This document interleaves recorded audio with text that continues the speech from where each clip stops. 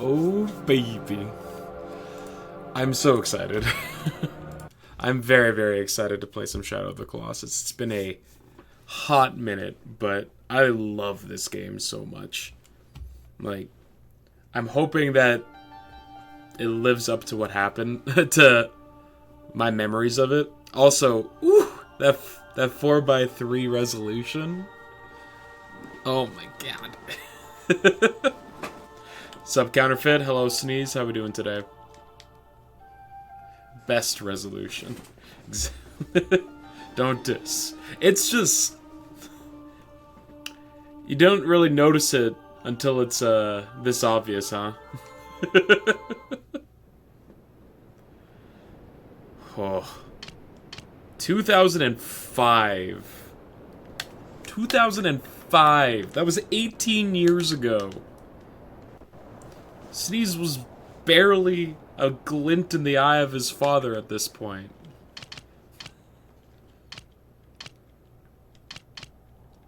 Oh. Apparently, up on the D-pad is not mapped. So that's cool.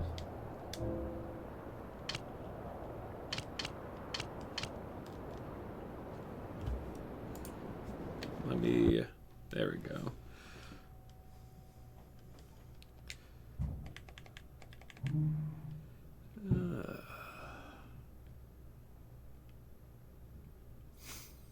Don't look at this. You don't need to look at this.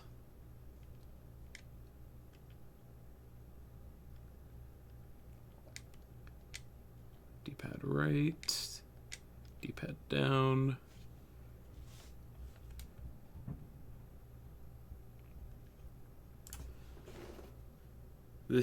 You're most likely Loon depending on when the game came out. That's wild.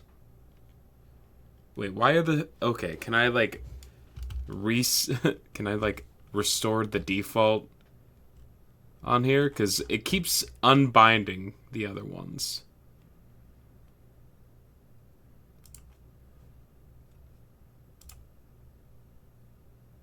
Alright. Let's see if that worked. You had graduated high school by then. I was in the 7th grade by that point. Zavis, the elder nerd in the chat here.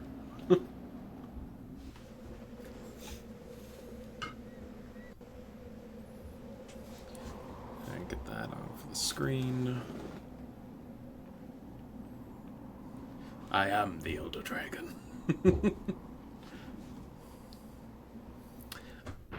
The narrative, I love the narrative of this game. It's so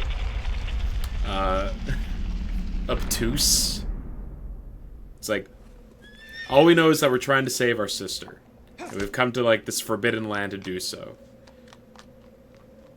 Why we're being chased by people, all this stuff, it's all left up to interpretation.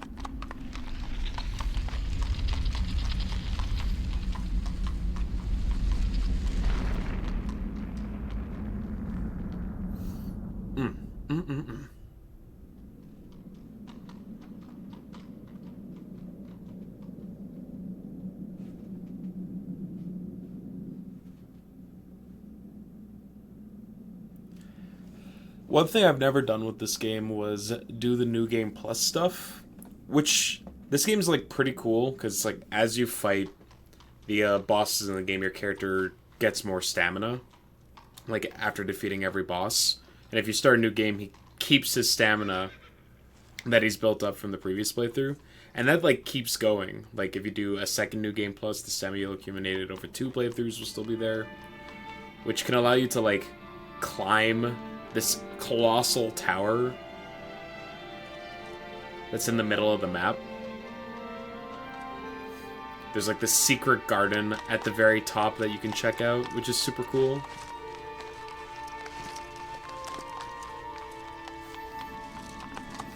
I remember picking up this game from like Walmart. It was like a complete blind buy for me. Back in the day, I just remember like perusing through the games that were like on the shelves, and I just remember seeing the like box case for this game, just like the giant looming stone behemoth and this like tiny little guy in the foreground. And I'm like, I don't know anything about this game, but this immediately captivates me.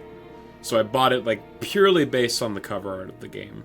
And I'm so glad I did, because I think this game is fucking phenomenal.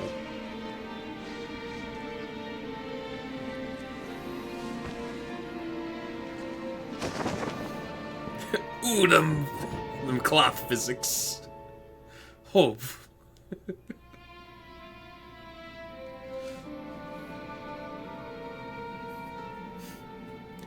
I also remember thinking that the game looked incredible at the time, but shows what 18 years of foresight kind of puts into perspective, huh? Their memories are placed by ends and not and etched into stone.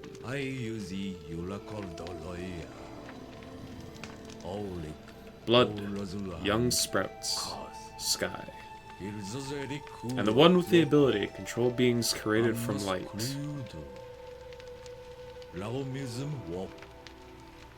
In that world, it is said that if one should wish it, one can bring it back, the souls of the dead.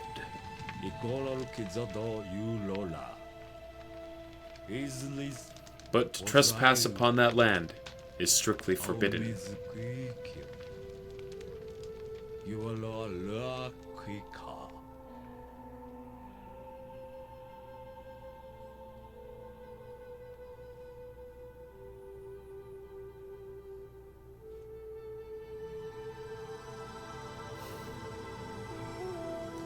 The bloom. There's so much of it in this game.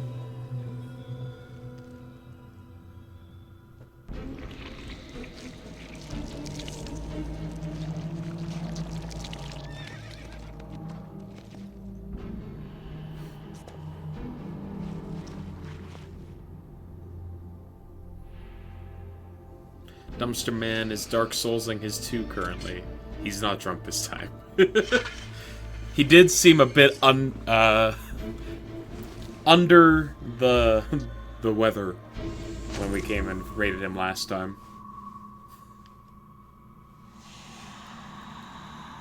Begone, shadows. There are no mobs in this game. Boss fight central only.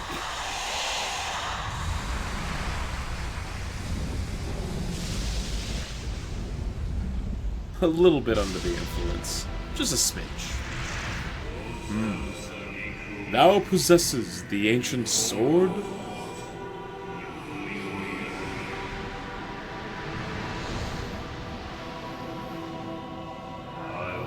So thou art mortal.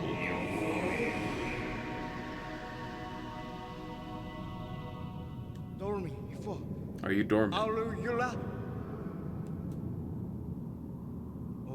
I was told that in this place, at the ends of the world, there exists a being who can control the souls of the dead.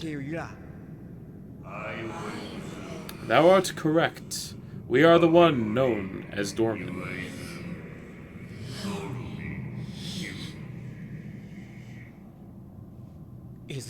She was sacrificed, for she had a cursed fate. Please, I need you to bring her soul. Bring back her soul.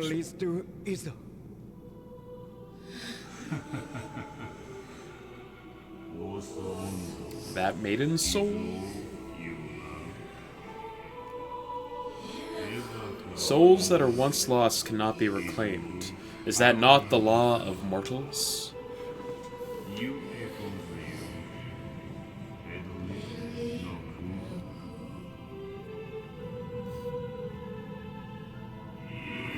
With that sword, however, it may not be impossible.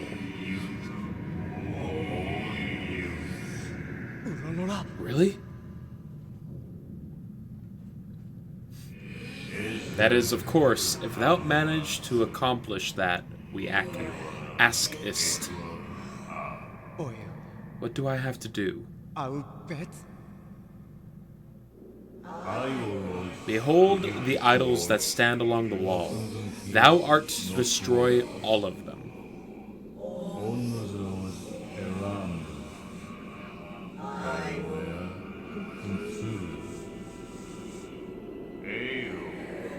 But those idols cannot be destroyed by the mere hands of mortals.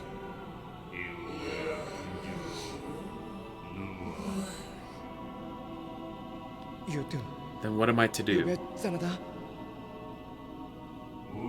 In this land, there exists Colossi that are the incarnations of these idols.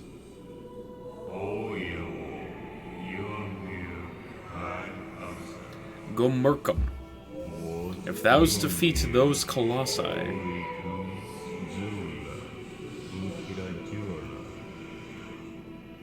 the idols shall fall.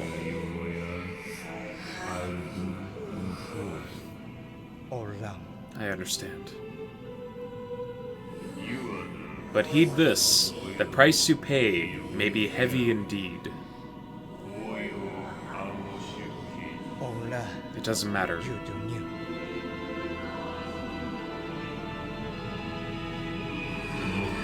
Very well.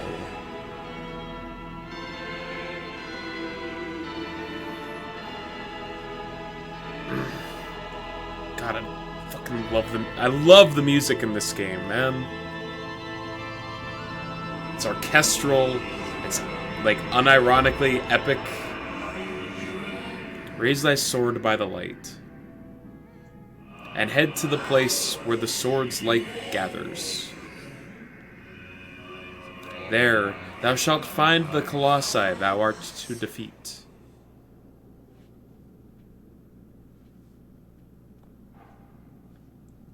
And now we just jump into it. We got our task. Go and slaughter these 16 Colossi in order to save your dead sister. And that's it. Now be on thy way.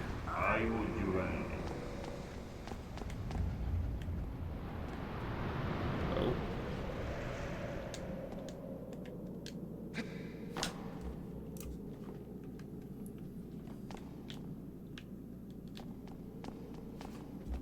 Oh boy. My mouse is apparently connected to the right analog stick of my controller, so that's great. Oh. How do I get onto aggro? With triangle. There we go.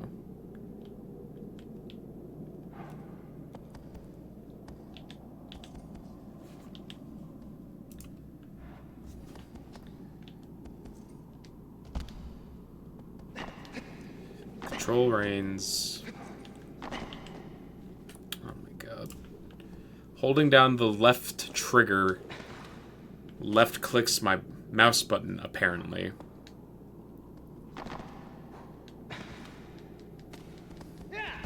The joys of emulating. Alright. We gotta follow where the sword points us. Come on, aggro.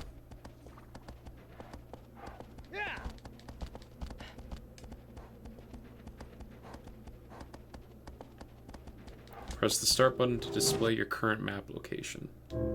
Cool. Yeah, the first one is, like, very close to your starting point. Unsurprisingly, it's the tutorial boss. It teaches you the mechanics of the game. We have, like, a slight platforming section that we need to make our way through before even getting to it.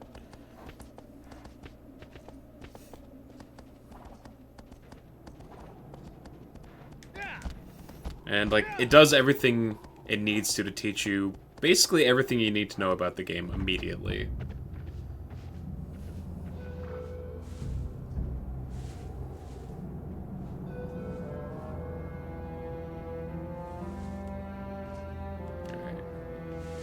Sorry, aggro. Where I'm going, I don't need no horse.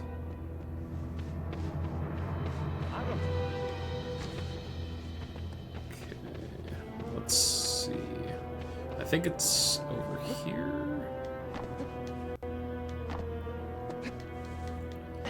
No.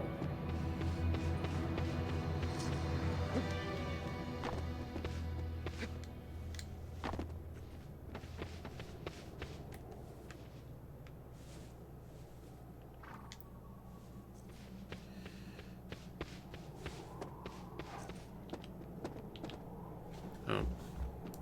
Great.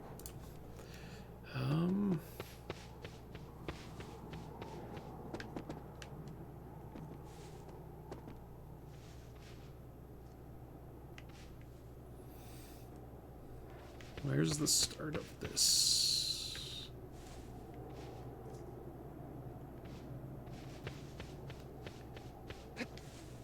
Okay. Use R1 to grab. That's right.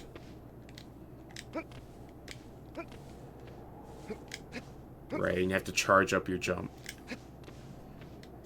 It has been a hot minute. No,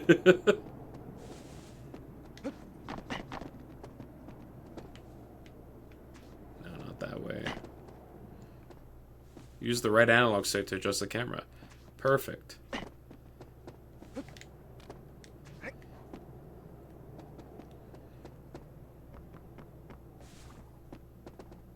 Jump here. You press R1 and there we go. Yeah, we got a dive roll. Dark Souls. Wait, Dark Souls? Is this game the Dark Souls of Colossus fighting platformers? No, surely not.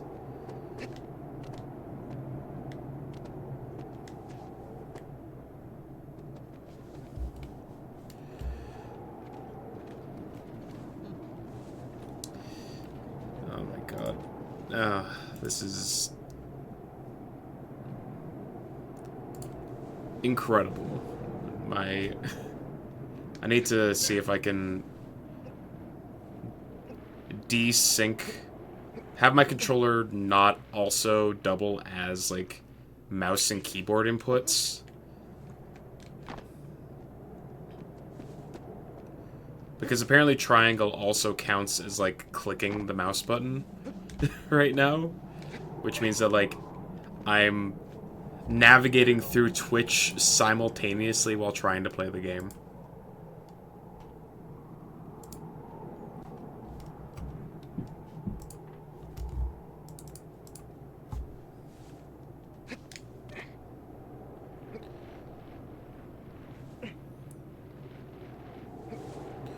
So you might have to get used to seeing the mouse on the screen. Oh!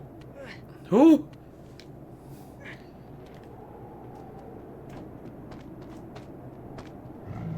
Alright. First one. Oh. I adore the design of these monsters. Because they do such an effective job of coming across just like gentle giants for the most part.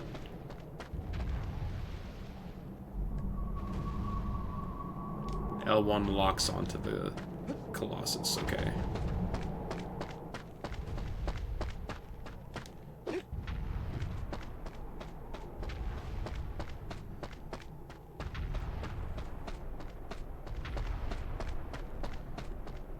Yeah, and this game does such an incredible job of, like, giving you a sense of scale.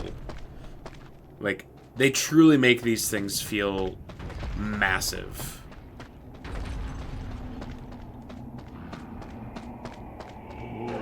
Hold up thy sword to reflect the light. I'm pretty sure, yeah. Oh. This guy's is just, like, on his head. So we gotta, like, make him fall over. Hop on his ass! Damn it!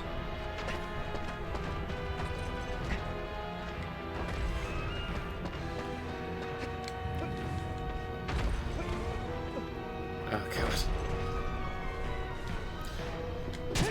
I forgot how, like, how floppy your character is.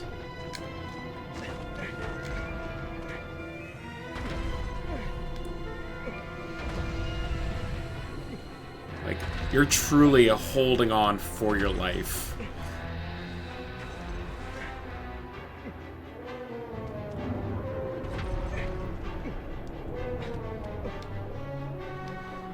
Okay, we're up here. We crouch to restore our stamina.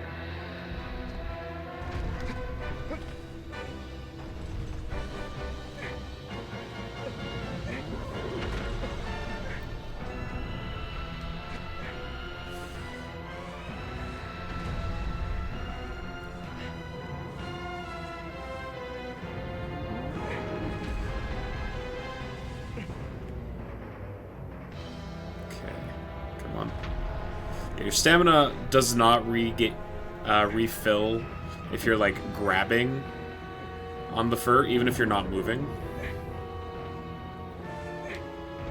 Come on. Huh.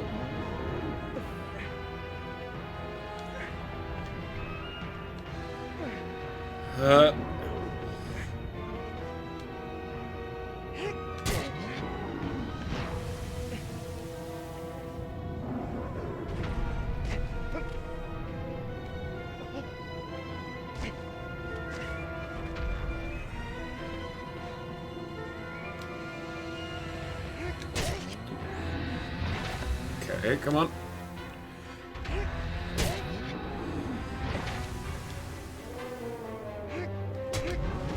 Hey, there we go. First one down.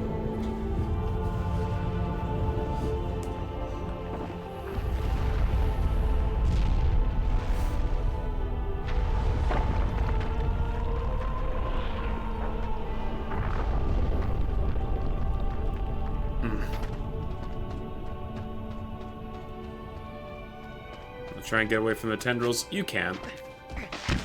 You cannot. The bad vibes are gonna get you no matter what.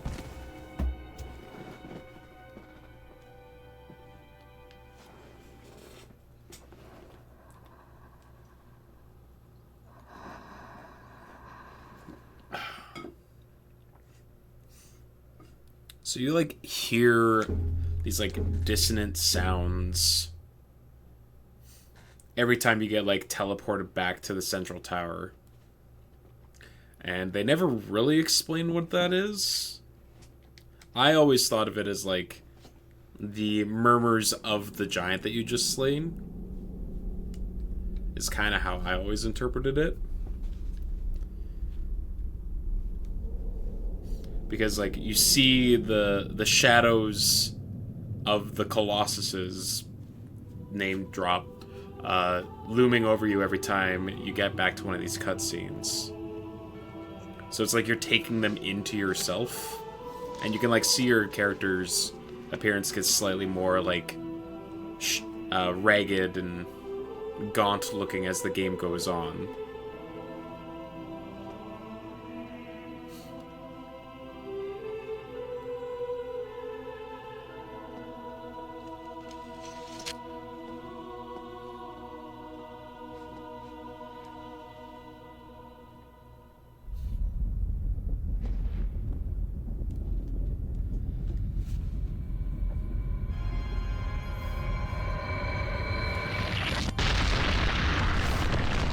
One down, 15 to go.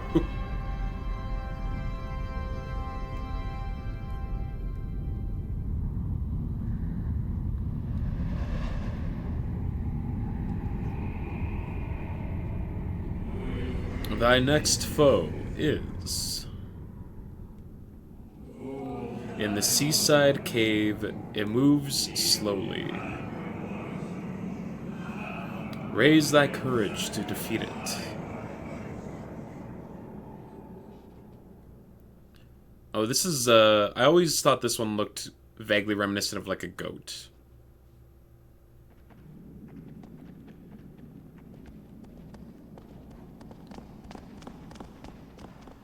Agro. Agro. Agro.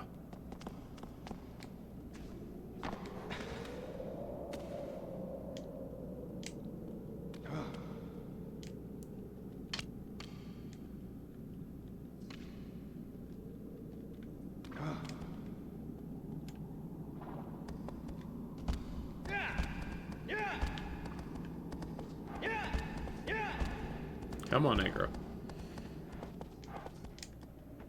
Oh. If thou should findest an altar similar to that one,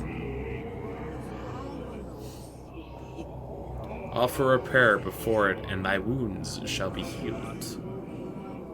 You can also save at them, I'm pretty sure.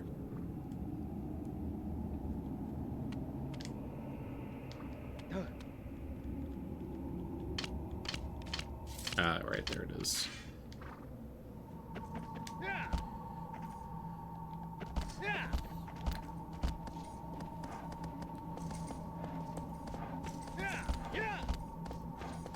so the blade only reflects light, you know, if you're in the sunlight, which I always thought was a cool game mechanic. It means that they can, like, tactically lead you through areas with limited sunlight to try and, like, throw you off the trail a little bit.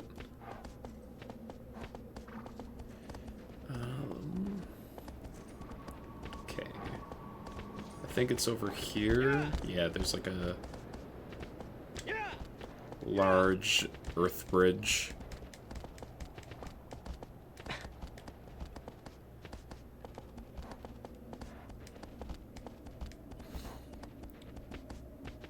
These first two are, like, pretty easy to find. As soon as you get to, like, the third Colossus, they really start making you make a long-ass trek across this, like, mostly barren landscape.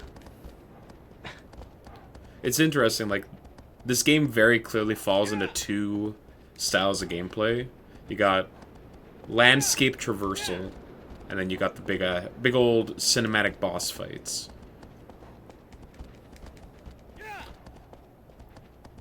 And there are, I think, like, the one piece of criticism you could make, or, like, a piece of criticism you could make is that the landscapes that you're trying to go through are, like, fairly barren.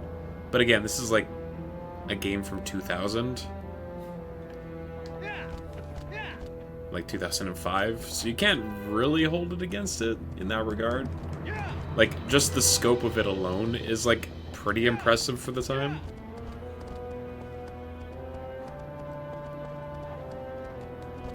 And it also, like, gives this really good sense of, like, tension as you're, like, building up towards the next monumental fight that you're, like, going. So it gives you time to, like, contemplate it, right?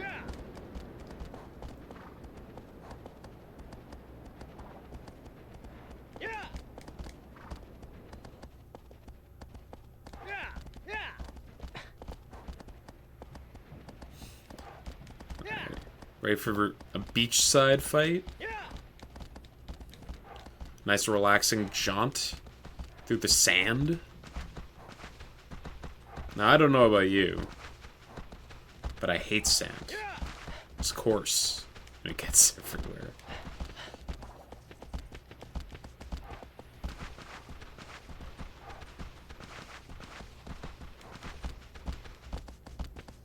Alright. Knock knock.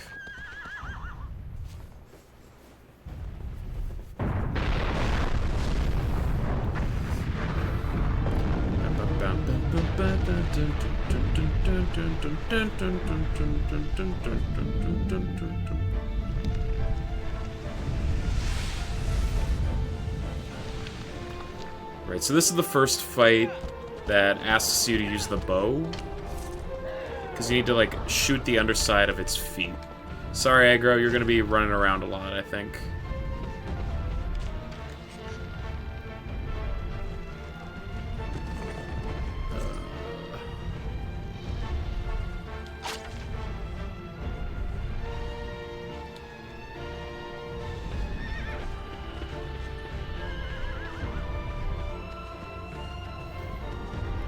So one way to tell that the Colossuses are intending to attack is that their eyes take on different coloration.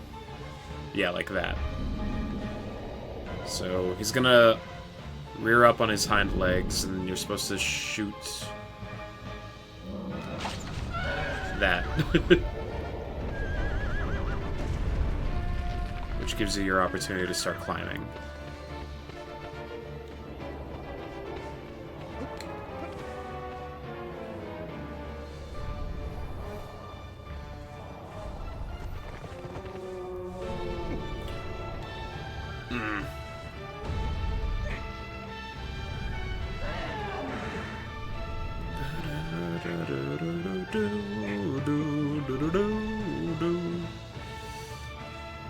Come on. You got this, buddy. And I'm dead. Well.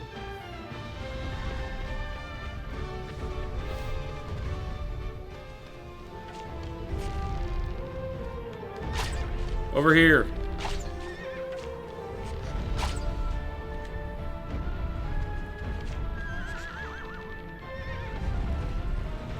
Is there any chance I could, like, get a sneaky shot in on the leg while he's lifting it up? Oh my god, you can!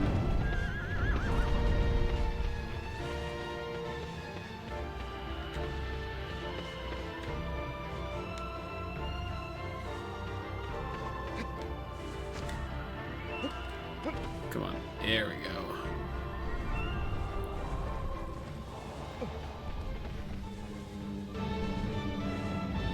That's why you shouldn't have turned your back to me, giant beast.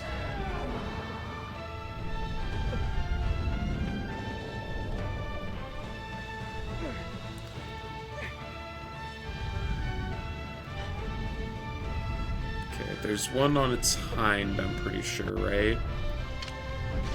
Yeah.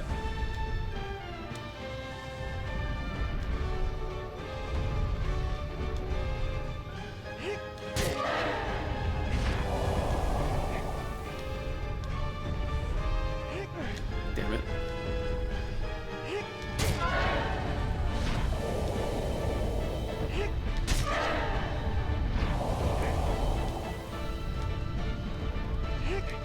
Come on.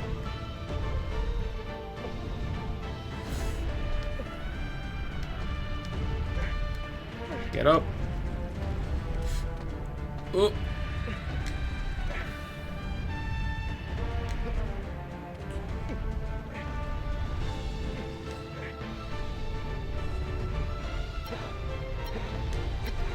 Okay, come.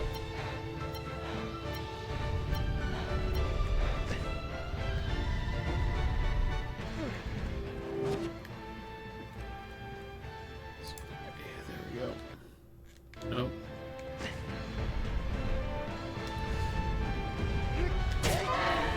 Okay. Is that enough? There it is. Okay.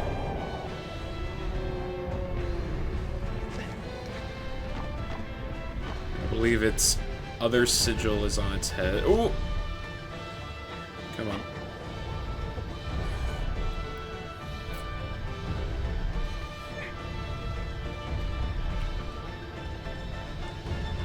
There it is. Yeah, come on.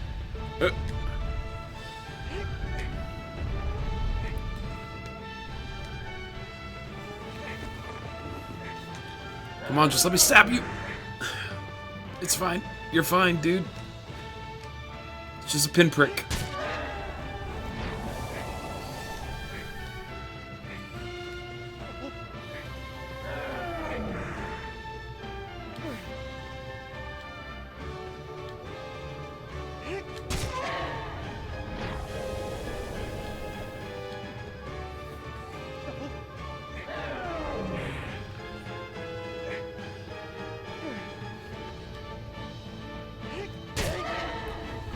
Just one more.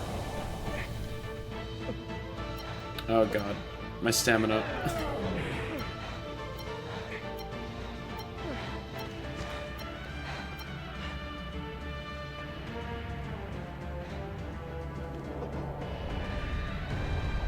There we go.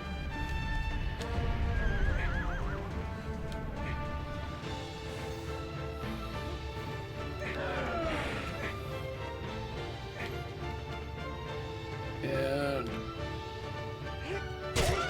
no, it's so close.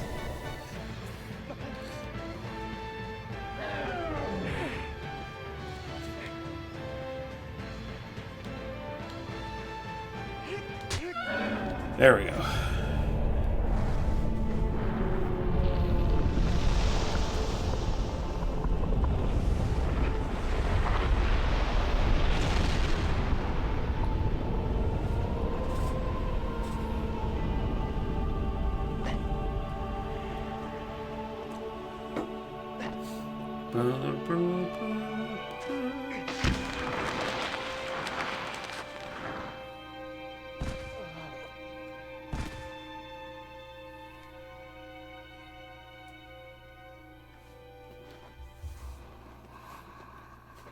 Thankfully, the camera in this game does a pretty good job of like focusing itself on where it needs to be, and you don't have to like manually move the camera around a whole lot.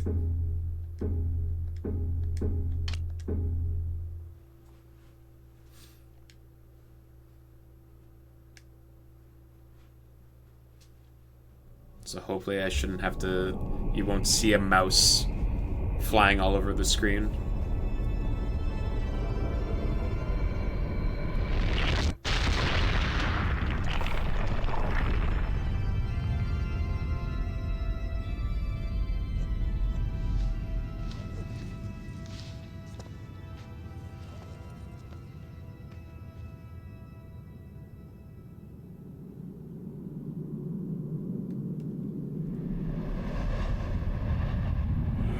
Thy next foe is... A giant canopy soars to the heavens. The anger of the sleeping giant shatters the earth. Yeah, this is what I would call, like, the first actual, like, decent challenge of a fight in this game. Because, like, it's not as straightforward as just, like, climb it. You have to... There's, like, multiple steps to it. As well as, like, it being definitely the largest of the ones that you fight for a long time.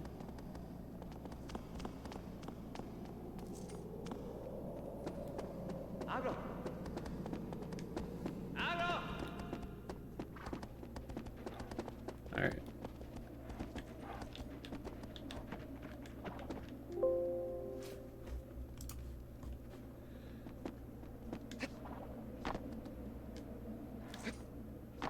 Come on. Climb your horse. There you go. Yeah,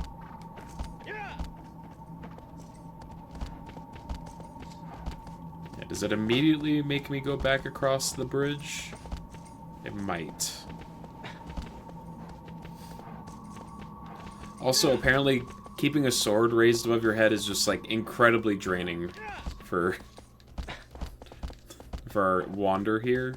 I think that's, like, the name that most people call him, is that he's, like, Wander, because he's, like, the Wanderer.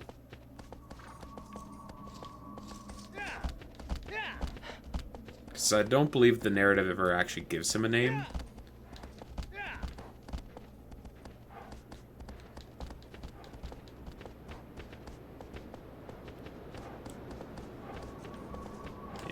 So we do go across here, but we have to go further inland. Yeah,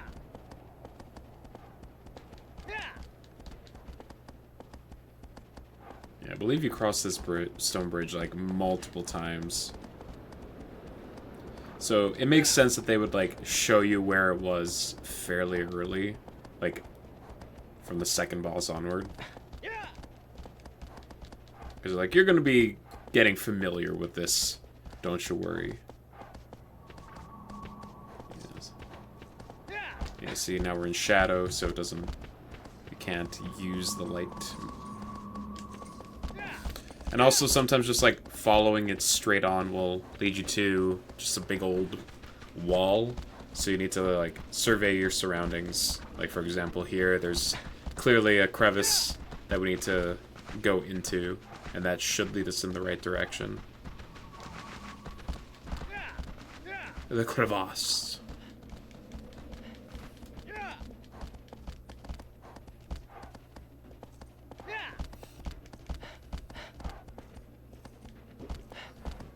I've always thought this game, like, is got a lot of, like, puzzle qualities to it.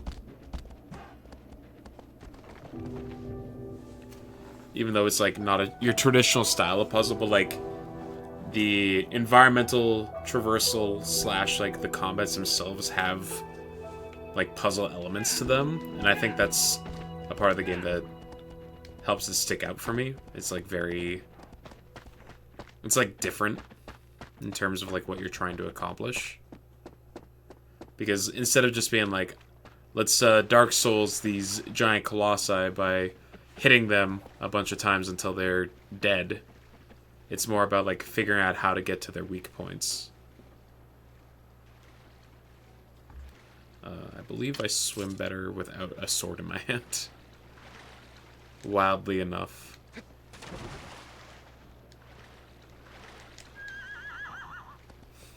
You're fine, aggro. Don't worry about it.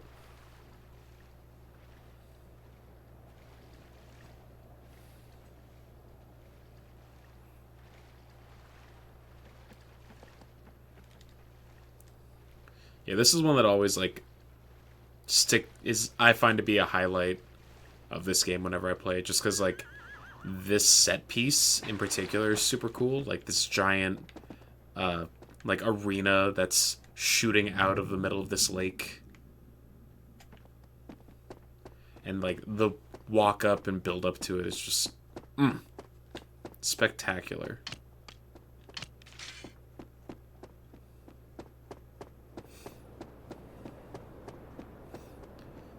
So the way that your main character fumbles about, like he trips over his own feet, how like much he like swings his arms all over the place, it comes across that like he's not super skilled with like a sword or anything like that. And into the water. Great. At least that's the impression I got, is that like the sword that he's wielding here, he probably had to steal. Because it's like this it's like this mystical artifact that's needed to do anything inside of this like blocked off landscape, right? So clearly it's not something that he had in his possession prior to coming here, right? And later on in the story we see like there are people in pursuit of us. So that makes me, I think that like tells the narrative of like I stole this sword in order to like try and save my sister, right? And the fact that they kind of display that with how inept your character kind of like looks like while carrying a sword is like a pretty interesting way of like character visualization, like characterization through visuals.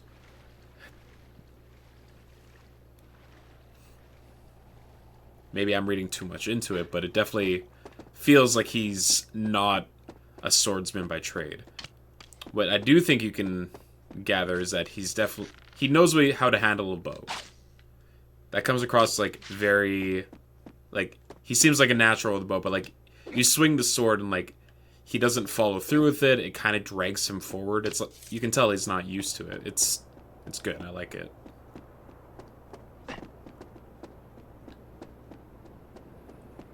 Okay, let's try not to fall into the water again. Okay.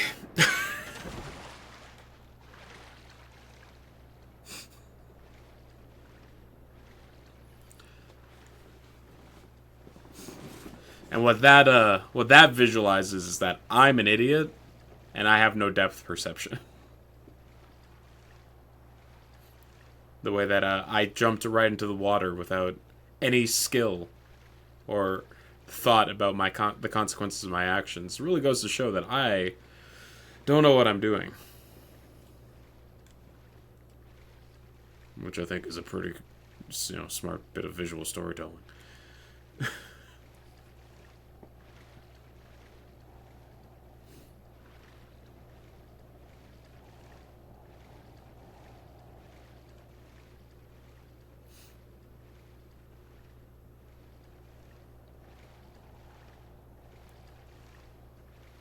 Third time is the charm.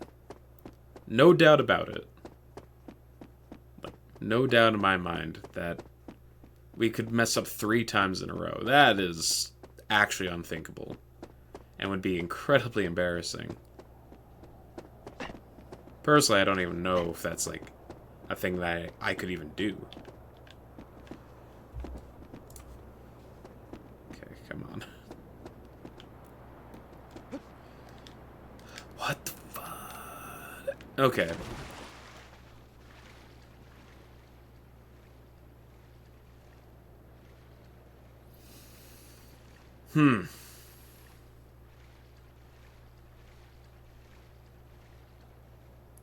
My angles are rancid.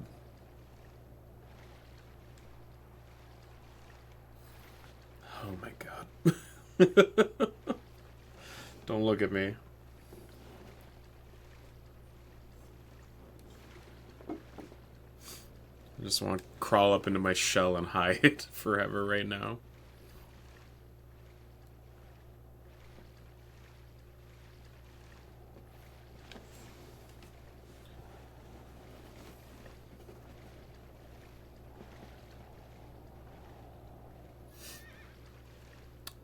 I agree, aggro. Why are you... You can just, like, see him off in the distance, just losing his mind. He is not a fan of, like, me being in the water. And him not being close to me. He's got attachment issues.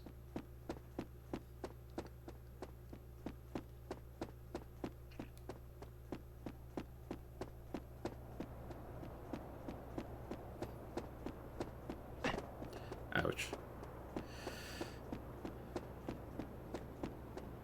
Okay. There we go.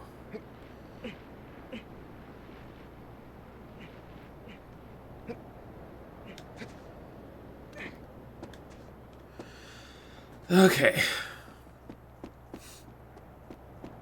Did it take 4 times? Yes. But... no, there's no bright side here. I'm, like, trying to justify it. There is no justification for that. Oh my god. I almost freaked out that there was just a drop there. Alright. Big boy, wake up. Daddy's home.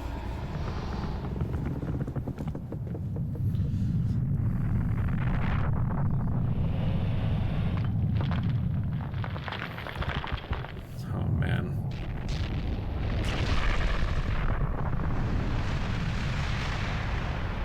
So cool. Such a good design.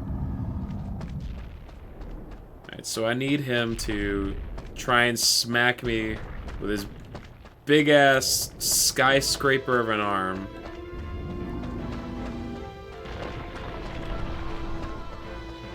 But I need to lure him away from the platform.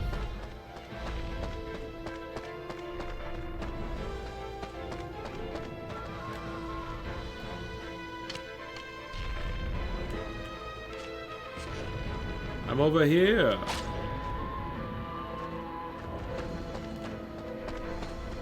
Oh god. Yeah, that move.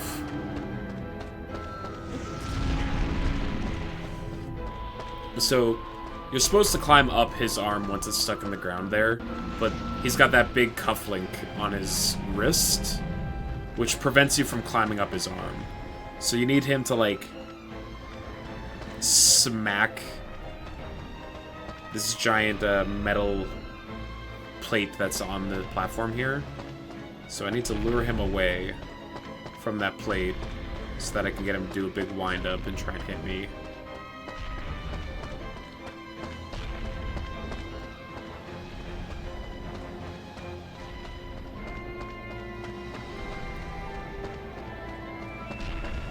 Big fan of the dedicated look at Colossus button.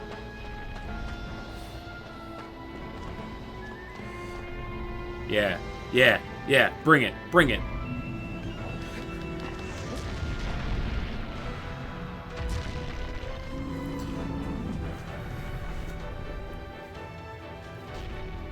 Alright, cool. Now I just need you to do that again.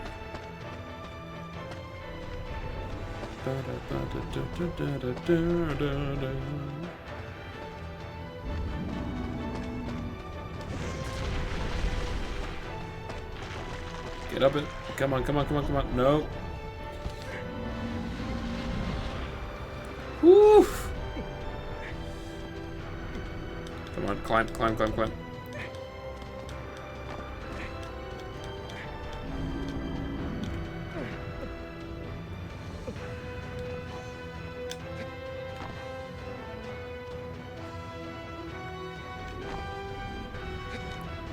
Oof. Okay,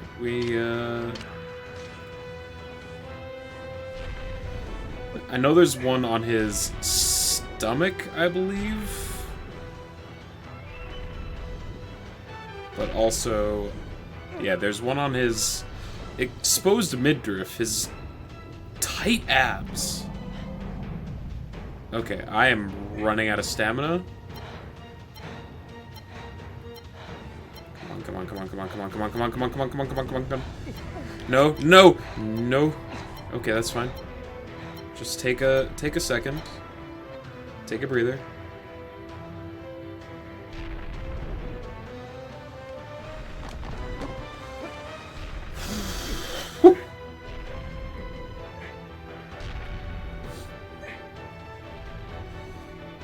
glad that he holds his arm pillar at a perfect 90-degree angle.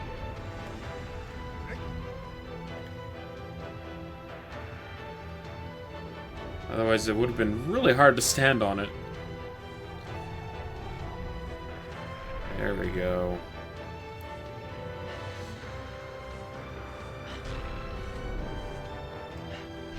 Yeah, I believe he's got one on top of his head and on his tum-tum.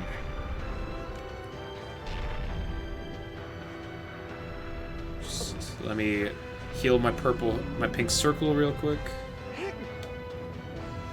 Oh.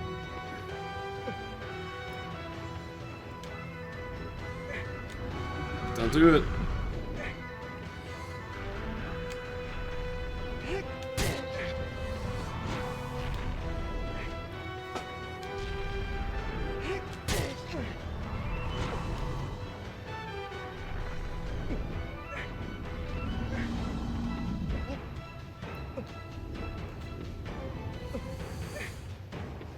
Okay, set your head straight for just a second, please, and thank you.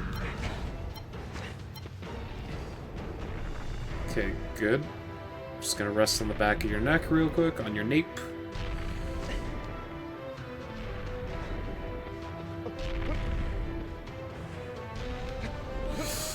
Wrong button.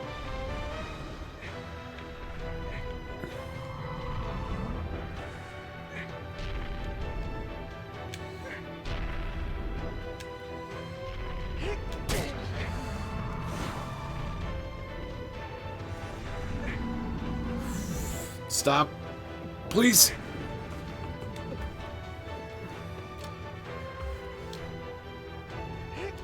Ha!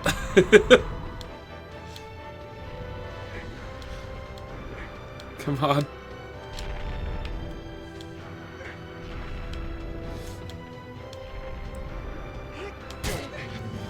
Oh, I missed.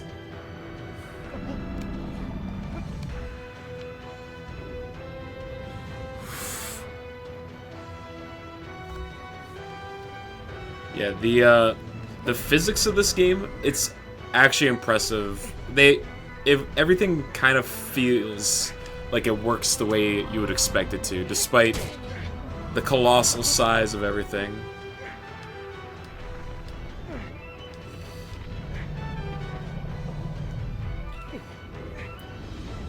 Like, he reeled his head back and I let go and it, like, knocked me onto his back, you know? It's like...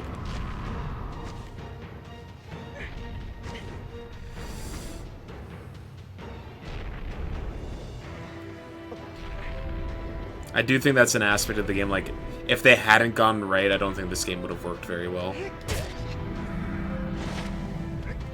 Because, like, if your character is just, like, flip-flopping all over the place without any rhyme or reason to it, it would just become frustrating quickly. Whereas, like, yeah, your character reacts to the movements of these giants the way you would expect, you know, a human to react to, you know, the forces being applied here. Though, assumedly, these things would be probably have a much easier time of making you lose your grip than this game lets on, but let's not worry too much about that. I think I need to go down his back, actually. Not his front side.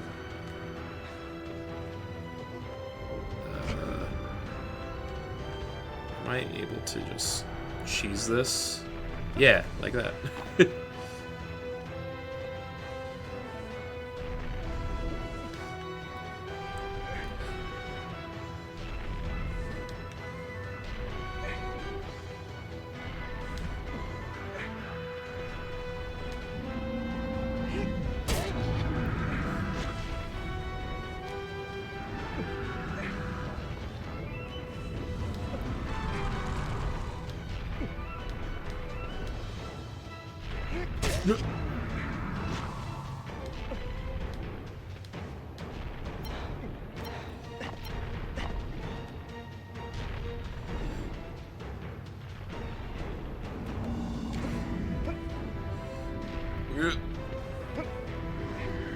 Come on.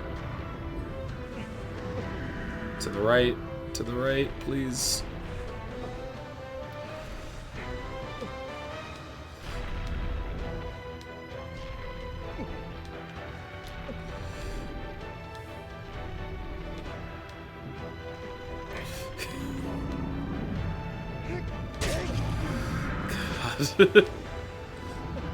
Every hit is just like so hard fought.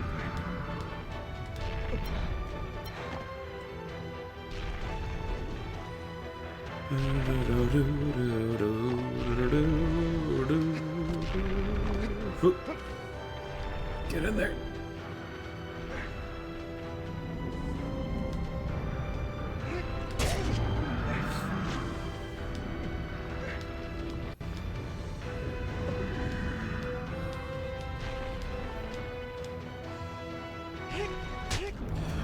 Whew.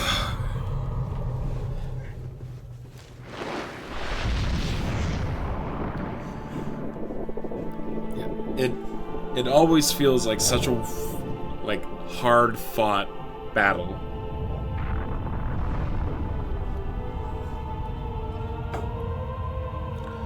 Because it's not as simple as just like, you know, getting to the weak points and hitting them a bunch of times and that's it. It's like you still have to manage your stamina bar and all that jazz.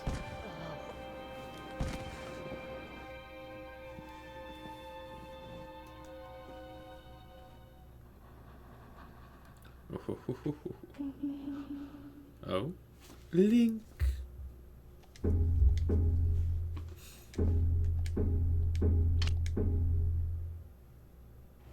Three down. 1 hour in. Look at that. We'll be almost done the game today.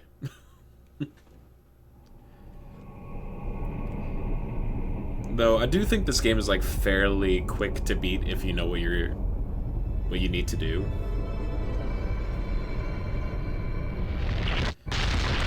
But even then, like, I don't think it's that hard to... Even if, like, on your first playthrough, I don't suspect that this game's super long.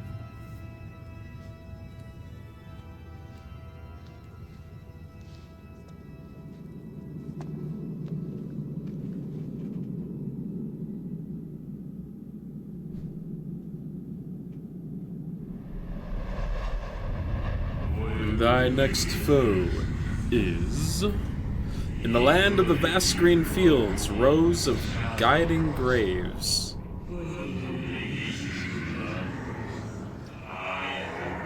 It is a giant indeed, but fearful it is not.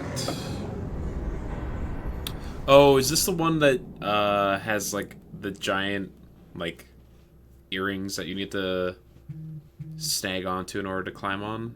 I think so.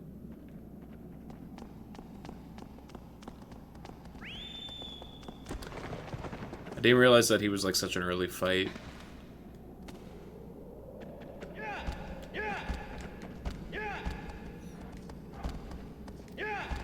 Okay, where are we going?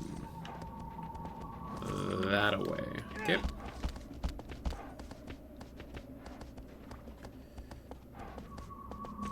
Alright, so we're gonna need to go through there.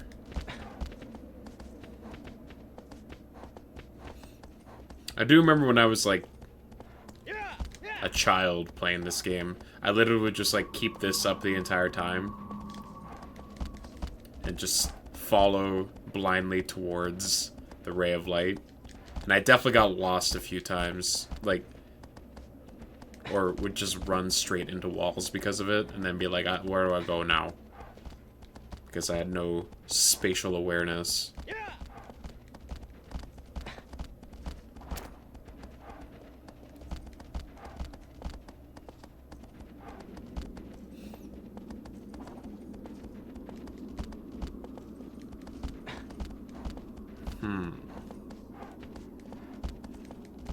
Aggro. Why are you freaking out, dude?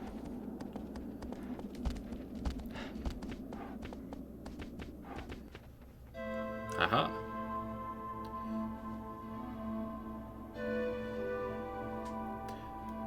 Yeah, it is in fact this one.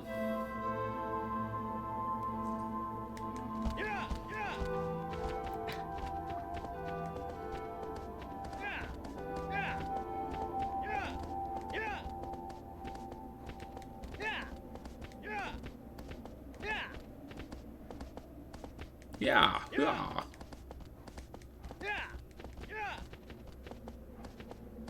You got this aggro. Just trot.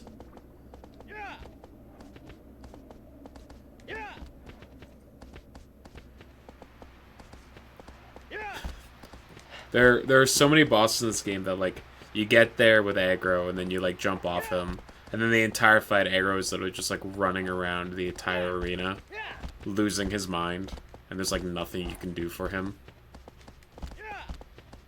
There it is. It's like, yeah, you could get on him, but that's not what we're doing. Yeah, this thing is like got weird crab appendages, but like has some kind of like horse-like features to its body. It's an interesting design on this one for sure. Yeah, you like cannot climb on this one at all. You need to trick it to lower its head.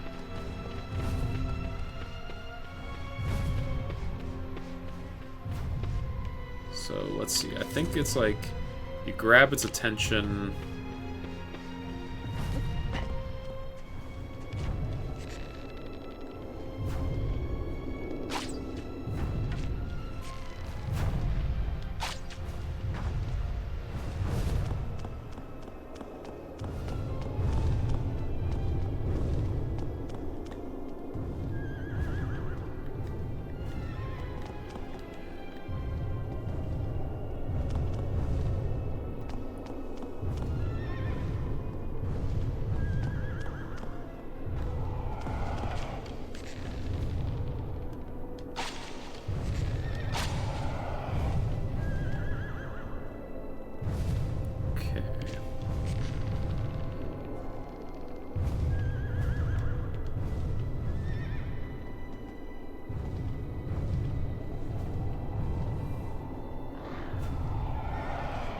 Yeah, so I think there's like two ways that you can go about it. You can get it to try and peek inside one of these things and grab onto its little earrings, or you can like approach it from behind when it's bent over and climb it from the backside.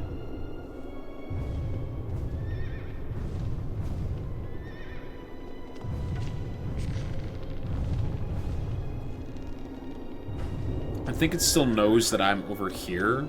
So I think I need to hop over to a different one of these and then shoot it.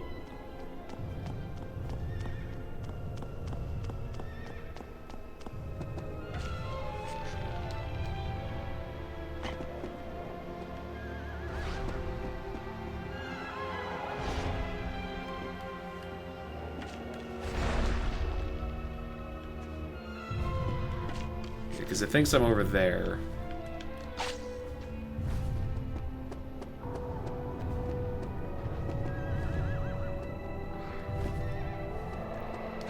But it got shot from over here now, so it's like, what the heck?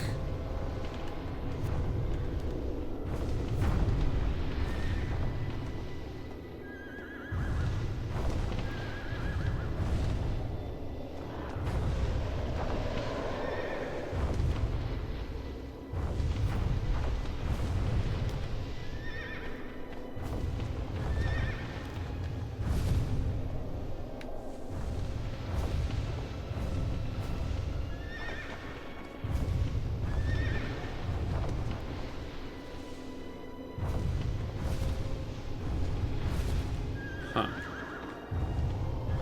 Apparently it's right above me?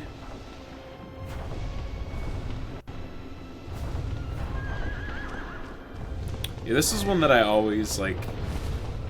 The gimmicks of it never made a ton of sense to me. Probably because, like, I kind of just, like, wandered around until eventually I saw it leaning over.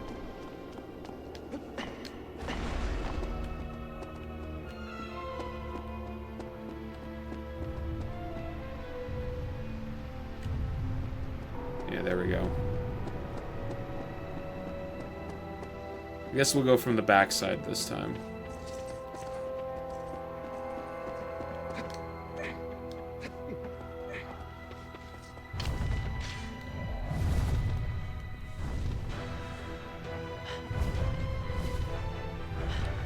I think this one only has a sigil on top of its head.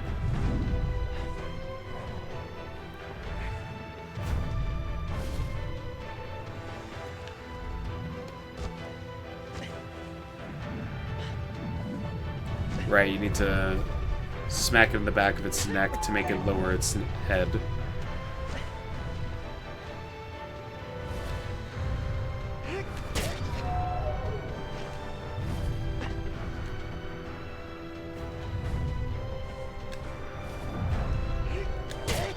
And the fight's basically over at this point.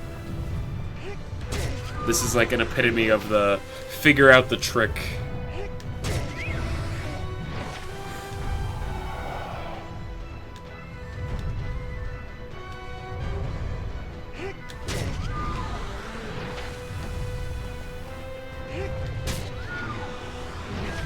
And he, like, this one doesn't even, like, shake its head all that much.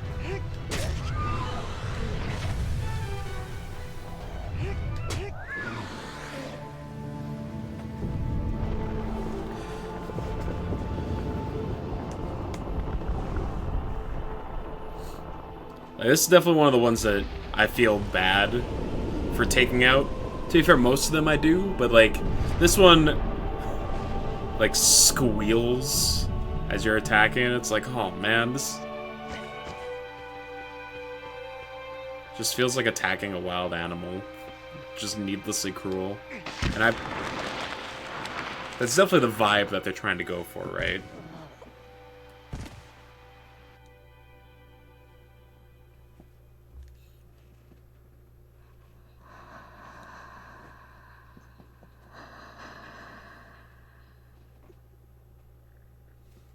I would like to save.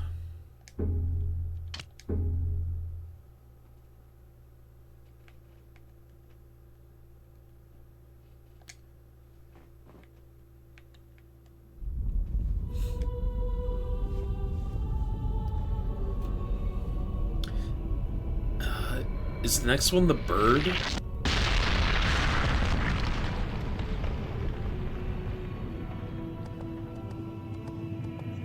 I think it might be the bird.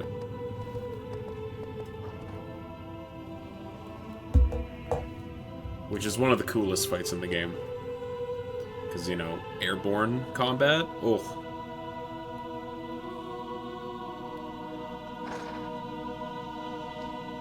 Yes. I too am sad for Sister Agro.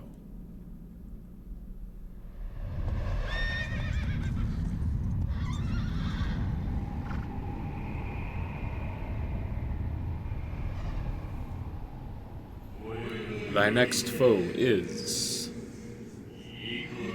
It casts a colossal shadow across a misty lake. As it soars through the sky, to reach it is no easy task. Bird! Bird, bird, bird! Bird, fight!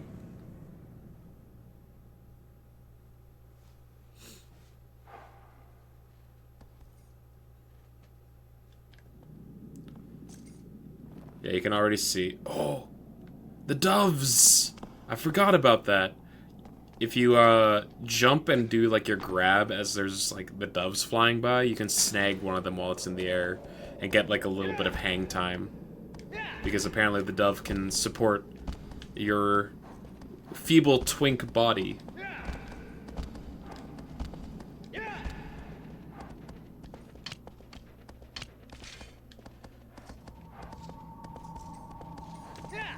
There's also, like, a couple of collectibles in this game that I basically never really keep an eye out for, because the benefits of them are, like, so minuscule.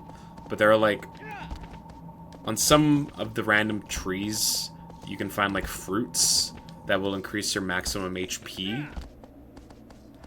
And then, I believe, there are also, like, white-tail lizards. There are a bunch of lizards, like, that you can find in certain areas, but there are some that have, like, a white tail, that if you shoot with your arrow, you can, take their tail, and that will increase your stamina? I might have it backwards, but, yeah, it's, like, slight bonuses to your HP and your stamina. But, like, they're so minuscule that it's, like, not even really worth doing. And I think that's like obviously an intentional design thing. It's like, we don't want people, like, scouring this landscape for these random collectibles in order to like try and actually keep up with the bosses. Just the natural progress of the game is enough. But if you feel ambitious, you can do it for extra minor benefit, I guess.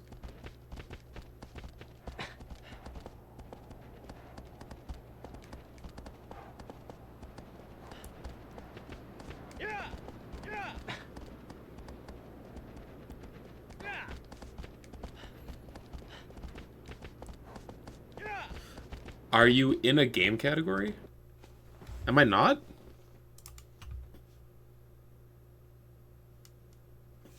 Oh my god, I'm not.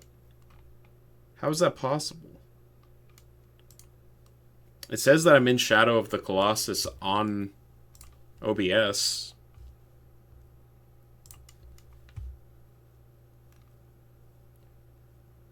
Alright, well, now it says it, so... should be good. You see it now, okay. You got me scared, Nick. Whew. How's it going, man?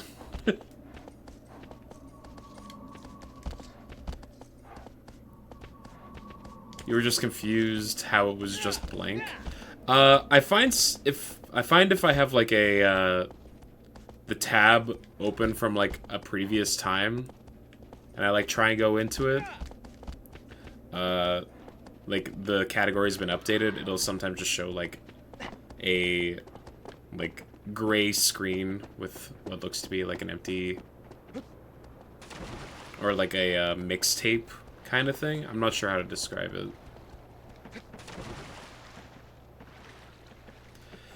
Whew. How's your Wednesday? God, it's Wednesday already. Holy shit. We're about an hour and 15 minutes into stream, and we've done 4 of the bosses. Just woke up from a nap. Nice. Am I able to sneak underwater? I can't remember if that's a thing that I can do. I don't think so. Your boy cannot hold his breath underwater, apparently. Just woke up from a nap. Hell yeah.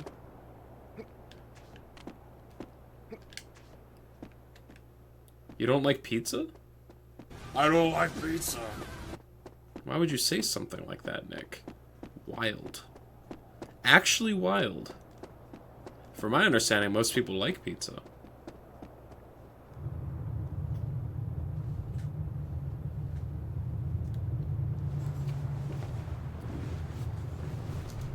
Ooh. Bird. Large burb.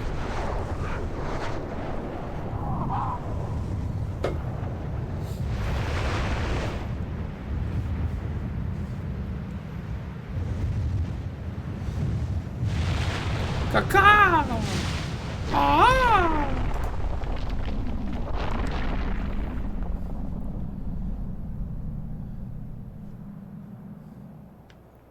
Alright. Boom, boom. I absolutely adore that all the bosses in this game have their own tracks. Like, they could have easily... Actually, I don't know if all of them are unique. They might reuse a couple of songs for some of the bosses. You've never seen this game, but you've heard great things. Dude, you've shown up just in time for one of the best fights in the game. Luckily enough.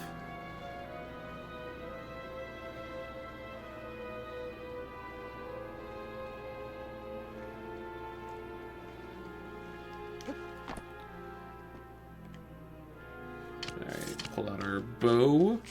Grab the attention of Birdman. Hello.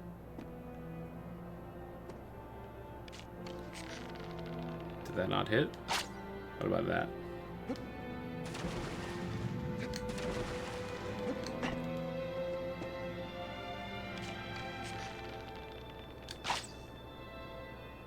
There we go.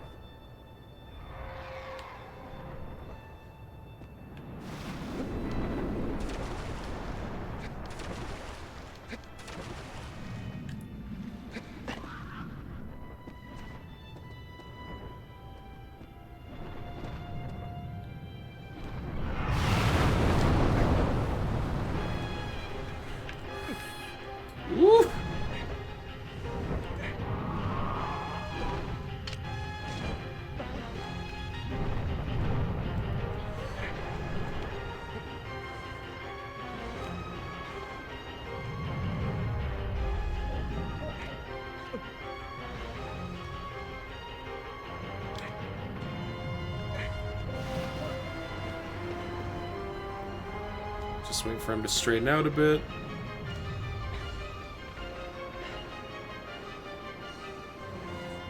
Ooh.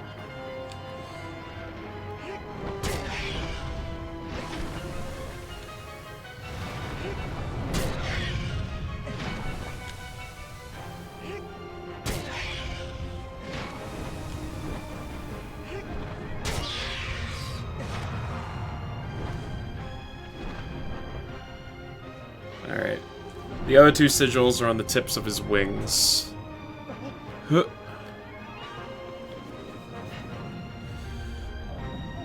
Huh.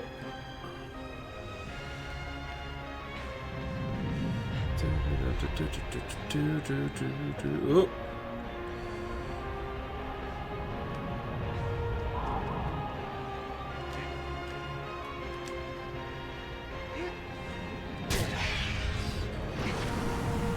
Oh. Okay. Whew.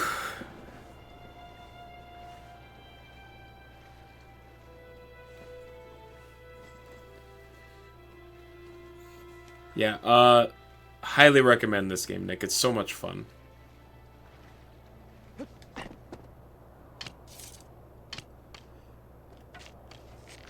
Okay, where are you at, bird?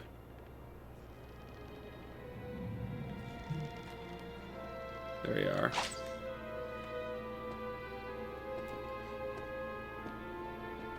Come on.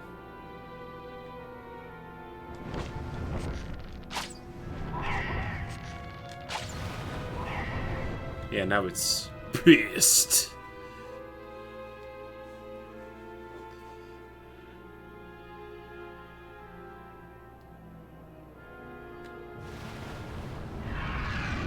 There we go.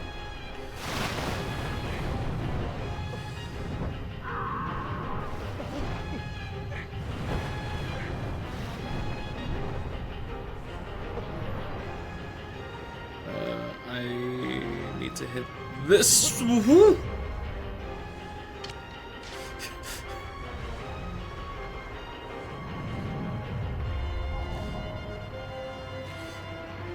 Come on, bird. You need to straighten out just a little bit.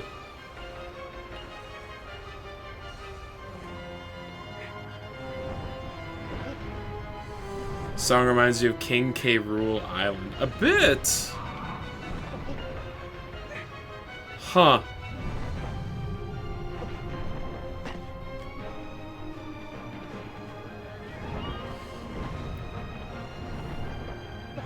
Okay, right back on. We just needed to try and recharge our stamina a bit.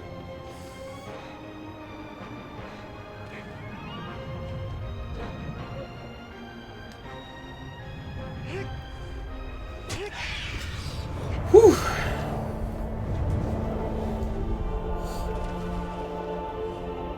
The brass is definitely softer, yeah, for sure.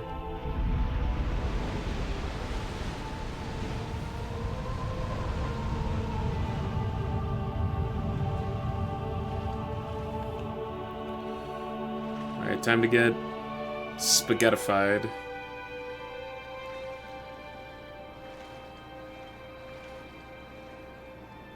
This one they make you wait a little bit on. It's like, oh yeah, you're fine. You're not gonna get skewered by dark, evil magic. Oh, just kidding.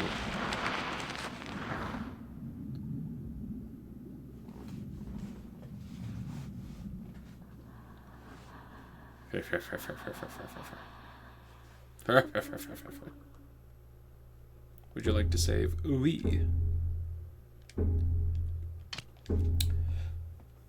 Hey Nick, the end of Crosscodes was pretty solid. Pretty dang good.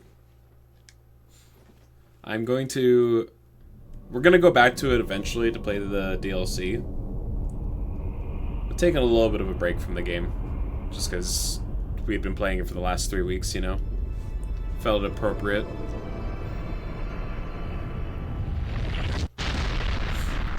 Though I didn't realize how quickly... Yeah, 3 weeks, I know, right? Time flies. Yeah, because we got 12 streams out of it. And I stream 4 times a week, so there you go.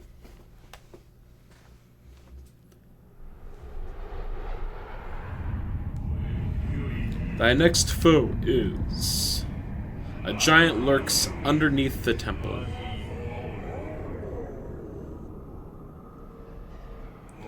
It lusts for destruction, but a fool it is not.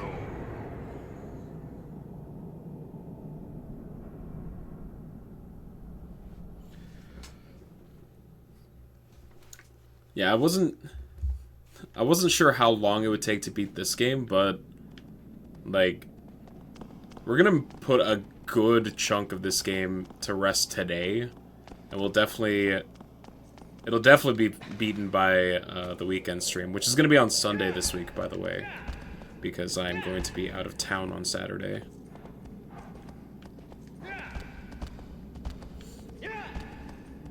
So Sunday will probably finish off whatever is left of Shadow Colossus after today's stream, and then probably start Castlevania Symphony of the Night, which is a game I have not played, but I am very excited for. It's, you know, the grandfather of all the Metroidvanias that I love. So I feel like I should pay my respects. The Bongo played that one. Oh.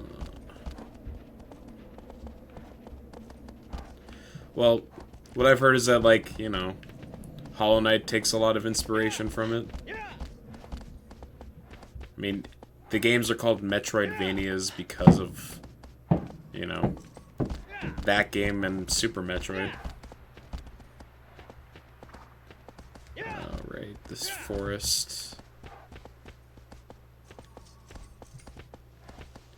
You think you would hate Symphony of the Night? Are you just not a big Metroidvania guy? Not your jam?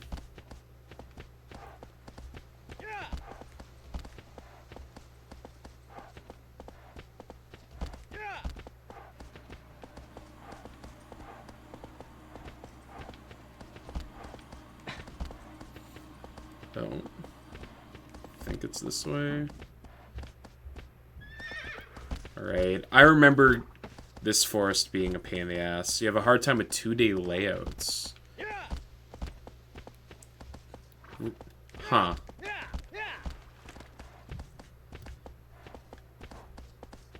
If it's complex and 2D, you get lost so easily. Interesting. Kids these days, I tells ya. Oh, there it is! Agra, shut up. There's one of them white-tailed lizards that I was talking about.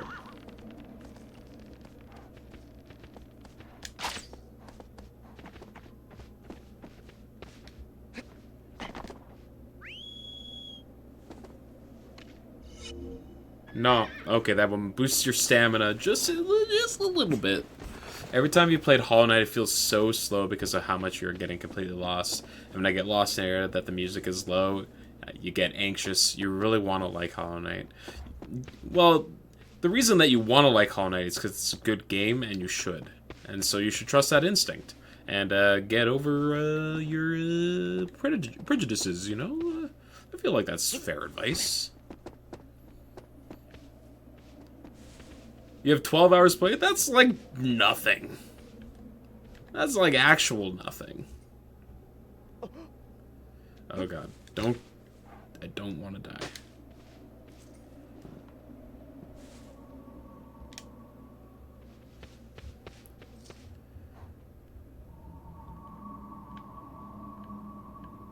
It's on the other side. Okay. We're in the wrong area. But we got a lizard tail that I stuffed in my stupid anime boy mouth. You're just a 3D gamer. Yeah, but think about, like, just by... You're just kind of, like, limiting the games that you can play. If you're just like, I just don't like, It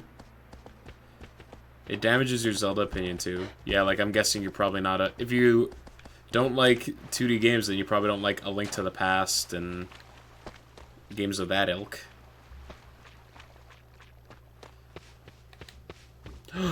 Another one!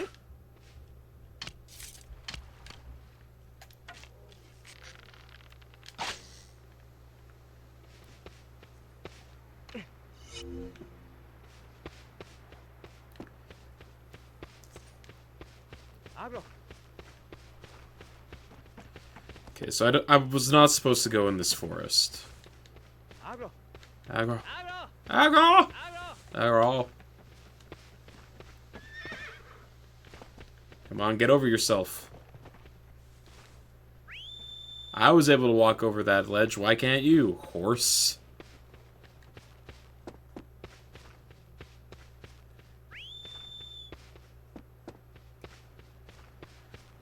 Maybe he'll just teleport to me.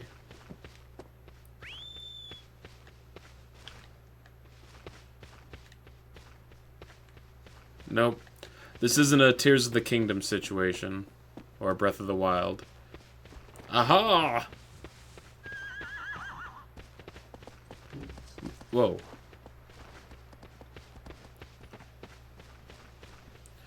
But I mean, like, Hollow Knight has a literal map system in it that you can use. I'm confused. I'm just slightly confused on how one gets lost in a 2D game when there's like the map that displays everywhere that you've been.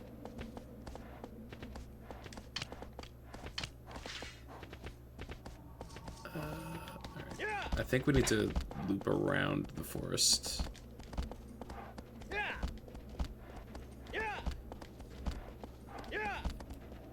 The map is not nearly as simple as most games of the genre.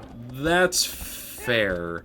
And the fact that, like, you need to explore areas first before they get filled into your map.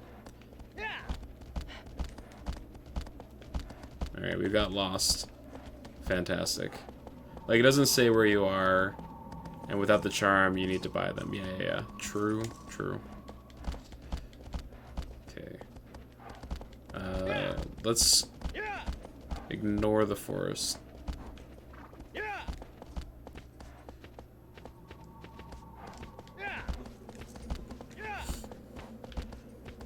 Yeah, I guess I just, like...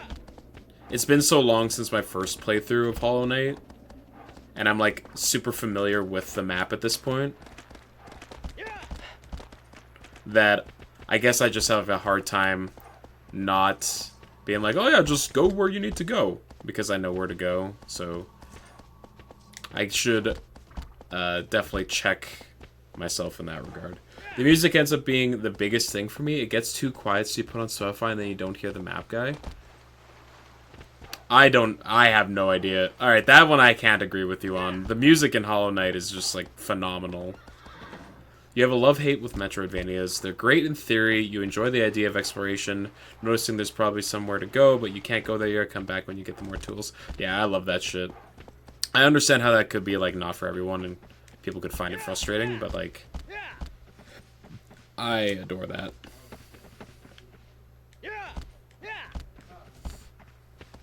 That feeling of, like, exploration is just... I live for that. It picks up a ton between fights, but in between, you just want to play music. I don't know. Each area has... Like, the music's atmospheric, right?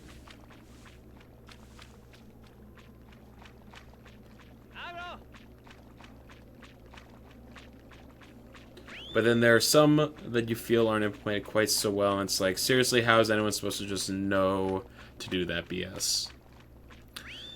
Yeah, I mean, I think it's just like with any genre, there are like ones that are good at doing what they want you to do, and there are ones that are bad at it, right? And I think Hollow Knight, in particular, is very good at conveying what they want you to do. But... yes, there have definitely been... I have played some Metroidvanias where it's just like... okay, what am I supposed to do here? How am I supposed to figure that out? Though I don't think... Blasphemous didn't really suffer from anything like that either, I don't think.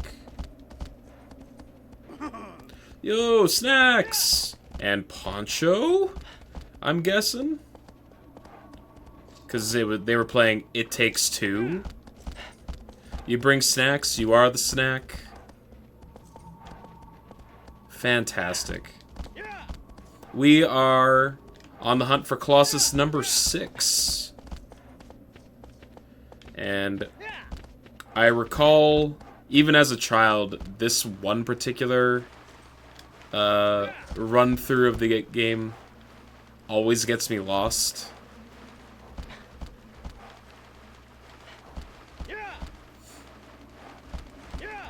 I hope the rest of your stream went super well today, Snacks. Oh damn, this is the original? Can you not, can you tell?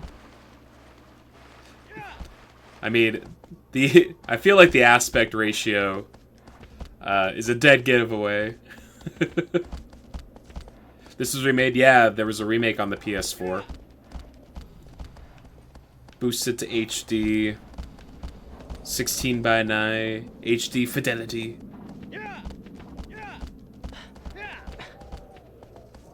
Here we go. By Blue Point. Ooh. I like how they have to turn the bloom down. You're gonna make a sandwich because you're hungry. I have to be honest with you, Snacks. I know you're trying to go for hungry, but I see horny, and I'm like, hey man, I like food too, Snacks. It's okay. It's okay, Snacks. I too am a big fan of food. You know, get some peanut butter because you're horny. See, that I know that you're just being honest with me, Pete. Turtle! Dude! I didn't even know there were turtles in this game. Wait, no, sorry, that's a dog. Fuck, where are my eyes? Another dog! Can I pet the dog? I can't pet the dog. I need glasses, you're right. Highball get horny for pizza. Well, why would I do that? Because as we all know, I don't like pizza. According to the soundbite. You must pet dog? Here's the problem with this game. I'm not allowed to pet the dog. Delete that. Mods?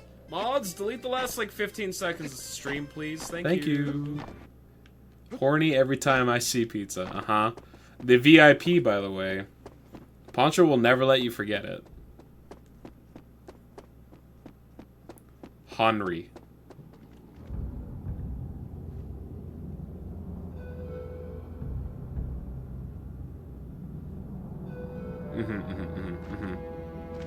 No, it's just my dyslexia kicking in. Don't worry about it.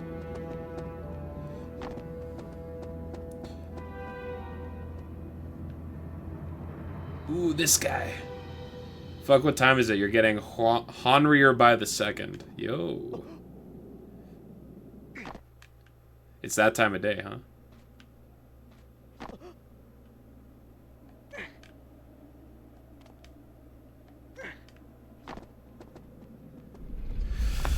Alright. Large bearded man. Let's go.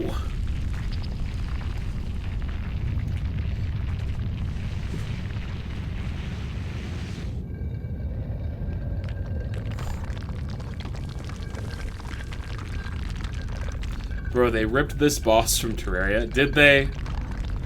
I hate to break it to you, but Terraria came out, like, at least 5 years after this game. You thought the boss was the wall? No, the boss was merely behind the wall. Now we're running? We're running.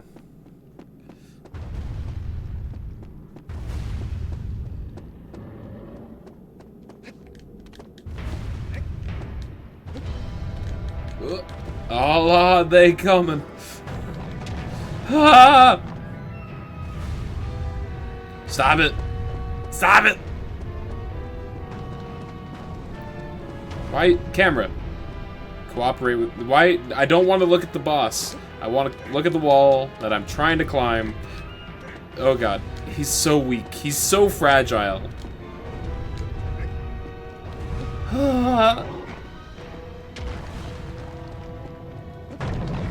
Just pull yourself up. A single pull-up is all I ask of you. Oh god. Okay, no, it's fine. Your character is looking very submissive and breedable today. Wow. That's the wrong way. It's fine. Here we go.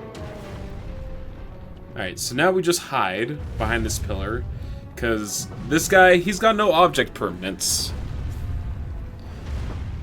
He's like, where the fuck he go?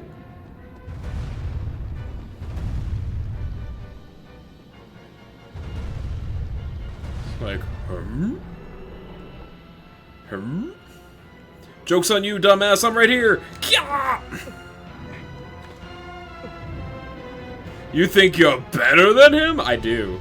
In this one specific instance, absolutely I do. If he didn't want to... Maybe if he took better care of himself, did a little manscaping, he'd be fine. But here we are. Snacks, what is that? What is that horrifying emote? I gotta ask. Is that a feed snacks kek W? Can you please add roasted? Wow, look at that. True, true. It is kek W.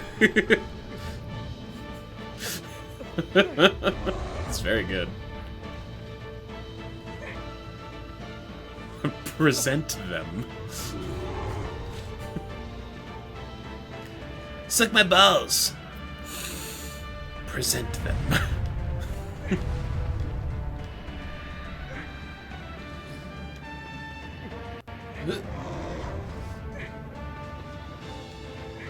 Wow, this remake is so beautiful.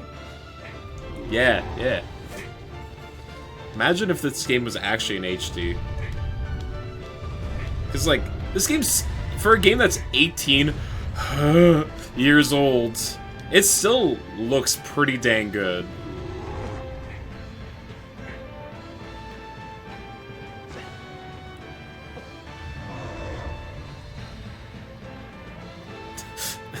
Oh no! That's a good emote. I'm glad that we have that now.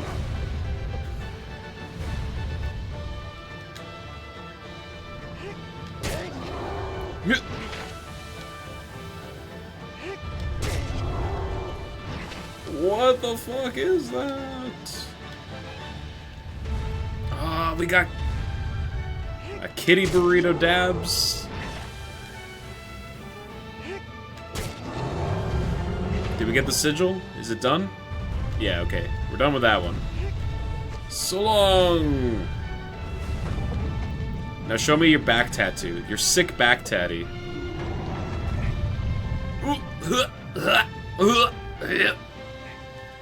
God, this guy's wide as heck. He's so wide. That's not safe for work? What, a back tattoo? I mean, I don't think a bat tattoo is explicitly not safe for work unless it's like of fucking someone getting railed and a highly detailed, explicit picture of someone taking it in the butt that they got tattooed on their back. That I would consider not safe for work. You want to see a tramp set? A giant cock back tattoo. See, Cressella gets it.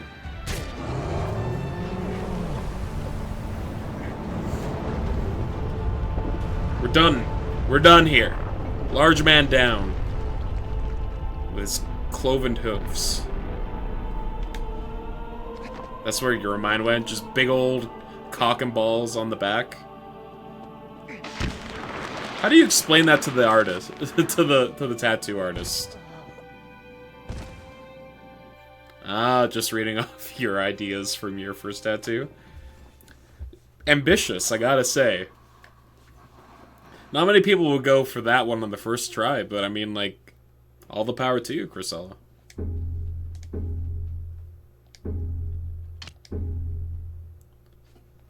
6 down, 10 to go. Hell yeah. Man, I love this game. Save scumming? That's literally the save option that's available in the game. What are you talking about, Poncho?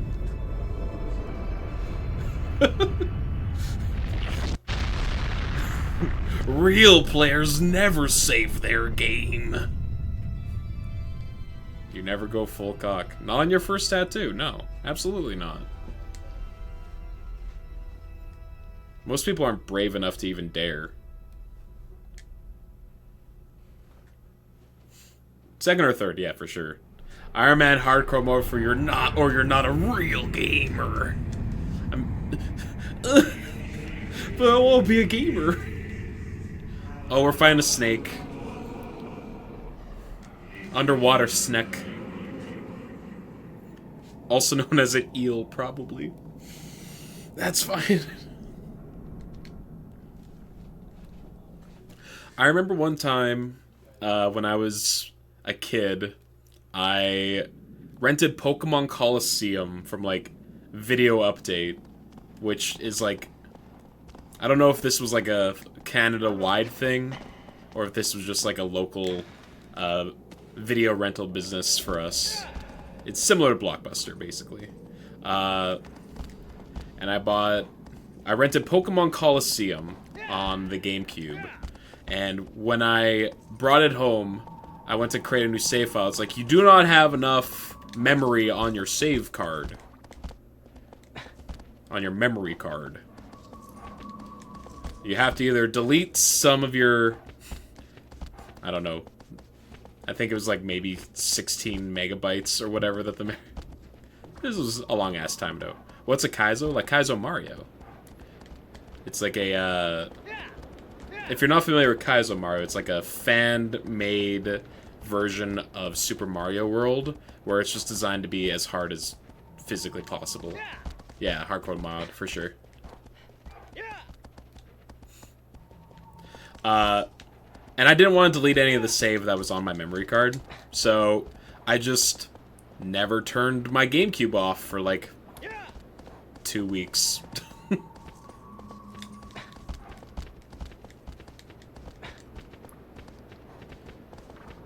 So I would call that the ultimate hardcore version of the game.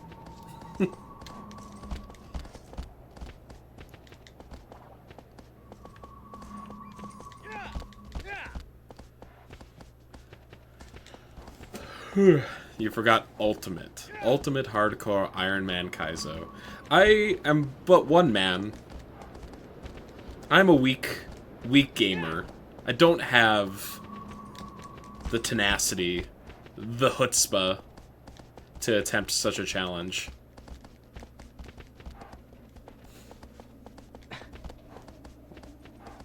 Like, there are those people out there like, man, the only real way to experience Dark Souls is in Souls level 1. I'm like, no, no thank you. I like leveling up in those games. That's the reason why I'm able to beat them. Oh, but it really recontextualizes all the combat in the game. It's like, I get it. You're better at this game than me, and we can leave it at that. Thank you.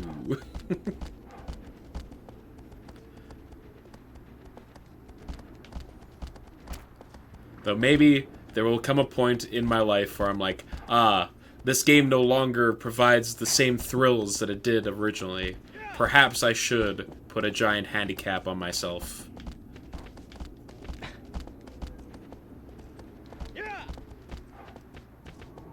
But that day is not today.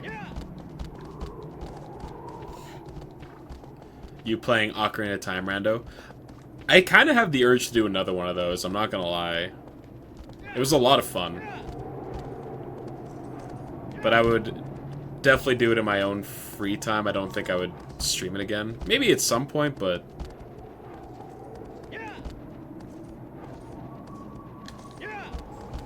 Yes! The long con. It's coming to fruition.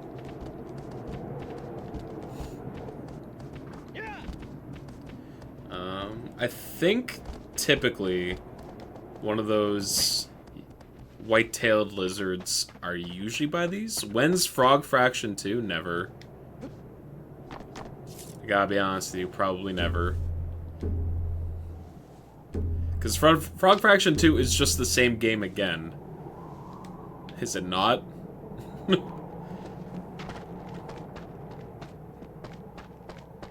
But, like, there's a meme filter over it, essentially. No, that's Frog Fractions with a hat. That's the DLC. Right. My mistake. Frog Fraction 2 is different. I feel like I got my fill of Frog Fraction from the first one. It was an experience that I had. And don't let that ever be forgotten.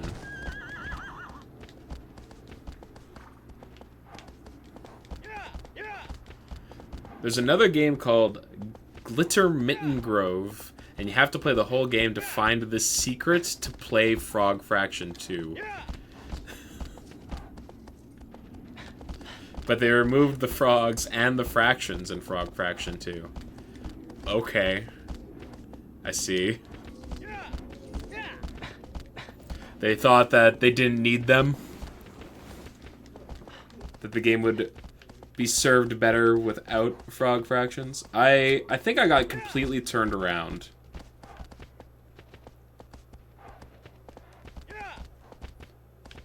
Because that's the tower in the middle of the map. Nope. There we go.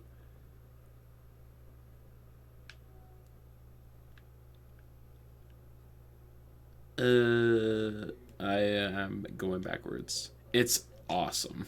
I believe you.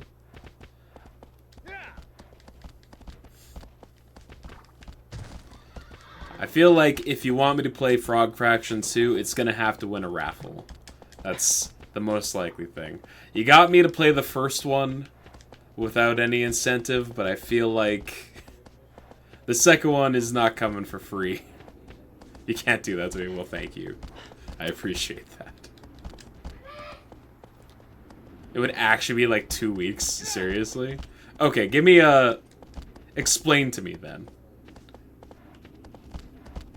You didn't fish either of them. That's a big deal for you, because you adore frog fractions. More than I think anyone else on this planet.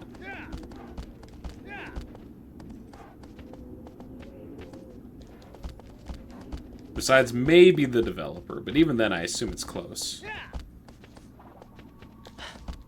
Game of the decade, every decade. Mm-hmm. For sure, for sure.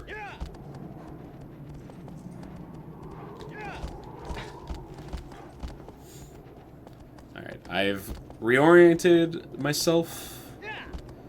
And now we just need to find the eel.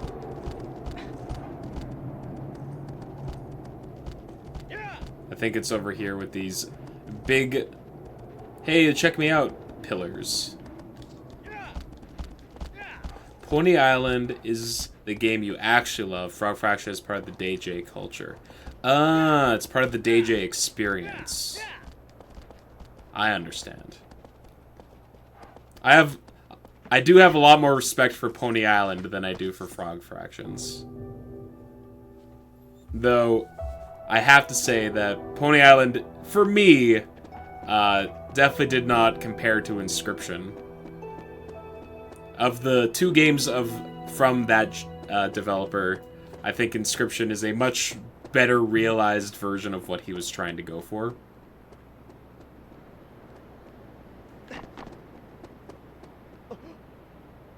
You can't be DJ until you beat Frog Fractions. Okay, okay.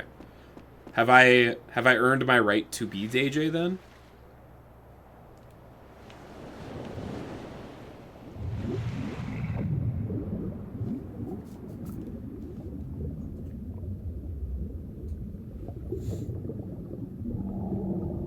Eel! Hell yeah.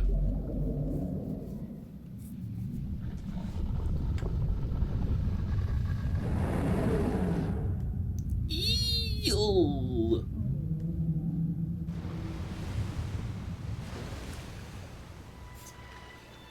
Escalators. Alright, eels and escalators, I feel like is a reference that I... sounds familiar, but I am not making a connection for. Alright, where is... there is.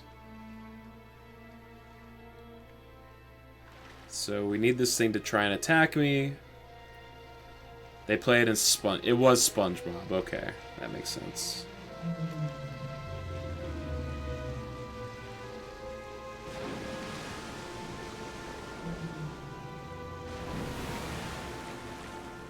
So close. Come on, come on, come on. Ah! Damn it. Okay.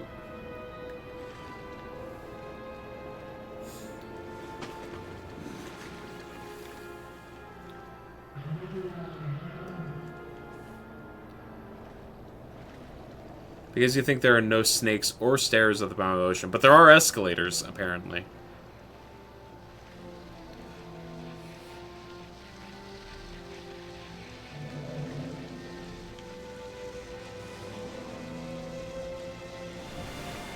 It would work. And you're saying stairs wouldn't? I feel like if escalators can work in one situation, stairs would also work in the same situation.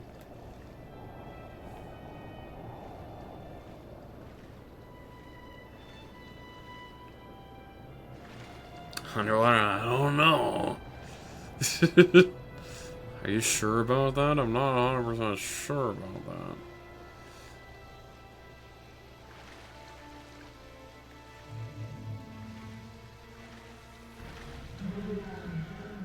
Come on.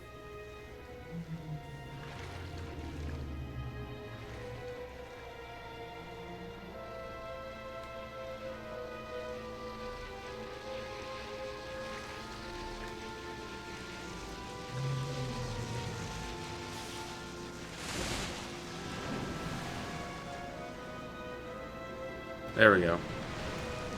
Grab the tail.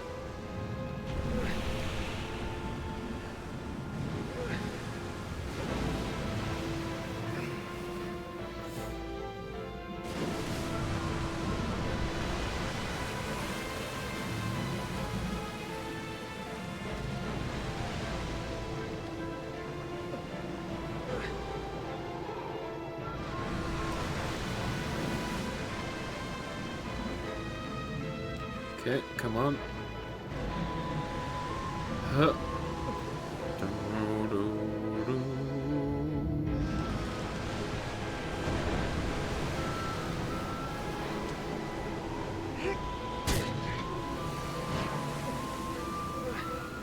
Okay.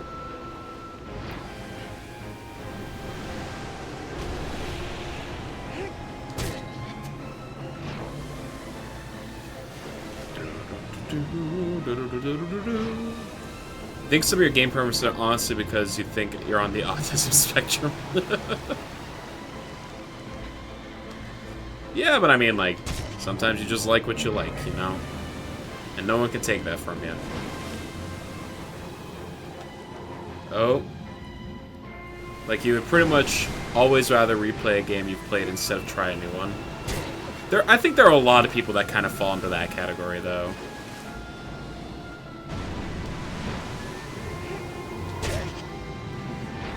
Oh god, come on. Just one more.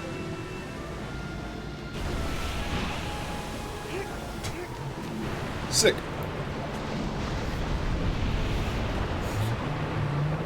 Sick him. Yeah, I know plenty of people who are like, I don't know if I want to try anything new. I'd rather just, like, go back to the games that I know I like and I find comfort with. And that's, like, totally fine.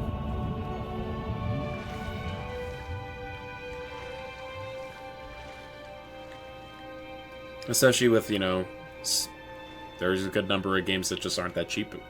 Or gaming can be an expensive hobby, so I'm not going to fault anyone for not wanting to play new games all the time. Alright.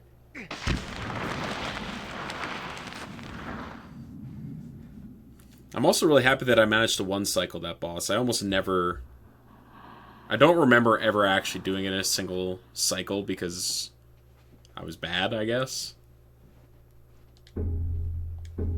Not to say that I'm, like, good now, but I am better.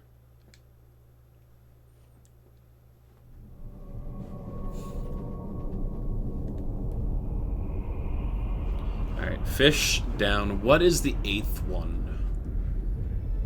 Is the 8th one the turtle?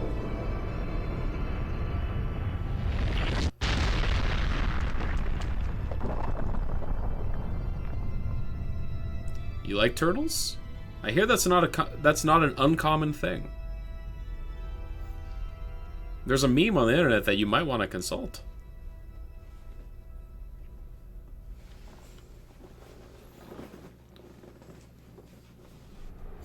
Thy next foe is a tail wrapped with a pail deep within the forest. Trapped within a pail deep within the forest. A shadow that crawls. Oh no, this is the lizard. This is the lizard inside of the like gladiatorial Colosseum. Hell yeah.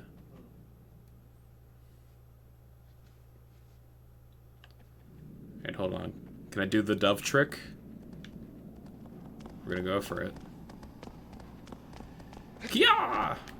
No! Yes! Bird!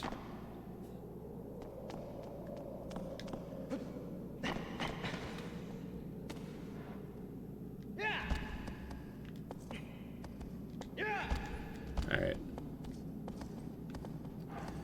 Back to the grind.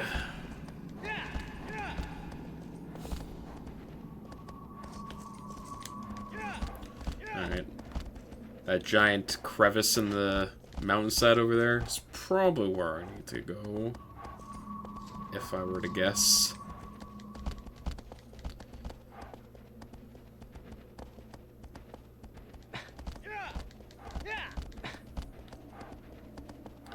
So I think the next one after this is the turtle.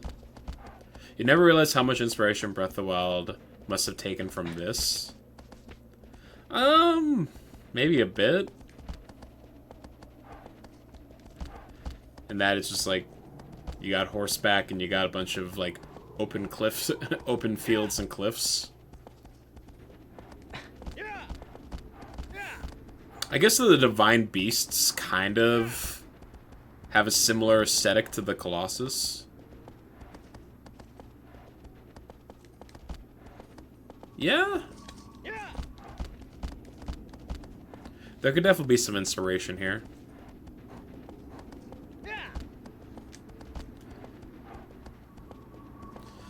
But unlike Breath of the Wild and other open world games, there isn't a whole lot to explore in this world. It's mostly just like travel to certain points on the map.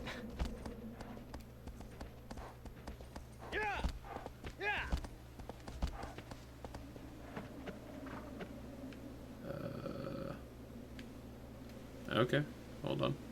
Aggro. Oh, camera. In 2005, did open worlds even exist? That's the thing. I'm not sure. Oh. Oh, baby, that was a camera. Aggro. Just walk, buddy, please. Bronco would love this part. Is he a big fan of cameras?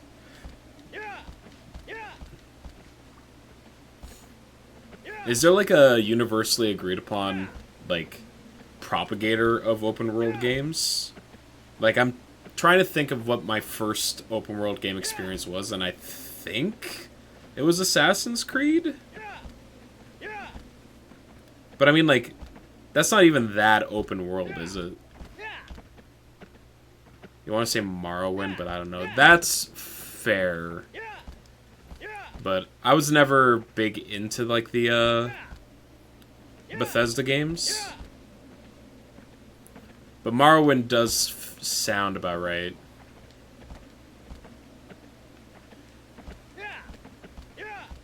Wow, that took so... way too long for that horse to decide to walk across that area. I'm in the wrong spot. This is a different boss arena.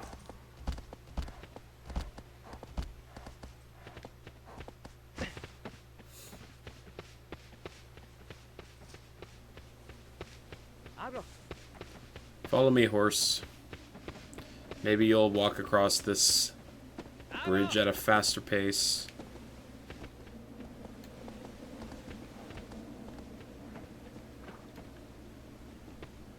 Google is actually giving some credit to Zelda 1, which you hadn't even considered. Yeah. I could see an argument for Zelda 1 being open world, but I mean, like, I guess you technically can fight any of the dungeons in any order.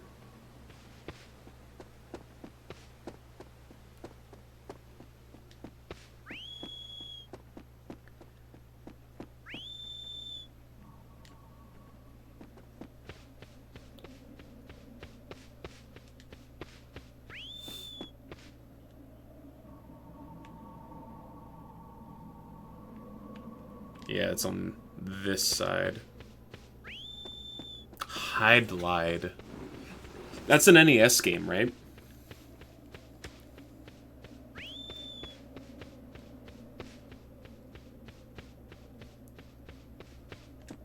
I've never played it myself, but I have heard the name before.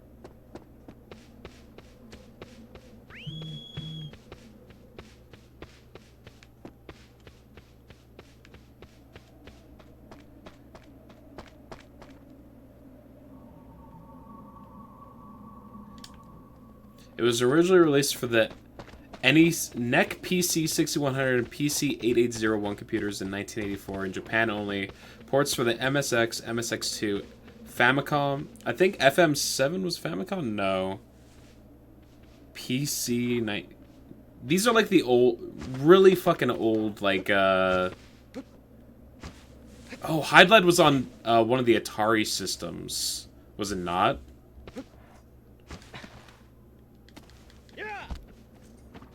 I think the reason the name sounds familiar is because it might have been like on a bundle pack that came with like a bunch of Atari games on it that I played on a PC when I was like really young. But I think a lot of those consoles are like those. There was like a time in the like Atari era, maybe even before the NES, where just a bunch of different companies were like making whatever they could to like try and compete in like the video game console race. So you had shit that basically were just big ass telephone. It was a bunch of shovelware. Like none of them were good, and it sounds like that's where this game originated from.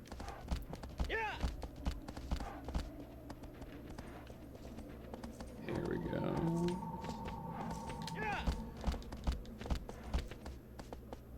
Zelda's inspired by Hide Light. The original Hide Light features a hero named Jim who inhabits the magical world of Fairyland. The setting of a future Hide Light game is his job to rescue the fair Princess Anne, who was split into three fairies by the demon Veneralis or Boris, who shows as a major villain in all of the other Hide Light games. Okay. Yeah, that definitely sounds like Zelda drew some inspiration from that. Where the hell am I?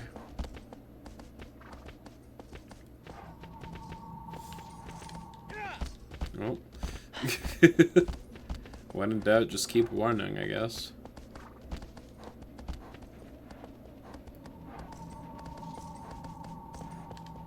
Yeah, so go around this way, I guess. Hope and pray.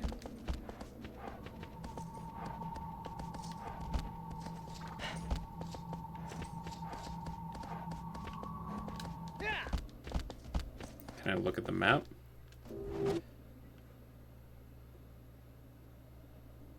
Zelda 1 came out just under 2 years afterwards. Okay.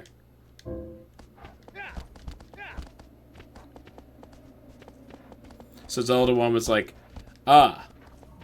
Ooh, ooh, ooh. I have apparently sped the game up.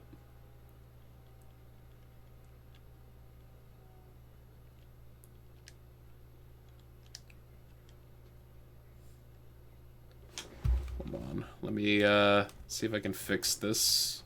Because I was not meaning to do that.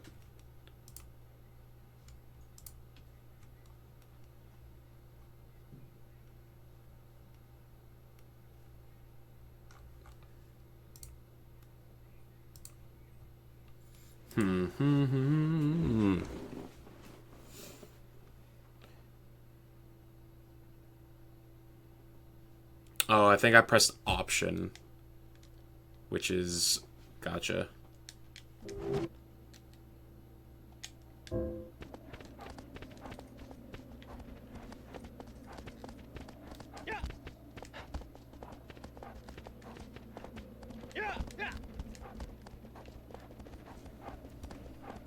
Or tab.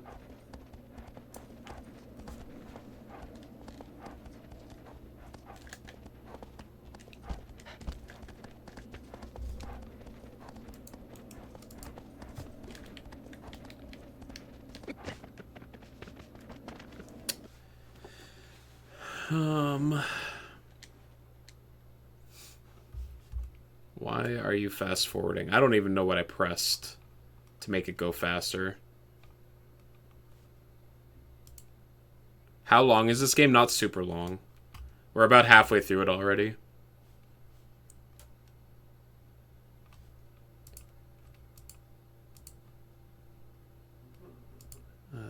Graphics settings, cheats, memory card settings, controller settings.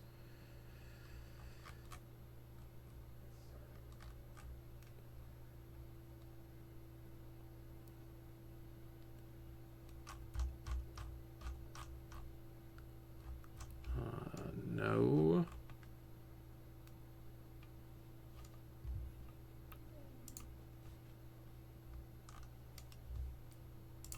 Gotta love big ass setting windows.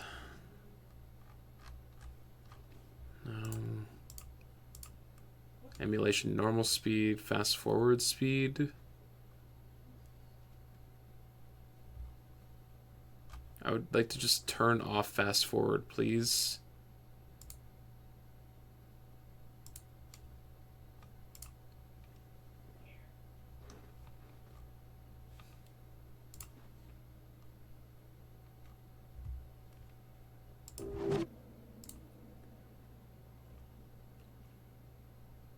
Settings, emulation.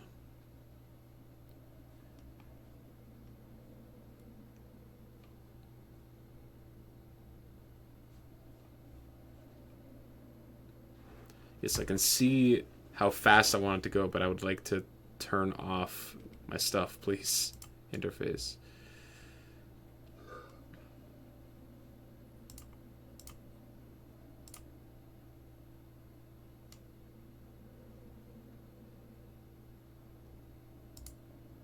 This is ridiculous. Why is it not... Whatever.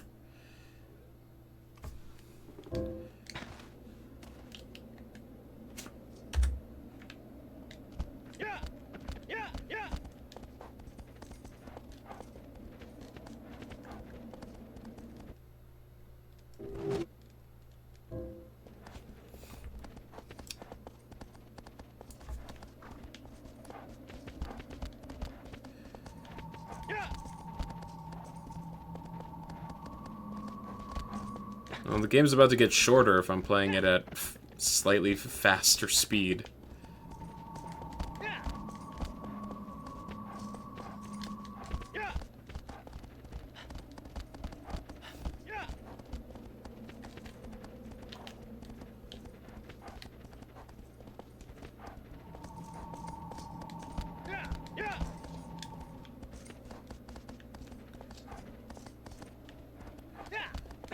forgot. I forgot that aggro just, like, likes to veer off on his own a lot. And stops galloping if you ever stop spamming the X button.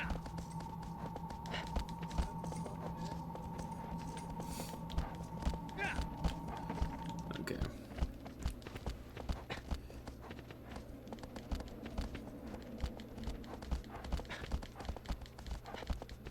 So it's like in the middle of this area here.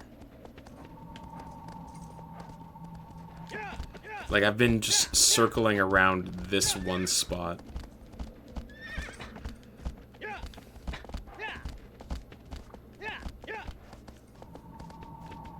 Yeah, I'm unaware.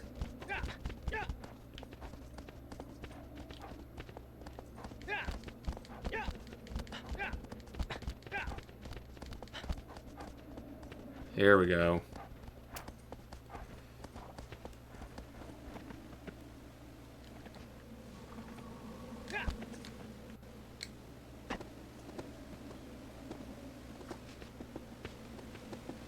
Wow, look how fast he goes.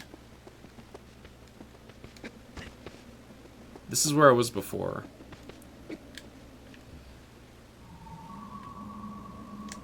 Well.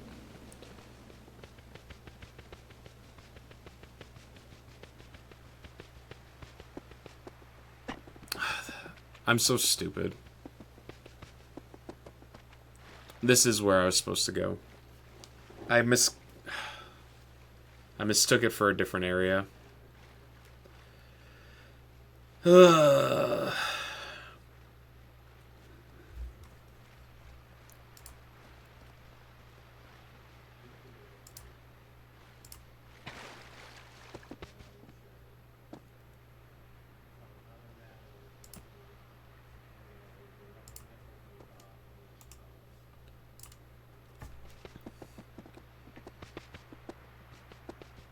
Orion's belt is a waste of space.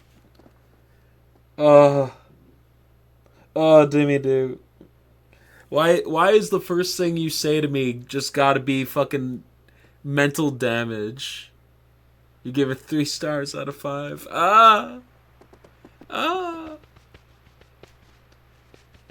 Feed snacks. It's a tier 3 emote.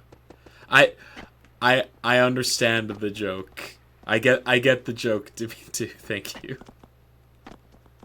It just caused me physical harm and emotional damage. How you doing today, man?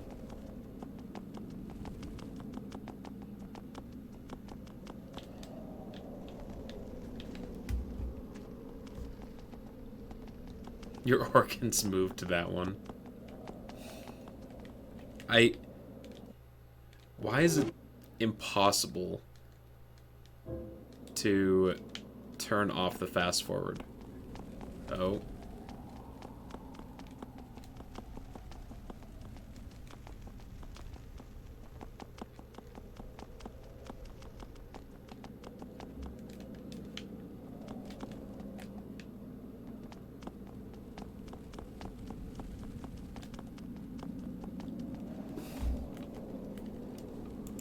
No.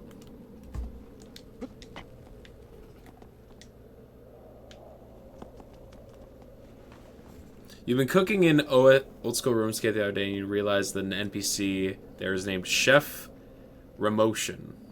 You cultivate a multitude of forced puns on your years on the internet. True. Alright, give me a second. I'm going to Google how to turn off fast forward in this PlayStation emulator. Because I don't want to play at like 1.5 times speed the whole time. X2 fast forward.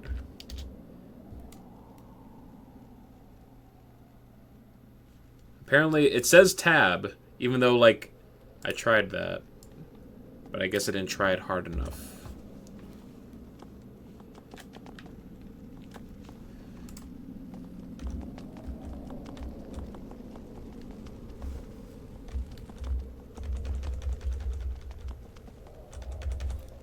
Well, that's not working.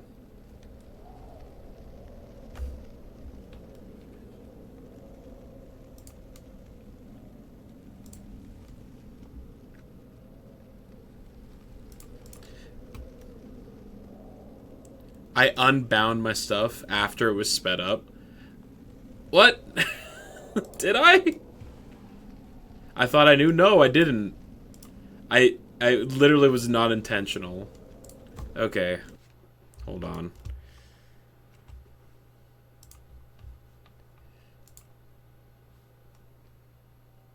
Okay. It had no binding. There we go.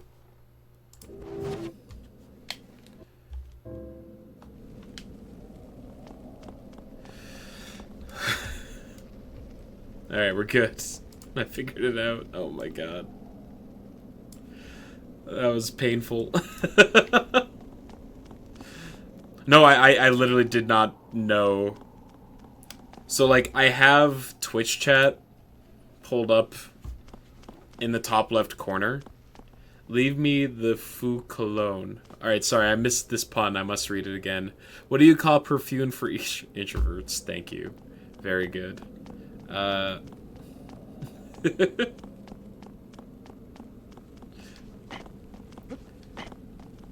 Is this not where I'm supposed to be? It feels like this is where I'm supposed to be. Oh, I need to climb this. Okay, cool. I swear I've played this game before. I'm just really bad at remembering. Because it's been, like I said, I think a decade since I played it. You'll have to forgive me for not remembering every minute detail. Obviously, you haven't played it on the simulator. Dude! Tell me about it.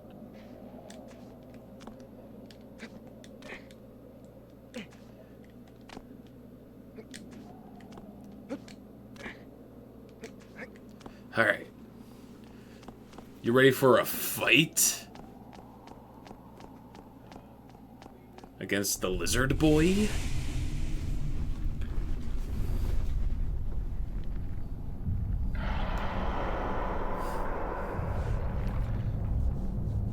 This is our first enemy that presents magic.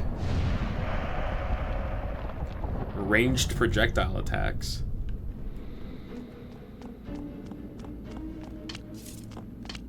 Luckily, I got a bow and arrow. So he don't know what's about to hit him. Nailed it.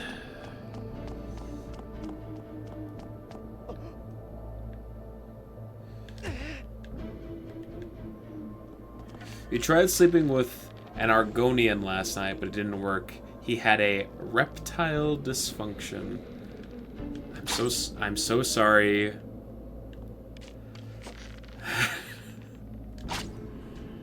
Okay. I've aggroed the lizard. Now we lure it up. Oh god. Make it climb on the walls. Huh? Music intensify. Yeah, because the lizard is now aware of me. Crescendo.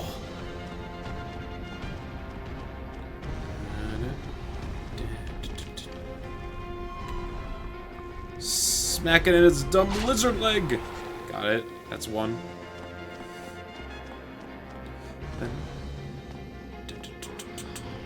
You bet the orchestra is hiding in one of the cells in the wall. Yeah. Oh, don't shoot me. Yeah, just the maestro is just sitting there like, and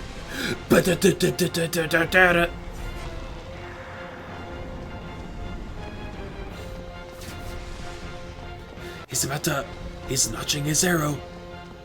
Prepare.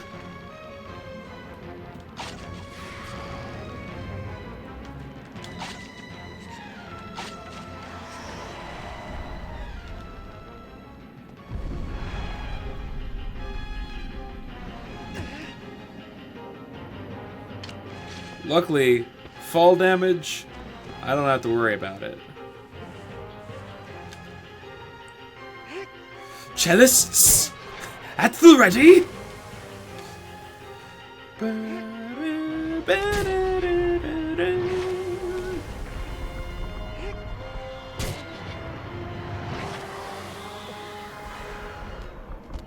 Okay. Run, run, run, run, run. Don't do that accent, you missed her so bad already. Can we just play the DLC? You said you never, did you beat the tower dungeon? Or did you never do that? Or was it just the DLC that you didn't finish, Nick?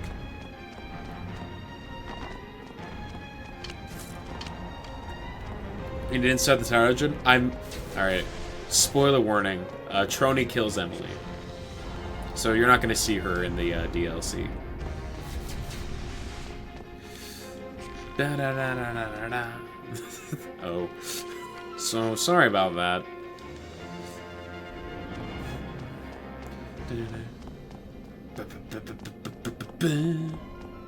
You glad you didn't do that. Alright, I'm lying to you. Trony was not the secret mastermind, despite it me thinking that that was going to be the case.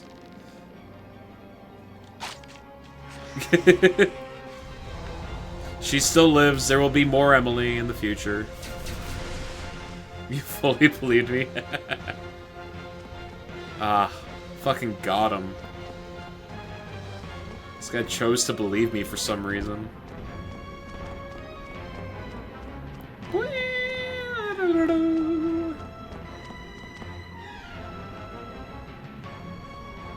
Where'd you go? Lizardo? Oh, you're over there. Be a real shame if someone shot you in the feet.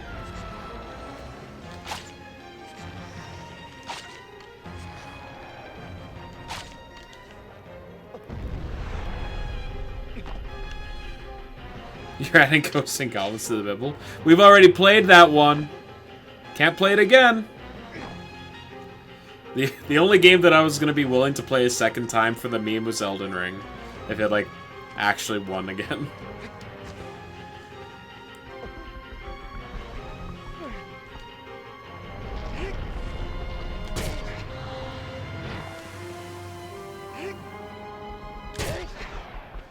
Once more. With feeling! No! Oh, God. Oh, God.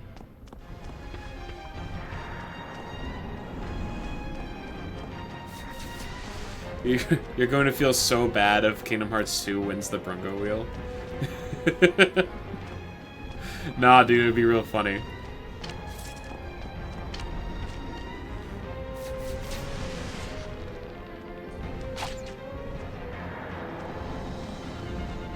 It's gonna be hilarious. You'll feel bad, but I mean, like, I don't think Cora would be that upset.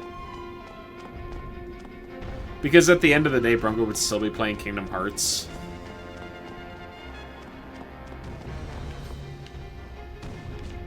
Oh, God.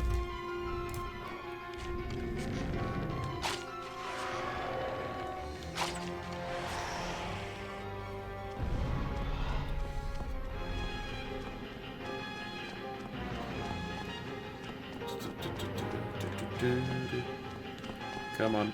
Come on.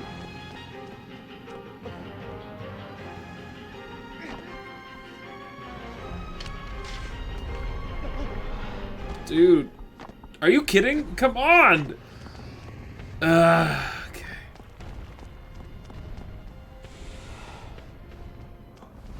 Speaking of Orion's belt, you look like it when you prime your bow.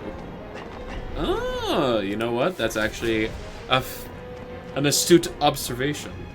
Are we talking about Outer Wilds? We could be.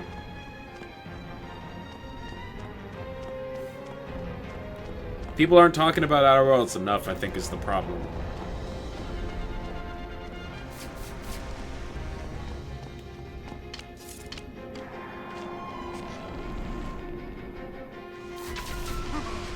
Whoa, Ben!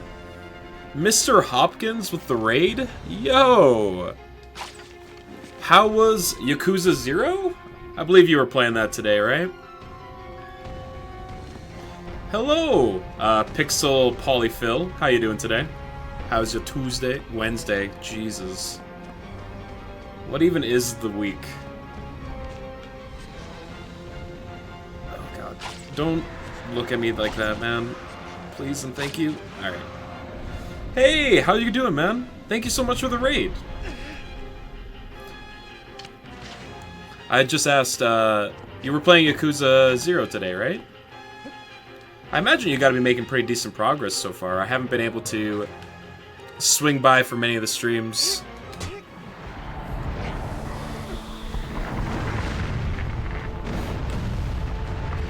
Shout out. Thank you for the shout out.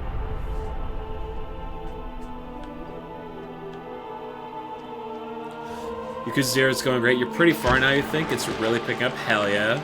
Shadow of the Colossus. Love this game. Dude, me too. It's been over... It's probably been about a decade since I last played it. And I just finished like a super long playthrough of this game called Crosscode. So I wanted like a palate cleanser, and I figured this would be a good time to do that. And yeah, super thrilled to be playing it again. Because it, unsurprisingly, it holds up. You have the PS3 master of this and never played it? Yeah, I thought it was on PS4. Am I crazy? You slightly prefer Ico, but both great games and god tier soundtrack. I actually never have played Ico. I never owned it. I should give that one a chance for sure. Benyare! Hello, Jenna. How you doing? Oh, PS4 was a rebuild. PS3 was a remake. Right. I haven't played either of them, unfortunately. I've only had most of my experiences from the PS2 one, which is displayed in all of its glorious 4x3 splendor. We good?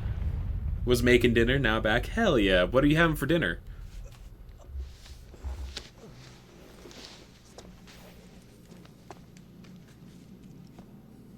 PS3 was just an HD remaster. PS4 is like a remake. So they like built it from the ground up again. Did they add any like major gameplay changes to the rebuild? I never looked that closely into it. Oh, my sister. They used the original source code like with Demon Souls remake. Gotcha. Salt baked chicken? Yo, that sounds incredible. Any side dishes to go along with that?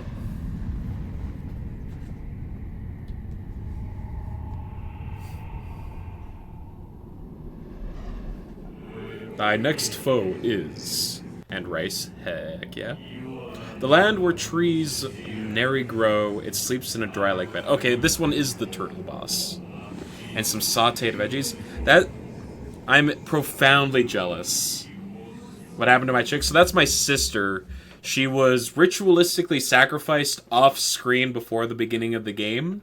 And we came here to this, like, forbidden land because there is tale of a way to resurrect the dead here.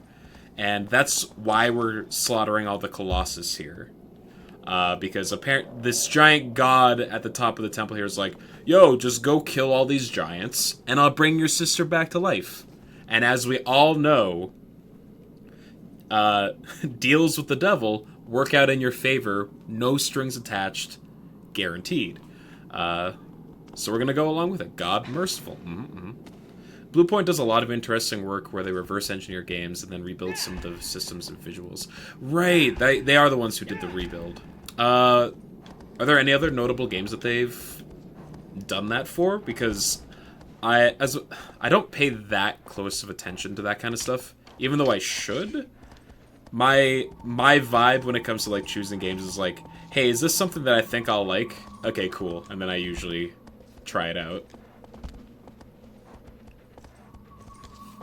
Though, since I started streaming and I've been like playing more games again, I have been like keeping a slightly closer eye to developers. Like, prior to streaming, I hadn't played any of FromSoft's works, and now I'm like 100% absolutely just gonna play every game that they put out now.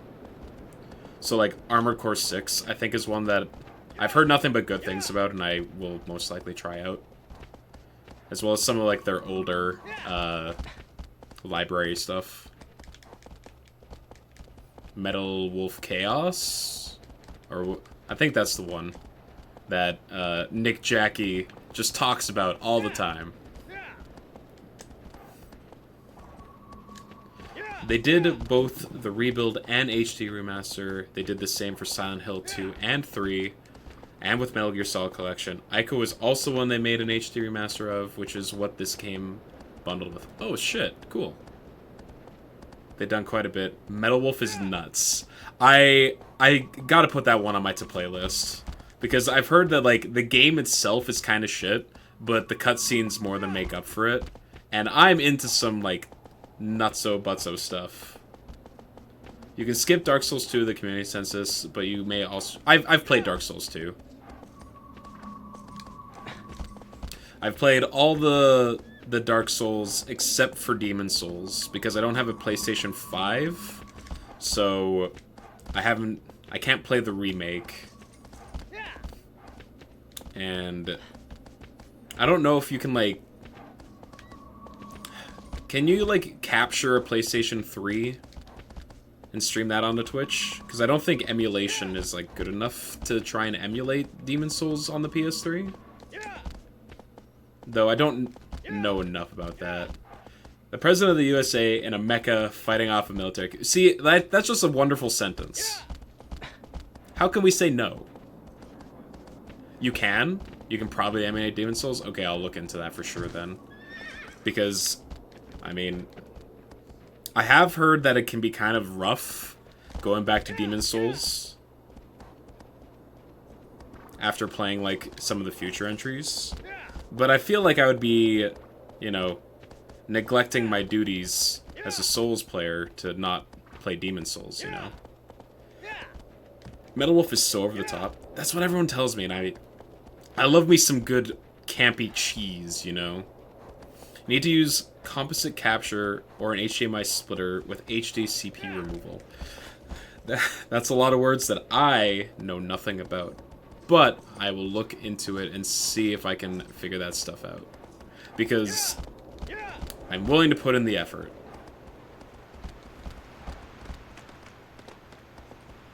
Right.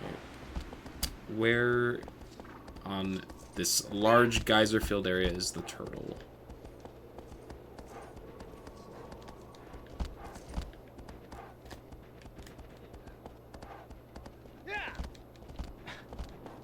I think I went the wrong way. HDMI capture is not possible without a splitter because the copy protection. Okay.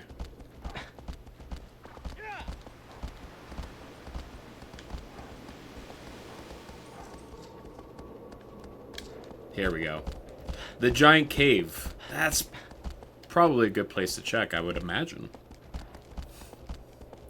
Yeah, Jenna, you talking about your dinner got me all hungry. My food schedule is completely out of whack. This captured off of PS2. Any other equipment for image quality? No. I'm emulating this one because my computer can emulate PS2 pretty well.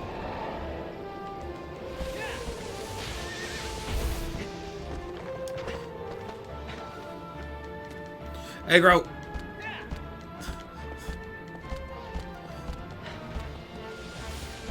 Don't hit me. Serpentine. Serpentine. You need to get one because your composite caption card is a mess and has like 3.6 second delay on capture. Oh shit. That's why it looks quite sharp. PS2 is a nightmare. I can only imagine trying to actually capture the physical PS2 itself. I know there are a few streamers that I follow who have like custom setups for capturing older consoles. Like there's one guy I follow, Barry Kramer, who has like a custom one so that he can capture like his like 3DS and N64 and stuff like that, which are not easily available, I would assume. Okay, I need to lure the big turtle, big turts over the geyser here. Yeah, so I was saying my food schedule is like completely whack. Just because the way my schedule at work lines up, I don't take my lunch break until like 2 o'clock in the afternoon.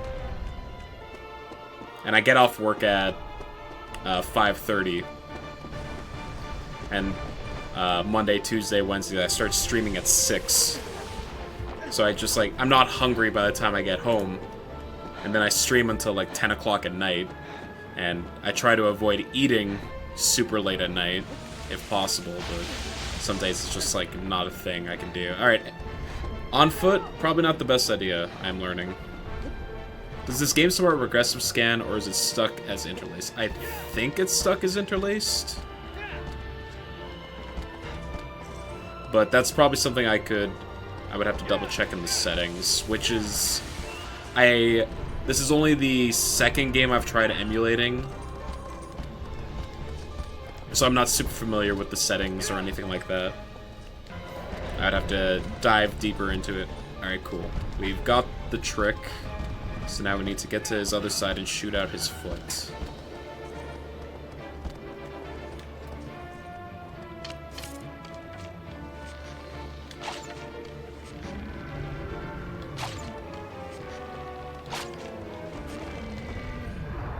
There we go. You need to get the PS3 working with capture, then you'll play it. Yeah!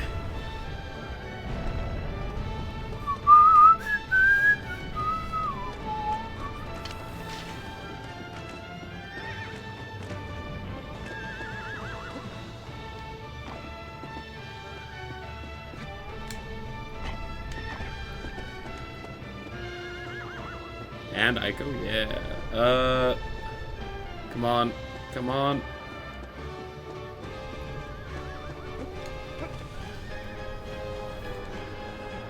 This looks pretty sharp. Yeah, it's not too bad.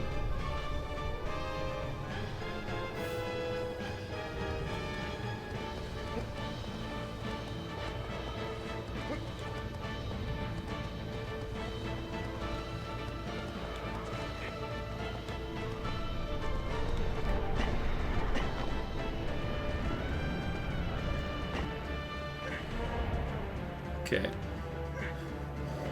Oh my god.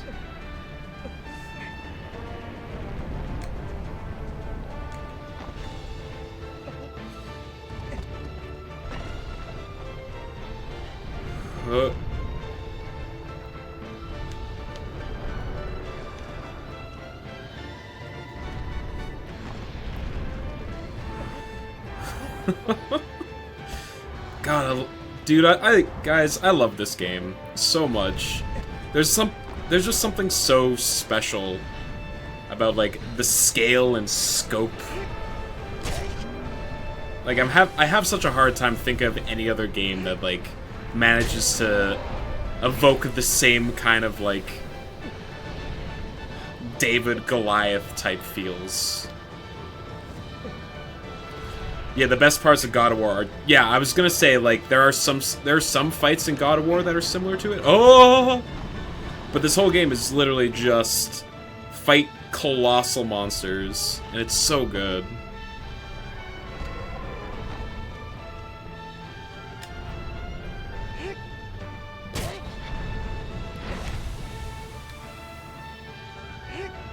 And yeah, I'm guessing it's orchestral, the soundtrack here. It sounds like an orchestra, but it's on the PlayStation 2, so I'm guessing it's more of just like fucking... It is orchestral? Okay, yeah, like... It's just so grandiose in scale, you know?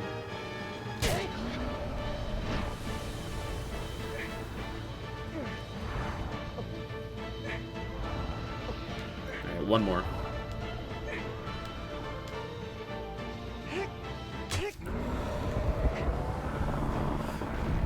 Big turts.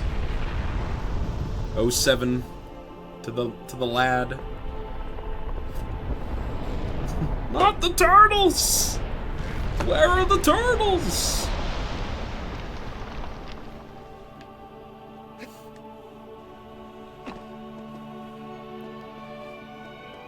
When did this release? 2005. 18 years ago. Which is just insane. Like, this game still... even by today's standard, this game still looks really good. I'm so old. Tell me about it, man. When the screen popped up and said 2005, I just, like, turned to dust.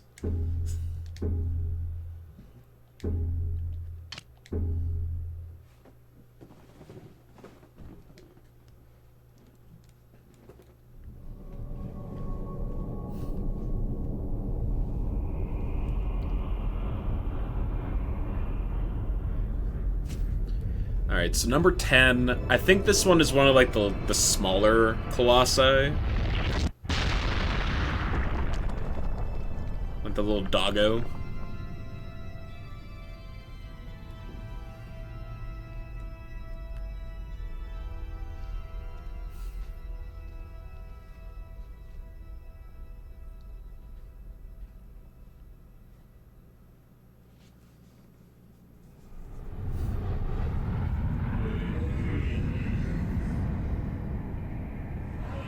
An isolated sand dune, its tracks are well hidden. Nope, this is not the little dog. This is the giant sand snake. Oh, this one. The original God of War, I think 2004 sounds right for that. The graphics in the original God of War have aged not as well as they have in this game. Kratos is has got many noticeable polygons in the original God of War. Though, I think the first time I played God of War was on the remake that came out, or the HD port that was on the PlayStation 3. That's how I played God of War 1 and 2.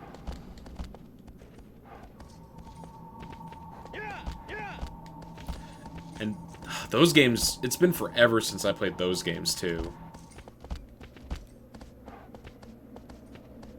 You only played the HD edition on the PlayStation 3? Yeah, I think I'm the same way. The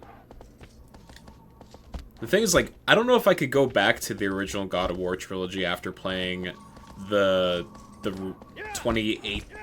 Was it 2018? And Ragnarok? Just, like... Oh.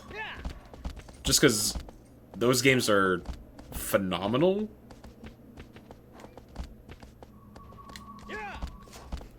But also, I distinctly remember really enjoying my time with the God of War games as well.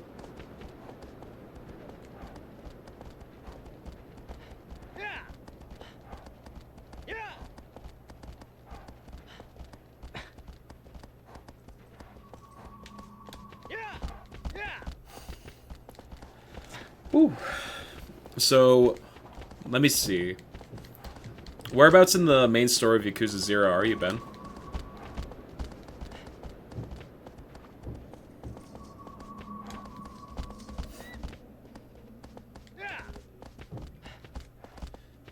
Because I believe your stream title that I saw said that you were on your 9th stream of the game. And I know that you've been doing a lot more of the side content than I did. Like, you put a lot more time into it than I ever bothered to do. But I also see that you stream for, like, many hours. It's like, super impressive, I'll be honest.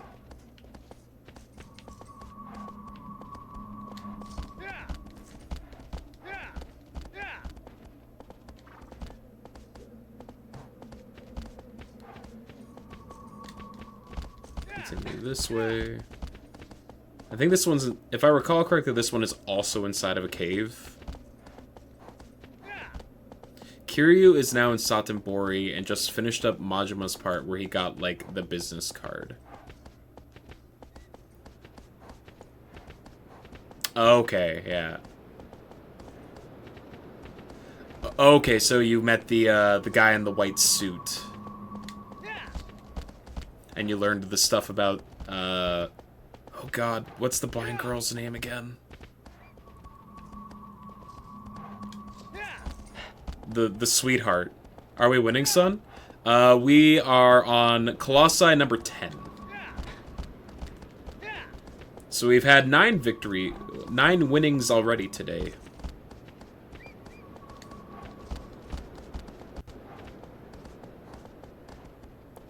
Yeah, I'm having a hard time remembering the blind girl's name, even though, like, I adore her, and she deserves to be protected.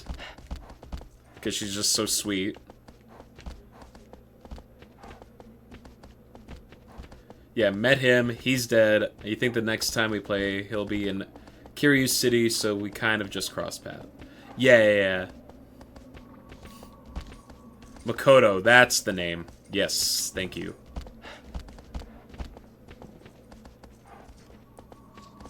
Just every time something bad happened to her, I just felt so bad. For some reason, your audio wasn't working. As I said, Counterfeit, we are on Colossi number 10. So we're making pretty dang good progress. Out of 16. We're probably not going to finish it today, but we're absolutely going to finish the game on Sunday. And then we're going to start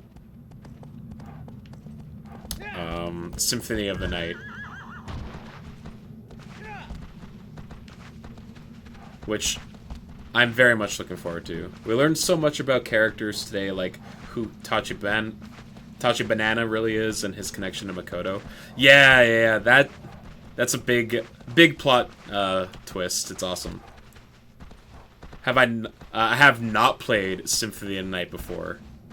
I'm a huge fan of Metroidvanias. Hollow Knight is like one of, if not my favorite game of all time.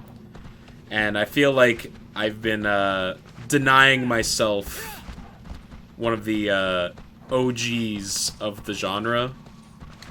And I feel like it's time to get to it, you know? You're really worried for her now she's gone off with him? I know, right? Yakuza has one of the most compelling narratives of any game that I've played in the last year. You finished Symphony of the Night 2 or 3 months ago. It's very good. I'm glad to hear that. I'm expecting that I will enjoy it. Just because, like, a lot of the games that are frequently compared to it, like Blasphemous and Hollow Knight and whatnot, are all games that I really enjoyed as well.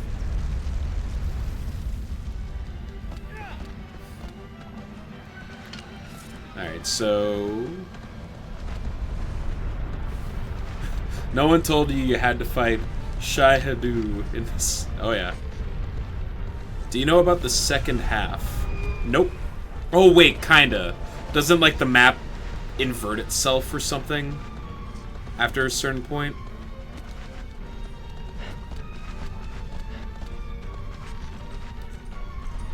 I don't know a lot about the game. You play as Alucard. Fun fact. That's actually Dracula backwards. The Upside Down Castle. Yes, I have heard about the Upside Down Castle before.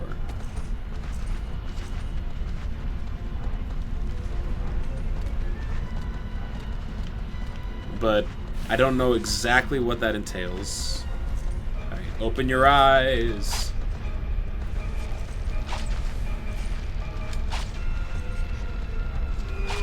Oh god. You will say that part felt kind of like padding and navigating was a bit of a pain, but other than that it was very good. Oh, I'm guessing by the time you can kind of tell it was a last minute idea.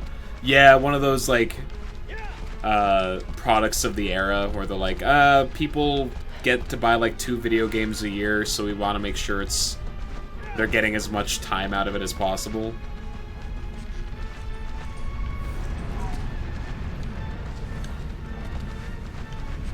Turn around. Shoot in the eye.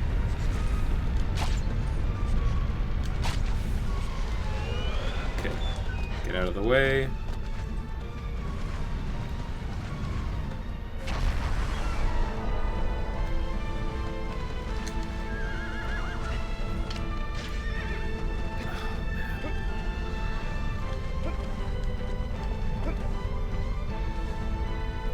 Yeah, they were probably like, we could also almost double the size of the game if we just flip the map upside down.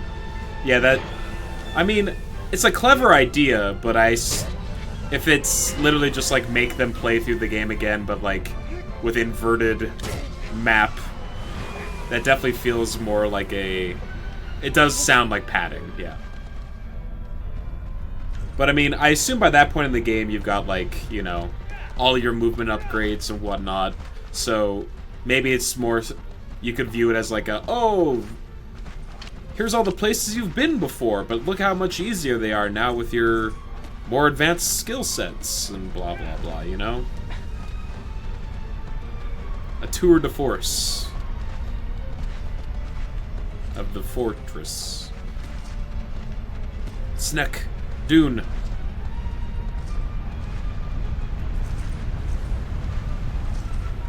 I am not going fast enough. I just realized that Aggro was taking a jaunty stroll.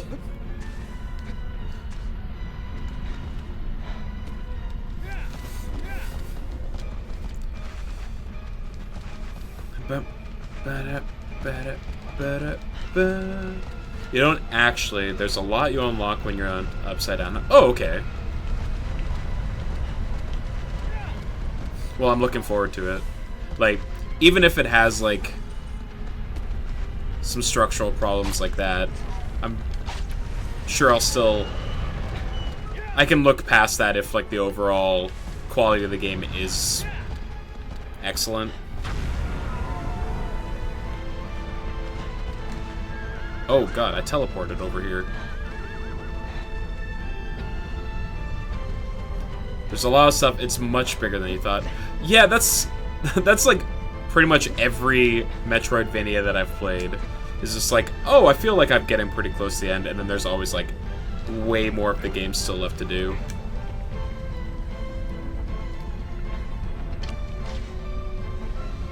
There we go. Come on, come on, come on, come on.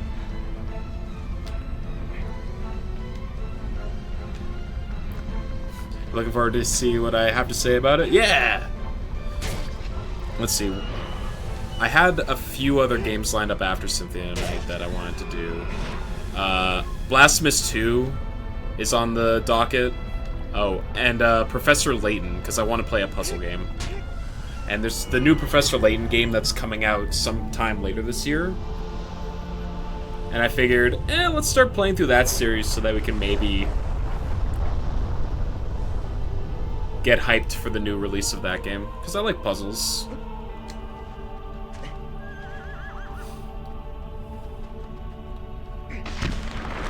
Yeah, so that's like my like 4-ish games that I've got planned coming up, and oh, I've had requests to play Untitled Goose Game as well,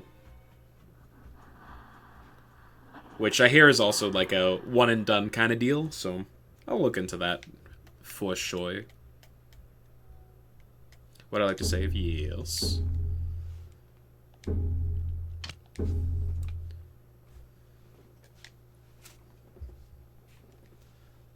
I'm very much looking forward to Blasphemous 2, though. I only played the first one recently. Blasphemous 2 is extremely low on your list. You thought the first was okay. Really, really like the first half, but the second half after you cross that bridge is not fun. In your opinion?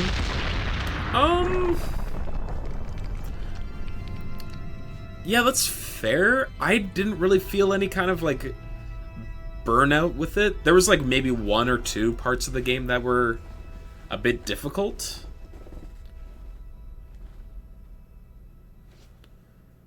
But I overall had, like, a pretty fun experience with Blasphemous. But I could totally respect not enjoying the second half of the game as much. Alright, this is the dog. This is the puppo.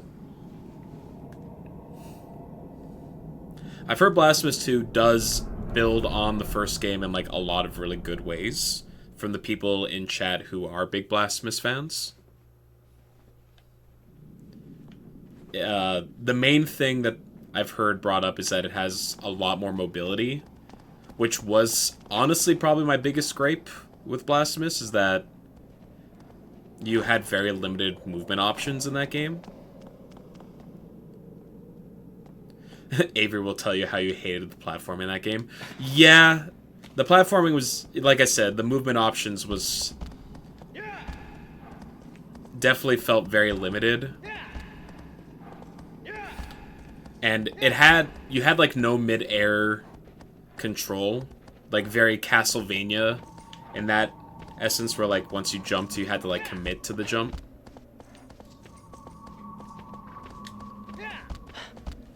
And I've too have never been like a super huge fan of that style of platforming. I like having, you know, the ability to adjust my trajectory mid-air, because sometimes you misjudge how far you're jumping, you know?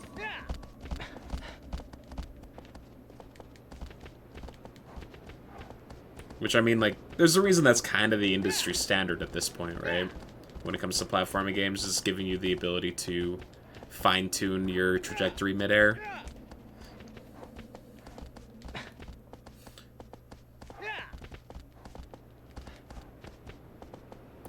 Not so much a problem with that. It was more the rubber banding back to things you fall through to, then grab the edges, etc. was irritating. Okay. Oh, yeah, I know what you mean.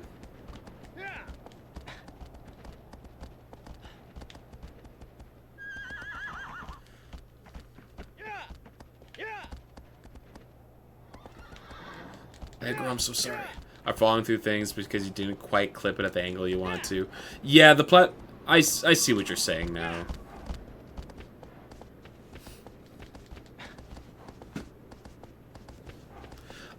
I do think a lot of those things could be addressed by just, like, giving your character the ability to do, like, a dash in the midair. And from the trailers that I've seen of Blasphemous 2, it seems that's something that they have included in the next game. And I don't know about you, but I am a big fan of dashing.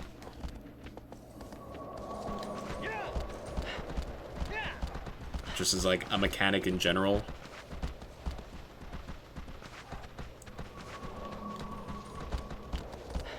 And if I recall from my playthrough of the game, that is something that that's something that I brought up a few times as well. It's just like, man, I can't wait till I get, like, the double jump or the dash, or, you know, because I'm Hollow Knight pilled, and I'm used to fun, good things.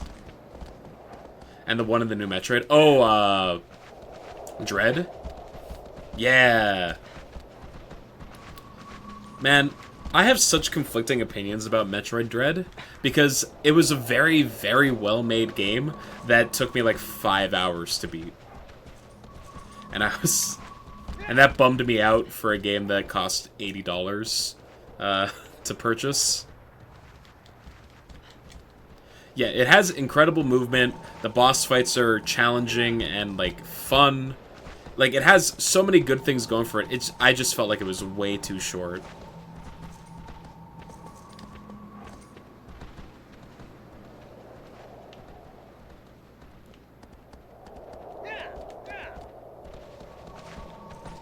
Yeah, it was like maybe a day.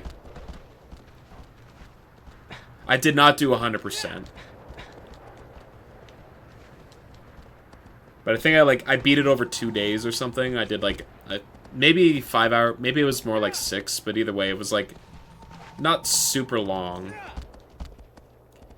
Like, I have no problem with like a game being short, but when you're charging me $80 as like a price of entry for the game. You did a second playthrough on hard mode? Okay. So like maybe that's where maybe I should look into doing that, because perhaps the game is intended to just be like played multiple times. But I'm one who doesn't typically replay games that often. I'm very much like usually pretty content with my initial experience of the games. I say as I'm revisiting a game that I've played multiple times before, but you know.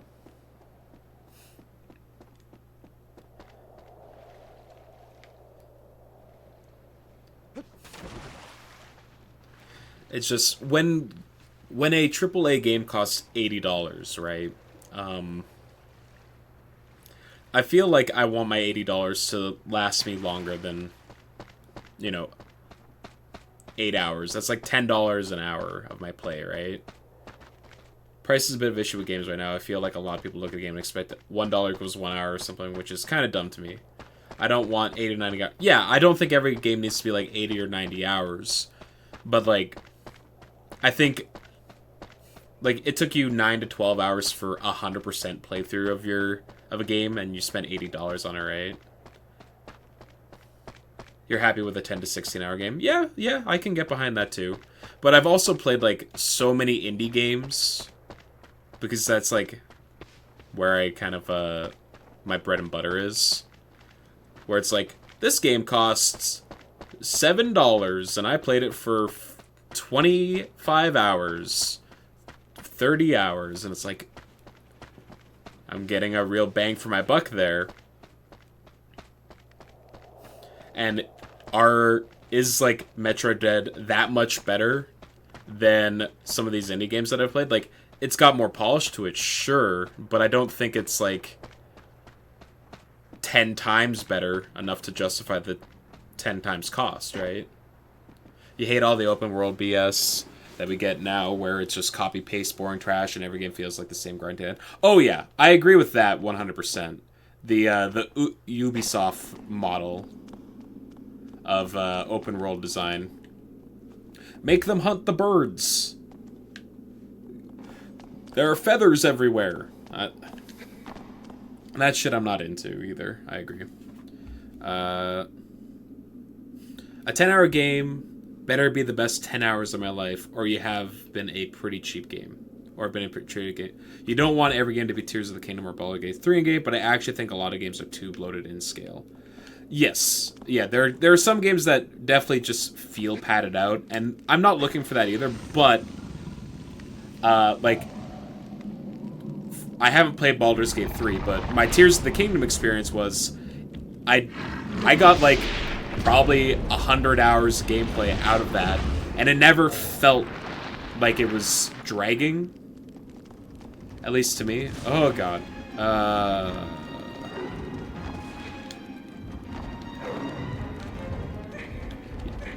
You'd be exhausted if all games are like Baldur's Gate 3. I do know that apparently Baldur's Gate 3 just has, like, the most insane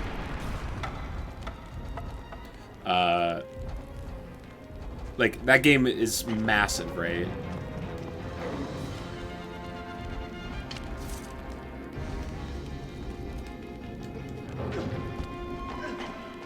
I need the fire stick. Tears of the Kingdom dragged for you after, like, the first 4 hours. Interesting. Why do you think that was? I'm curious about it, because I had a good time playing Tears of the Kingdom basically the entire time. But, you know, everyone has their different opinions, and everyone is entitled to them, right? You put 99 hours into your first playthrough of Baldur's Gate 3. Holy shit. You feel like you got your money's worth, but you did buy it a few weeks after it came out because it was still playing the other Metroid game for the first time. Oh, sorry, I must have missed the message prior to that. You paid $60 and got an art book that would have cost $34. You hated it? You got to Dungeon 5, couldn't go in because the robot was on the other side of the map, and you just turned it off and didn't touch it again, hated it. Huh.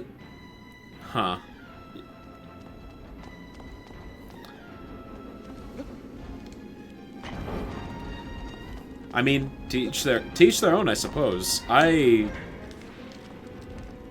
could understand being frustrated by that, yeah. Okay, my stick is on fire.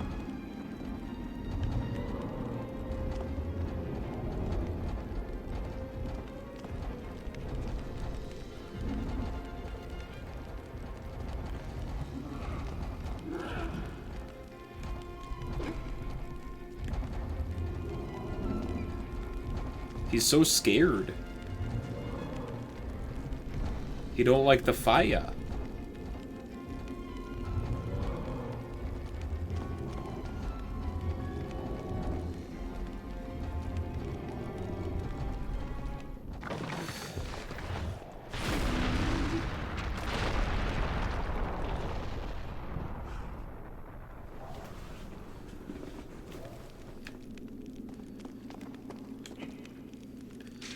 Yeah, I just... Are we backing him off a cliff? Poor baby Colossus. Yeah, this one I definitely feel bad for.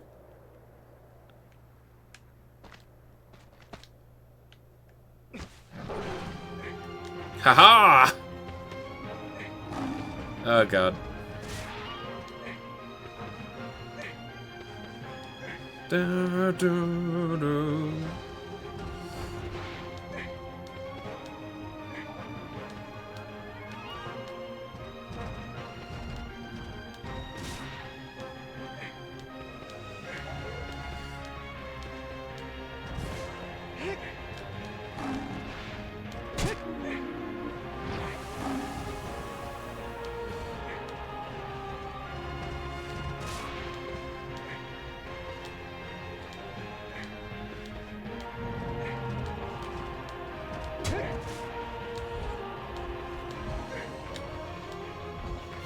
Everything you felt like it had so much extra setup and nothing but the game felt rewarding.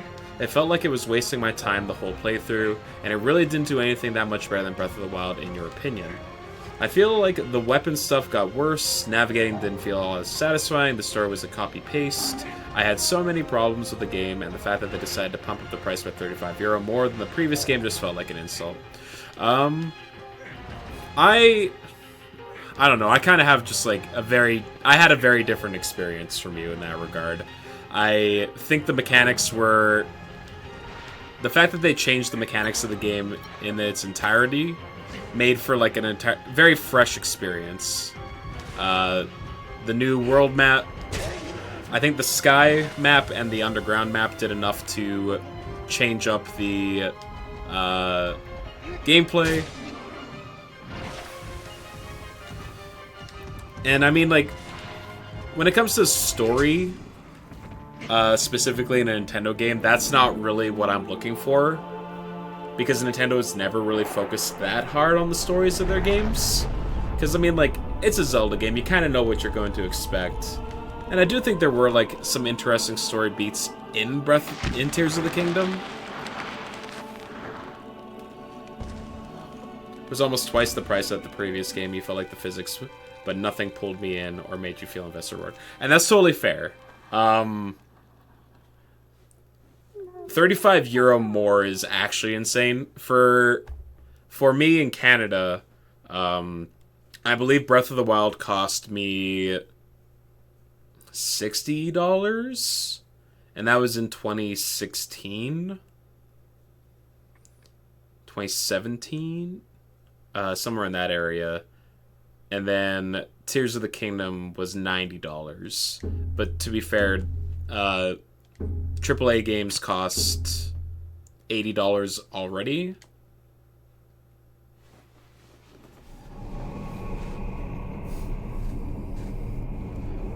But yeah, that is a big price jump, and I understand being frustrated by that aspect for sure. But if the game didn't grip you, it didn't grip you, right? There's nothing that you can really do about that, unfortunately.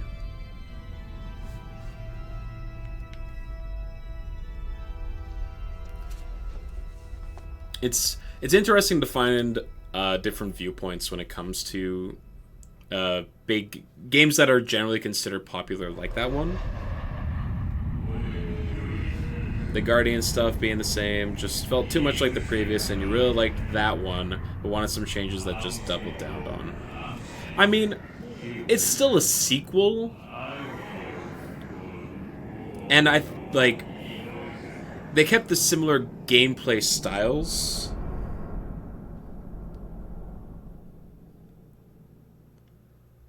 So, I mean, I think just like them being like, hey, you can Minecraft stuff together, and you can like go through floors and stuff. Basically, like, those changes alone were enough to like let you re-explore this world that you've already spent a lot of time presumably exploring through, but you get to tackle it in a whole new different way. And I mean, based on all the crazy stuff that you saw people building online, I think that was like the biggest thing that they were trying to go for. I don't know. It's hard. Like, I totally understand the criticisms of people being like, I think it's just like too similar to Breath of the Wild. I think it differentiates itself enough for me, but at the same time, I'm not gonna fault anyone for being like, oh no, it's like it's the same world map from before. But it's not like they just copy pasted Breath of the Wild. It's like they added your. It's like going back to your hometown, right? It's like, oh, I'm familiar with these locations, but they're different now. Like, things have changed, time has progressed. I get the ability to, like, relive these locations that I came to know, but from, like, after things have changed. Plus, like, the overworld itself is more populated now. I thought it was good. Leave a shrine after waking up. Big world, pan, small intro world with 4 shrines, time temple, go to each shrine to get a power, Ghost Guy guides you through it, and you find out he's a king before jumping into the open world. It even had the snow area. Yeah, but I mean, like, they're both meant to be tutorials that showcase the mechanics of the games, right?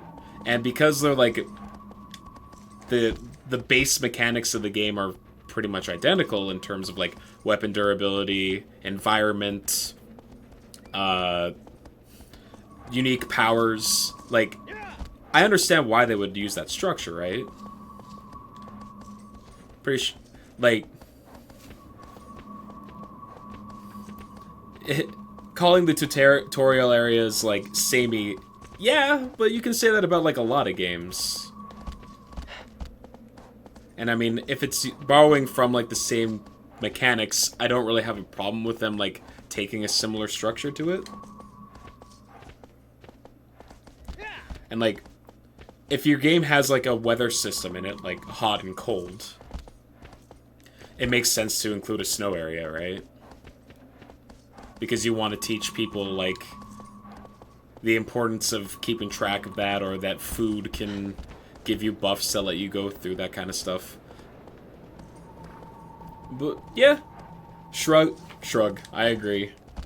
Agree to disagree on that kind of thing, and like, it's totally valid that you did not have the same kind of experience that I did, and I'm sorry that you did not enjoy it as much, because that is a lot of money to spend on a game that wasn't that you didn't get as much joy out of as you probably paid for.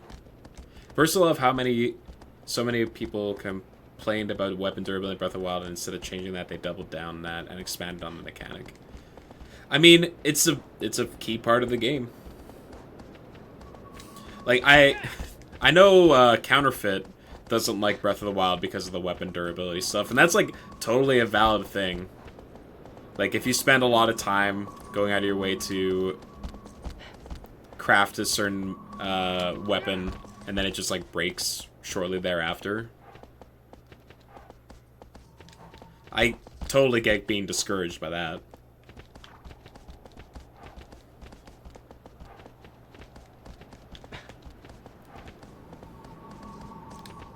Now we're doing it again. It's true.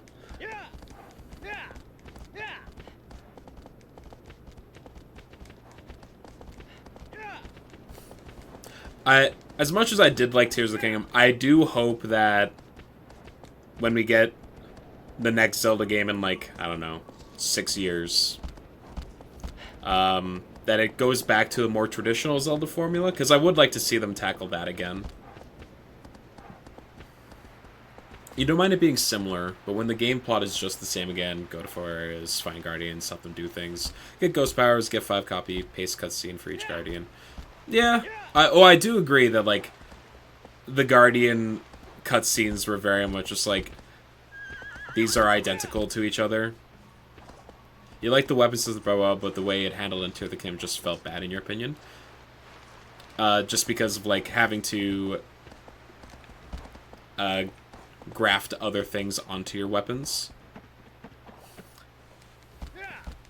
I think I personally felt that it, like, allowed for more creativity. Like, yeah, you didn't get like 8 different versions of a sword that got progressively stronger as the game went on.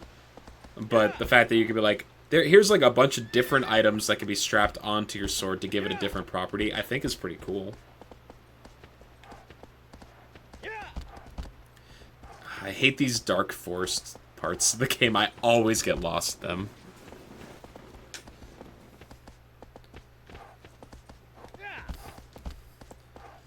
Yeah, I will admit that by the end game of Tears of the Kingdom, when it came to the weapon crafting system, it stopped being about like, oh, I should like put a Lizalfo's tail on this so that it's now like a whip. It just became like, which one has the biggest number, strap that on so I do bigger damage. And that's a bit of a bummer, because it kind of undermines the whole like customizability part of it. You think it's just another step. So, in your mind, you felt it was, like, a little bit bloated. Like, you thought it was, like, too many steps in order just to give yourself a stick to swing at something. That's fair.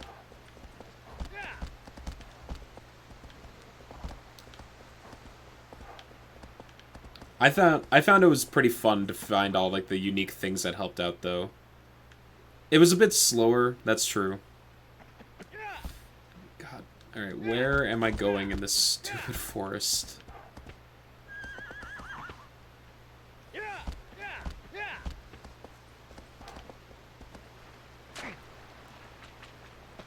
You could just kill something up on the spot, pick a thing up, and kill its friend. Yeah, well, I mean, like, that's still an option available to you, but the items are definitely too weak for that to be reasonable. Okay, I see 2 exits. Everything felt like a damaged sponge. That's true. Yeah, you couldn't just, like... Because everything was rusted, right? So they were all, like, kind of bad weapons. It would be nice if, like, there were better quality weapons, which did technically exist in, like, the, in the underground. But, yeah. Took the fluidity out of combat. I think that's valid. I think that's a totally reasonable criticism to have. That you had to, like, in the middle of combat... No, I hear what you're saying. It's like, you're in the middle of, like, an intense combat with enemies, and you need to, like, craft a weapon on the fly, so you're, like, going through all these menus, which... My biggest complaint about Tears of the Kingdom is that the menuing in the game is pretty bad. Like, I think one thing I brought up in my playthrough is that if they just included, like, a favorites item button in the menu so that you could, like, choose which items you wanted quick access to, I think that would have solved a lot of the issue. Instead of just being like, here's 4 layouts for your 150 items that you need to scroll through.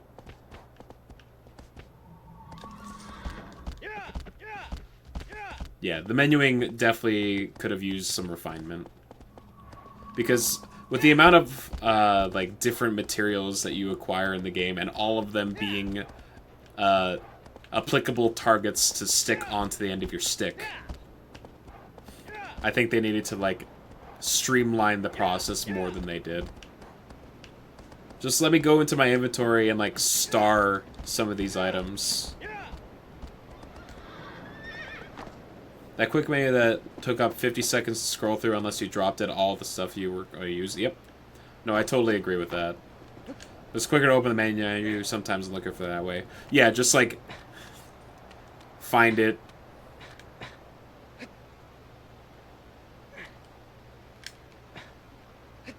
Oh. This is not the right way. Or maybe it is. Yeah, just open the main menu, find the thing you want, put it in Link's hands, and then drop it. Was probably faster than doing the quick menu sometimes.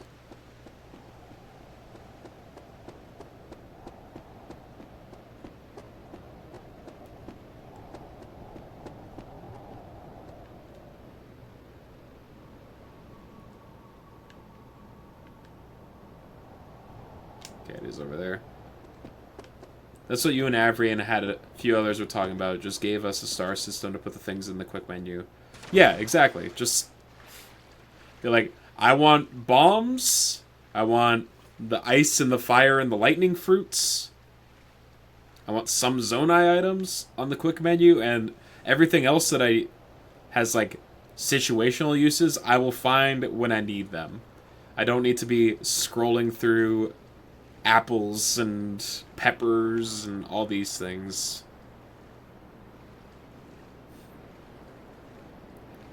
One of the things that annoyed you the most was build a cool thing, save the game, reload it, or die, and it's gone. Did you ever get like the ability that was down in the depths that let you like quick build things? Eels! No. We already did the eel. I'm sorry to break it to you, Nick. And the snapping points on building stuff, Banjo, Nuts and Bolts did a better job of the on-the-fly crafting 13 years ago. It did take me a bit of time. It was janky for you? Really? Because, like, it let you just, like, save builds that you had made already, right? You never used auto-build once? I used it a ton when I was exploring the depths. Because the hover bike was incredible. Yeah, the thing that saved the last built thing, yeah. You could, like, craft something that you thought was really cool, and then you could save it as a favorite. It wouldn't work properly all the time. I never had a problem with it. So I'm sorry to hear that it was malfunctioning.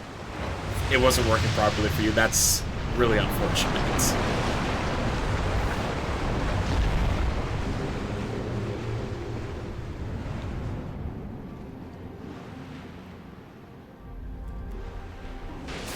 Stop shooting me, please.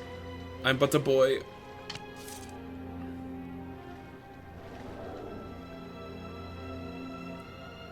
He's back. It's not an eel.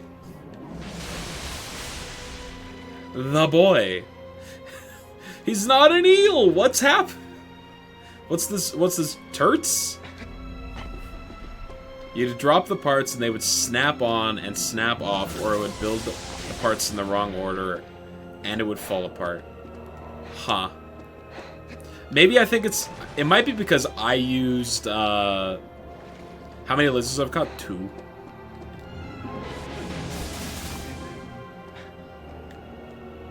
Two lizards. Which I don't, like, actively go out of my way to find the lizards. I can go under the water with, you know, I was trying to figure out how to dive. It only took until the 12th boss to remember how to do it.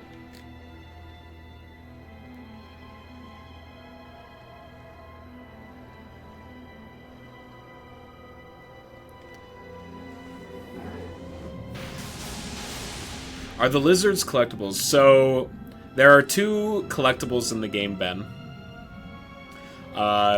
Some of the trees in the overworld will have fruit growing on them.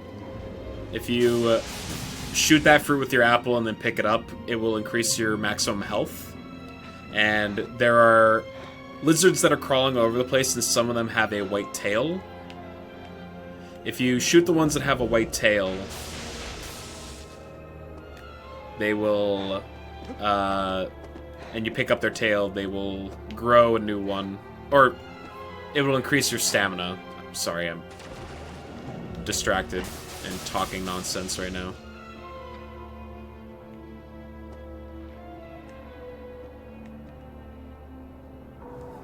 It's a tier 3 one because you haven't uploaded it to 17 yet. Had any fruit? No. I haven't found any fruit, nor do I know where any of the fruits are. Because, like, I never bothered with, like, grabbing the collectibles when I did this game. Get over here. Get over here. I mean, it never felt like they gave enough reward.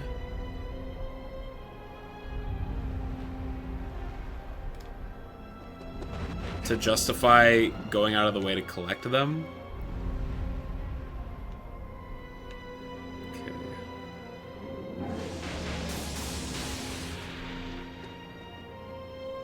Oh, I need to get on its back. That's right. Reward? You get delicious fruit. Fair point.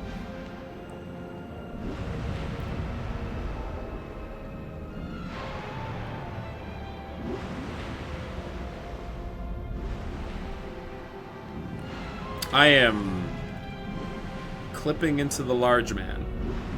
You like fruit? Do you? Congratulations, Snack. I'm happy for you. I'm dying! Oh, God!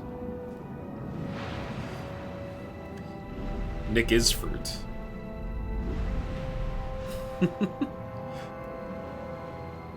I love that for you, Nick. Congratulations.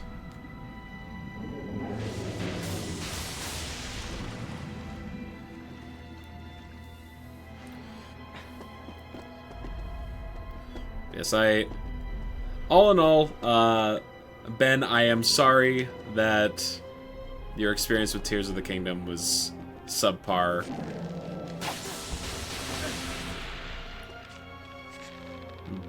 But I'm glad to hear that you're enjoying Yakuza 0.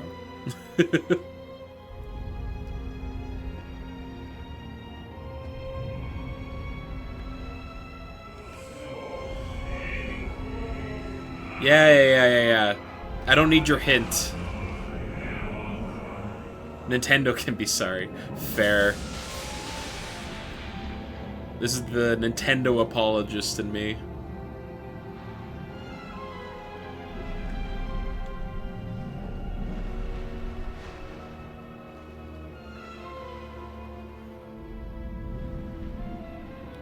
Them hacks.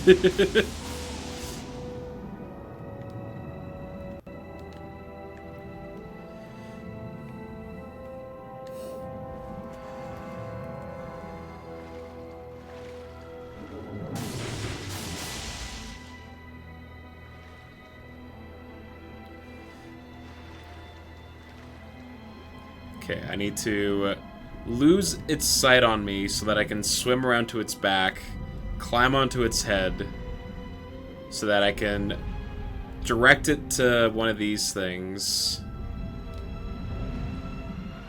Yeah, there we go. I remember.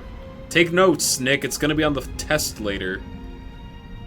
And I swear to God, if you don't at least get a B, you're off the mod team. Spent 5 years on a highly anticipated game, only to give us a glorified rehash or expansion. Fuck, there's a test? Yeah.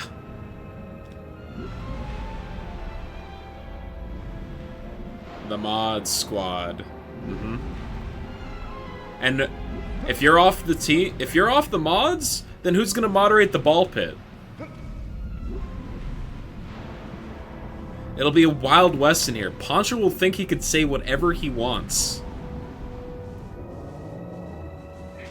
You enjoyed Tears of the Kingdom because you like Breath of the Wild? See, that's... See, that's kind of my thing. It's like, I really enjoyed Breath of the Wild.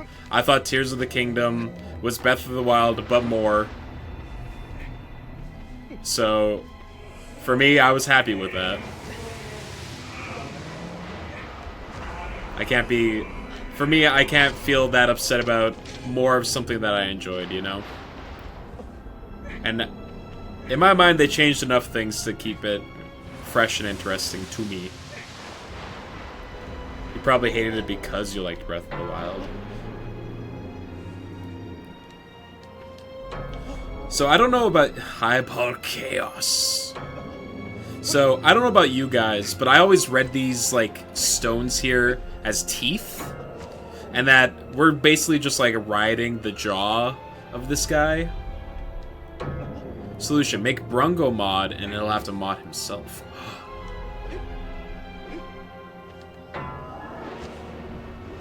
Make you sheriff? Do you think that you... I'm worried that if I gave you that kind of power snacks, that you would let it go to your head.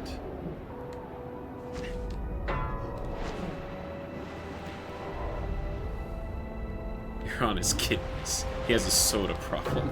Oh god, these are his kidney stones?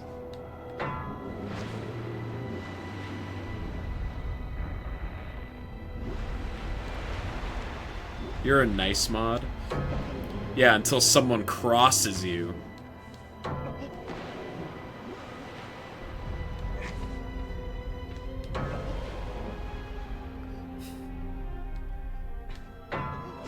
Forward! Finally, alright. Yeah!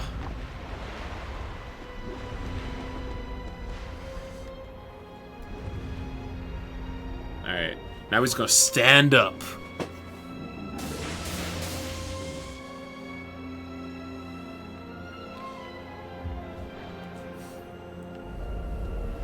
I don't think I would put Tears of the Kingdom. I would put Breath of the Wild and Tears of the Kingdom in basically the same tier as each other. Because, like, they're similar enough and they're both very, very good games. I agree with Snacks. I think the shrines were better in Breath of the Wild. Because I think too many of the shrines could be cheesed or brute forced in Tears.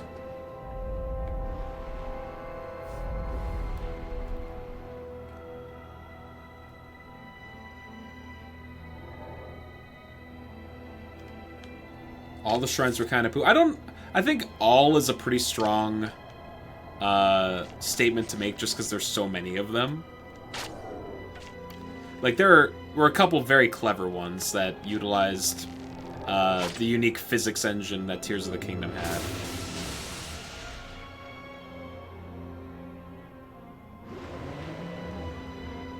All of the shrines. All of them. Your chest ball sack is mine!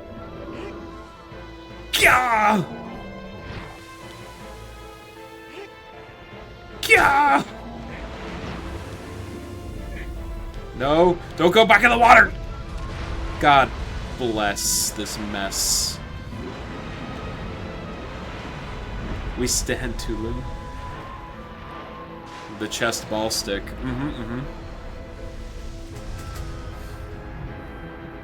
But does he have a giant dick tattoo on his back? Only one way to find out, Snacks. Only one way to find out.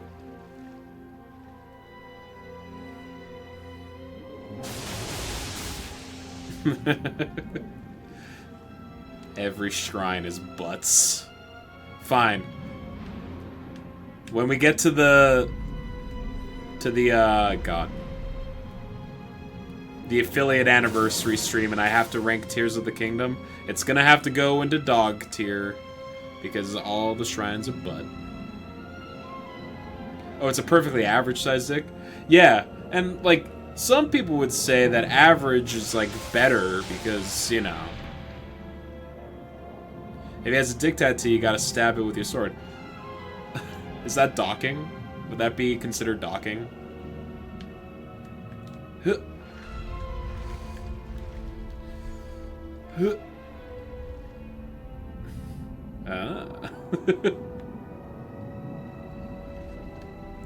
Write it down, write that down! That would be docking. Thank you, Ben, for clarifying. You hate that I'm not wrong. You must dock the monster. Oh god, why? I regret immediately the decisions that I've made here today. Delete that. Thank you. Mods, delete the last, like, 15 seconds of stream, please. Thank you. Thank you. You just learned what docking is, and you know, I've been better. Oh no, today's been a learning experience for you, Snacks? Is that what's happening?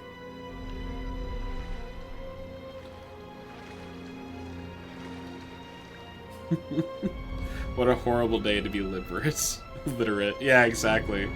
Just unlearn reading, and then this problem will never happen.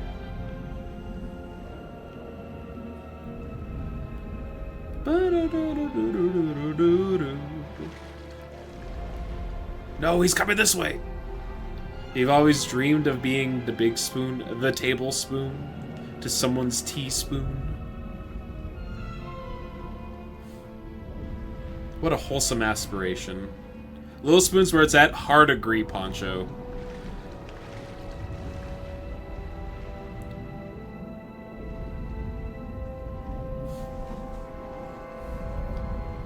It's so comfy being the Little Spoon.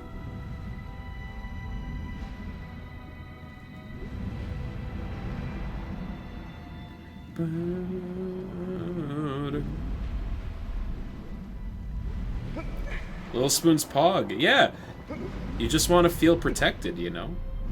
The Big Dipper.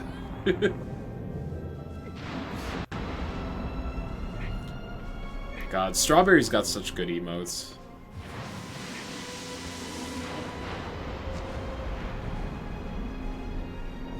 Bonk.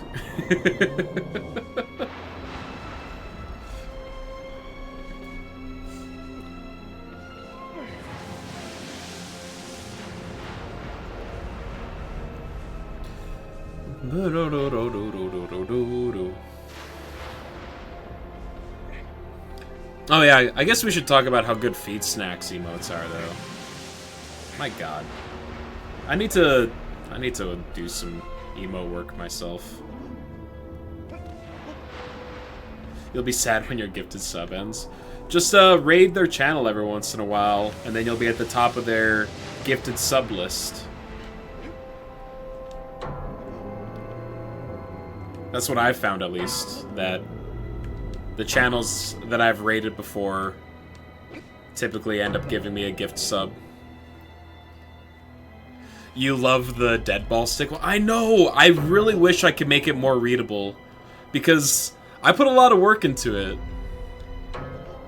I put a lot of work into dead Vegeta, or dead Yamcha ball set, Nusi. Your feet snack sub ended. Alright, I'm sure you can make that up to them by buying them like an actual sub in real life. Oh god. Emotes are hard. Tell me about it.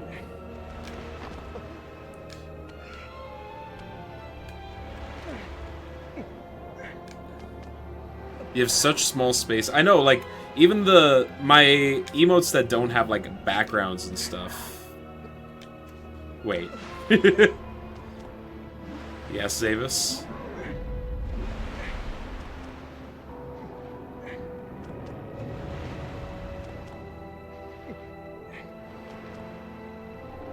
You've been slacking. Yeah, I am happy with the Excite one. Whoops. 9 months! Yo, what's the baby? I am very happy with the Excite one. I do think the Excite emote turned out pretty well. One thing that I'm slowly working on is, like, adding outlines to the ones. So, like, the Pog Ball Stick one that you just did needs an outline so you can actually see his eyes. You haven't made any. You have these ones that you make, test out, hate because you can't even see what it is unless you enlarge them, and I'm too indecisive to pay someone to make it for them. That's the big thing for me, is that, like, I kind of want to try and make them myself so that, first of all, they have a bit of a personal touch, but second, to give me a reason to do art and get better at it. Because I do really enjoy working on them. I just need to figure out how best to make them translate.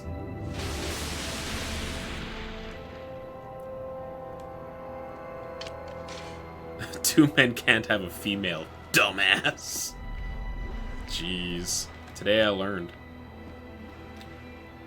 That's just basic biology, I suppose, huh?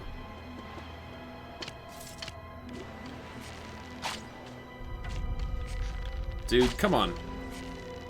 Over here. Your emotes evolved a lot over time. Yeah, but you have like a background in graphic design, right, Snacks? Is there any advice you could give to me to improve the quality of my emotes? I know it's like not as simple, just like do this one simple trick, and you too could make emotes as good as feed snacks. You have no background in anything. I'm also happy with the highball cry, because I really like the crying chopper meme. Because I'm an easily entertained One Piece fan who likes memes.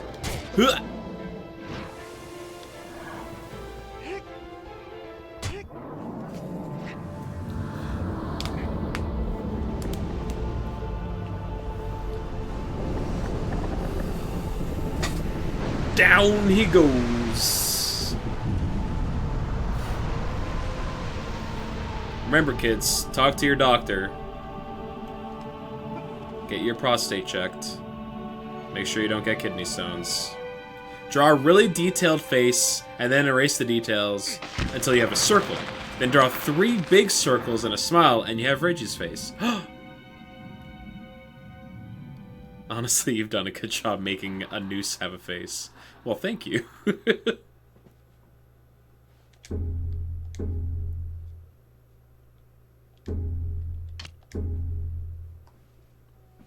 But Reggie's so good. I think the biggest problem that I've been finding with Noosey in particular is that because he has just like 2 beady black eyes floating above his body, is that his eyes can be pretty hard to distinguish against like a dark background. Which is why I like, oh, maybe I'll just try doing like a white outline around the outside of it. But I need to figure out just like how thick of the outlines need to be. Yeah, my emotes are a lot better in light mode, for sure. But from my understanding, most people use dark mode on Twitch. Which is the correct thing to do, let's be honest. I use dark mode on pretty much every site. You think a gray color might work. Which is why this doesn't work. Ben Hopp's Shadow Lore. Oh! Ben, did I just learn something new about you today? Are you a Kingdom Hearts fan? Reggie's eyes aren't black.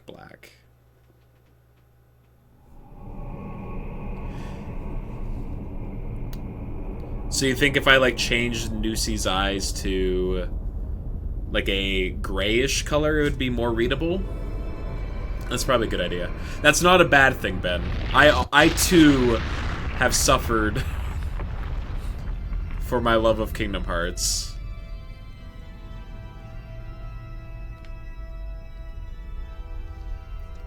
Oh, you think like a gray outline? You like your convoluted stories? I'll be honest, the story is definitely not the reason why I play the games. I just think the gameplay is a lot of fun.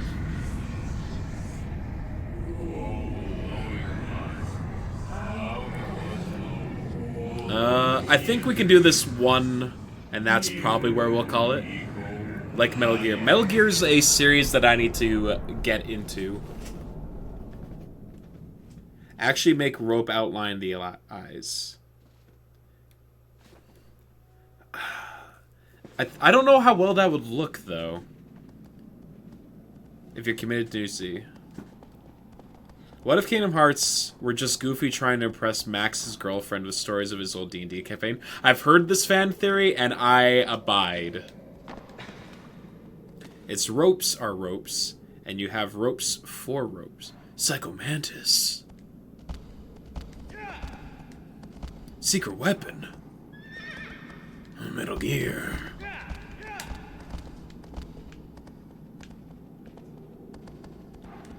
Alright, this is the last Colossus we're going to do for today.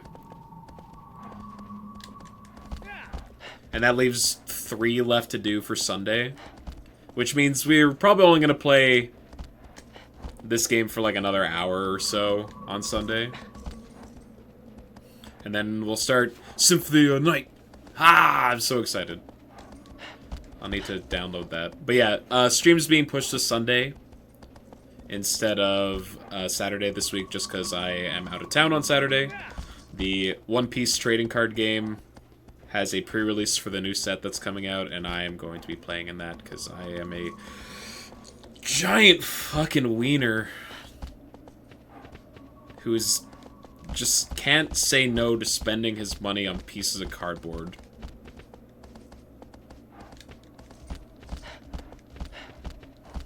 Hop, hop, hop, hop.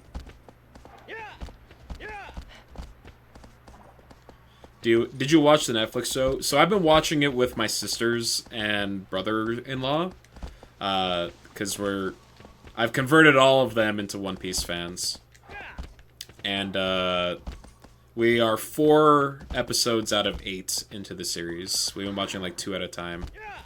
Better than average wiener, you're supposed. Thank you. Any good? Yes. It has its problems. But it's infinitely better than any live-action show, live-action anime adaptation I've ever seen. And it manages to actually hit the tone and the spirit of the series. Like, it's not a perfect recreation, but it is absolutely still One Piece. And that's honestly the most important thing they needed to get right. You haven't watched any One Piece, you can't bring yourself to watch over 1,000 of anything. It's a huge commitment, I won't lie.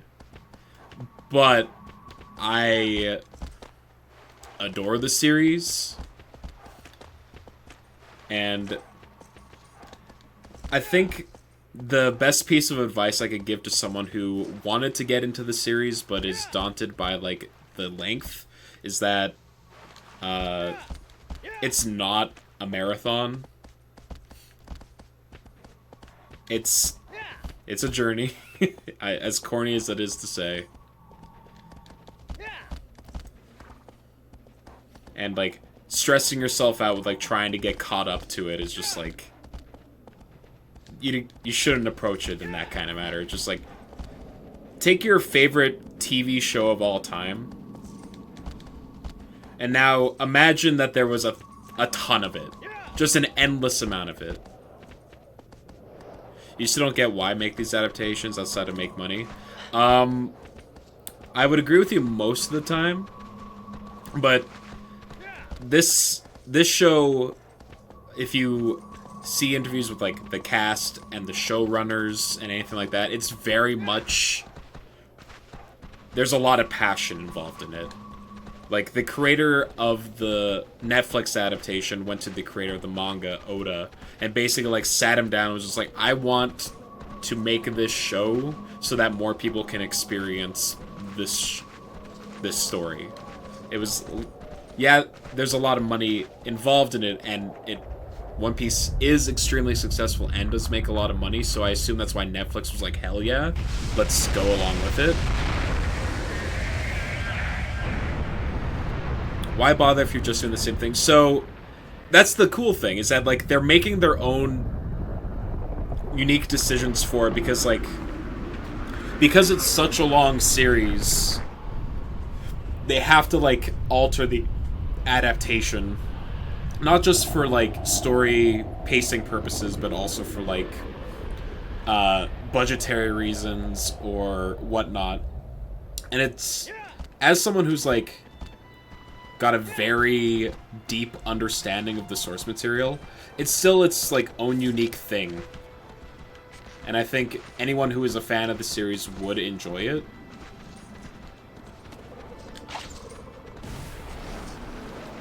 Because it does its enough to differentiate itself from the other story.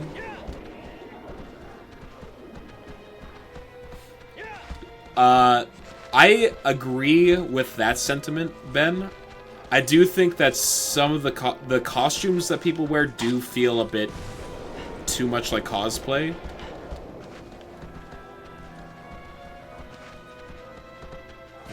Like, they're too clean. But I can't say the same about, like, the set design, because they use a ton of practical, like, handmade sets.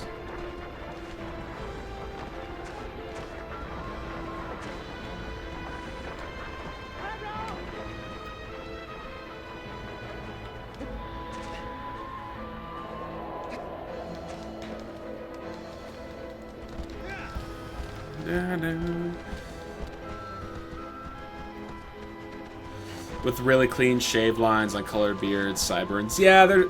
Yeah. Some of them are a bit wacky, absolutely. But I'll be honest, like, the more you watch the show, they're very much clearly going for, like, a wacky design. So they lean into the absurdism, like, quite a bit. And the more time went on, the more I found myself really enjoying the silliness of the costume design, because honestly it fits in with the way they're trying to tell the story. It's one of them things that you just stop thinking about after a while. Yeah, like I honestly found myself like really like getting a good chuckle out of it sometimes, because they don't shy away from it in any kind of way.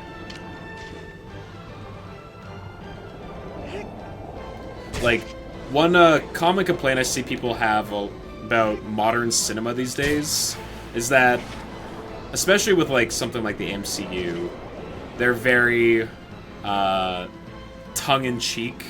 Like, too many look at the camera moments, wink, be like, isn't this silly? Wow, that just happened. And, you know, kind of takes you out of it. Because, like, if the characters that are in the movie can't get invested in what's going on, then, like, why should the audience? One Piece does not suffer from that whatsoever. Everyone is, like, 100% committed to the bit. The constant quips, all that stuff, absolutely.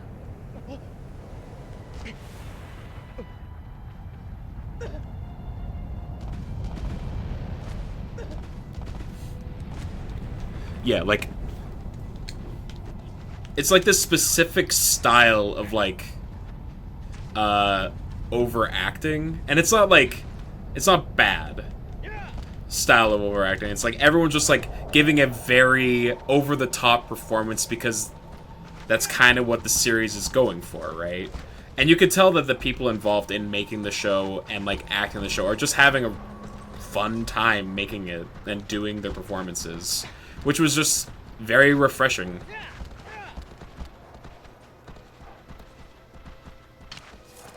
And, like, honestly, that's what you need to do for a One Piece adaptation to actually try and replicate the tone.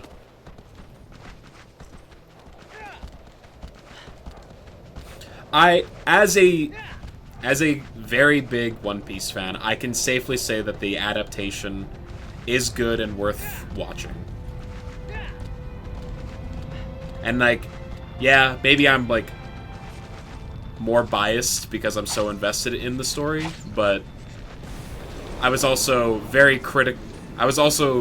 looking to be very critical of it because I had incredibly low expectations going into the show just because of how botched these adaptations usually are. With the Marvel-style humor, you kind of feel like the characters are just sarcastic and don't care about anything that's happening. It ruins serious moments and doesn't feel natural. Yeah, exactly. Like, it was fine when it fit the character. This game's music's so good, 100%. I used the OST for this game in my pre-stream, like, countdown fairly regularly.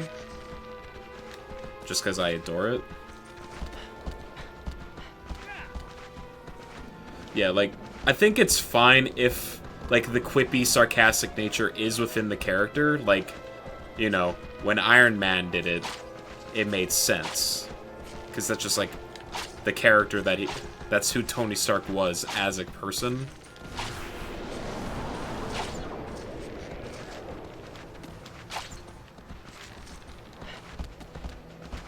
It does help to make sense of the ridiculous situation in the Marvel movies, though. I mean, maybe, but it's like, I think what both Ben and I are trying to get at in this instance is that sometimes they undercut, like, the more serious tones or the wacky situations by, like, calling out the absurdism of them.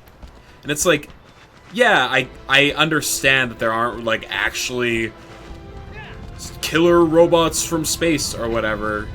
It's like, wow, what a wacky situation. It's like, yeah, I get it. This is something that would never actually happen. But, like, if the movie can't commit to trying to tell its own story, then, like, why should I give a shit, you know? It also sacrifices character development, for sure. Yeah, Star Wars... God, don't even get me started on the new Star Wars movies. I absolutely despise Episode 9 with, like, a burning passion.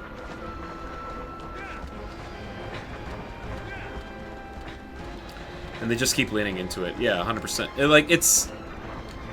It's fine to, like, be tongue-in-cheek every once in a while. Like, that's fine. But, like, when that's your primary style of humor, is just, like... 9 is the worst movie you've seen in cinema. Honestly, I'm inclined to agree. I'd never have left a movie just seething as much as I did with that one, because it was just, like, such a baffling movie from start to end. Like, it felt like the movie was, like, just going out of its way to try and undercut the previous movie. It's like, yeah, we get it. It had a different director, and you guys clearly had different directions that you want to take the story.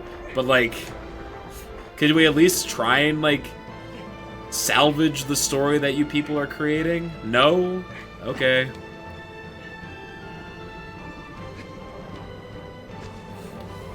Just... like, the opening credit of "The Emperor has returned!" somehow is just like, okay, well... if you can't even be bothered to explain how things happen in the movie. Going in the bin. Yep. Episode 8 only happened in spirit. Luke's dead now. So's Snoke.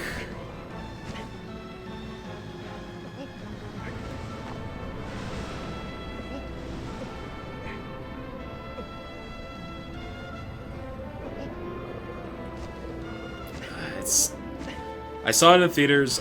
I left the movie pissed, and I'm like, well, I'm never going to watch that again. It's gonna have a big fight. You'll love it because member berries? Remember that time that they rode horses on the back of a Star Destroyer?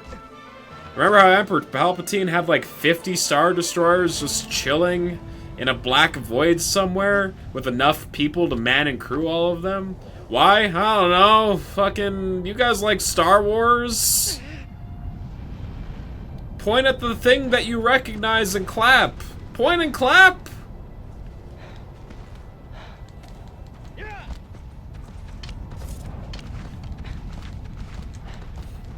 Oh, man, and crew them? No, he controlled them all with the Force, like drone. God, the amount of times in that story where it's just like, uh-oh, we're in a bad situation. The Force will solve it.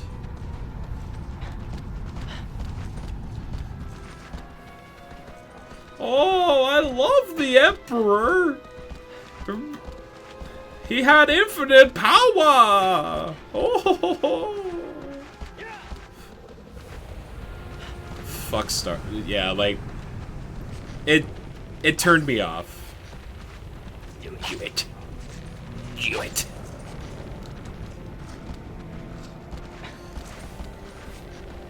You watch Red Letter Media at all, Ben?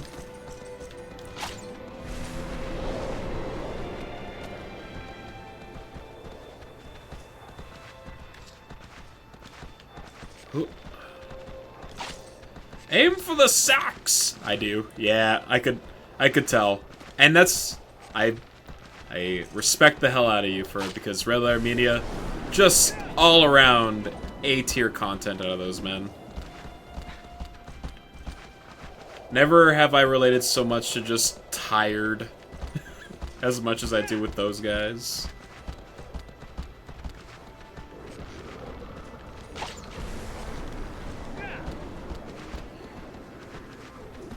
ATST! ATST! Da-da-da-da-da-da-da-da.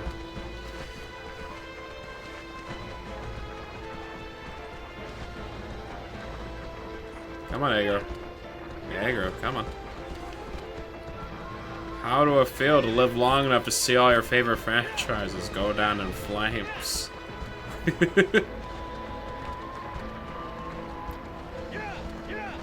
Yeah, because they're like huge Star Wars guys. God, I hate... Trying to grab onto those wings is so hard. Aggro! Please! Aggro! Aggro! Hey, hello. Feels great, Rich!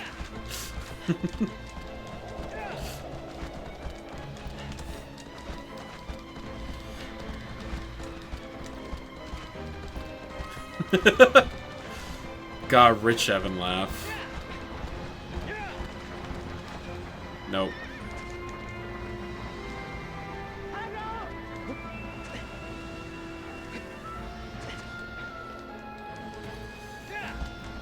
But yeah, if anyone in chat has not watched Red Letter Media, I would recommend them. They're a channel that reviews movies. Every once in a while they do this thing called Half in the...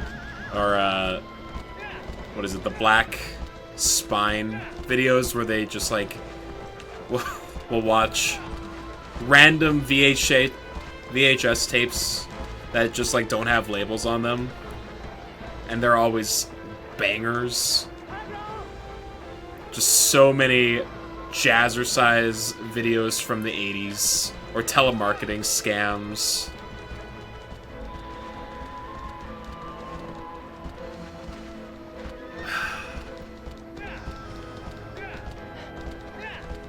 Did you ever see the episode of Best of the Worst where they watched Rem Lazar? Yes. Yes, I have. God, Rem Lazar. Sleep beckons. Good night, senor. Thank you. Ho. Ho. It's good timing. I'm about to... Once we're done with this, I'm about to call it a night, Snacks. Thanks for the raid earlier. Thanks for hanging out. I appreciate you, friend, as always.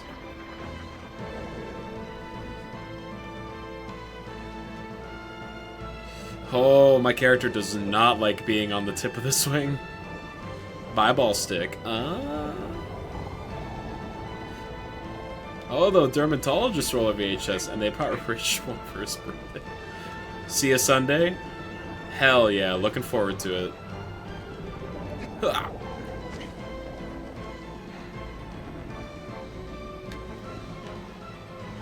Run.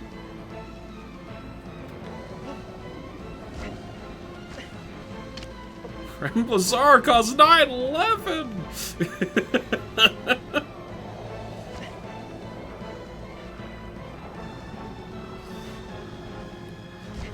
Come on, come on!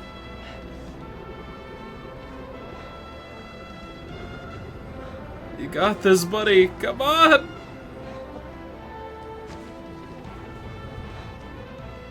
All right.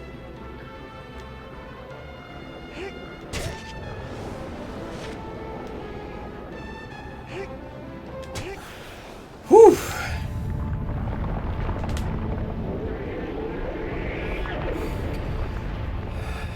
Nice. That's 13 of 16 in one stream.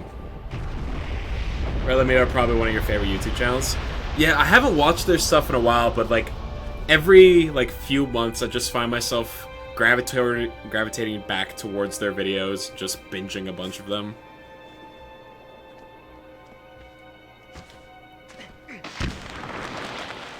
over lockdown. You rinsed through all of their videos.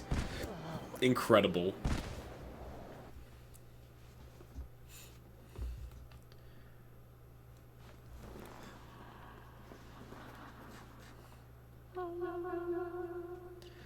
Whew.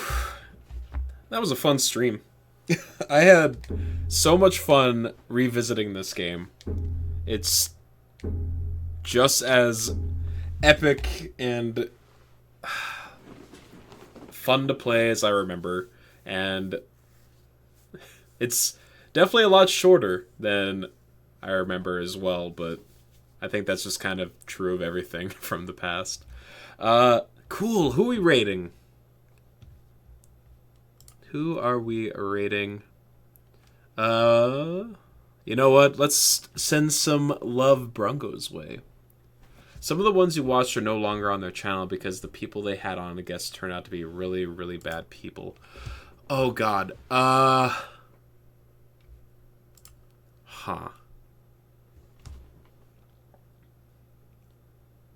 Max Landis.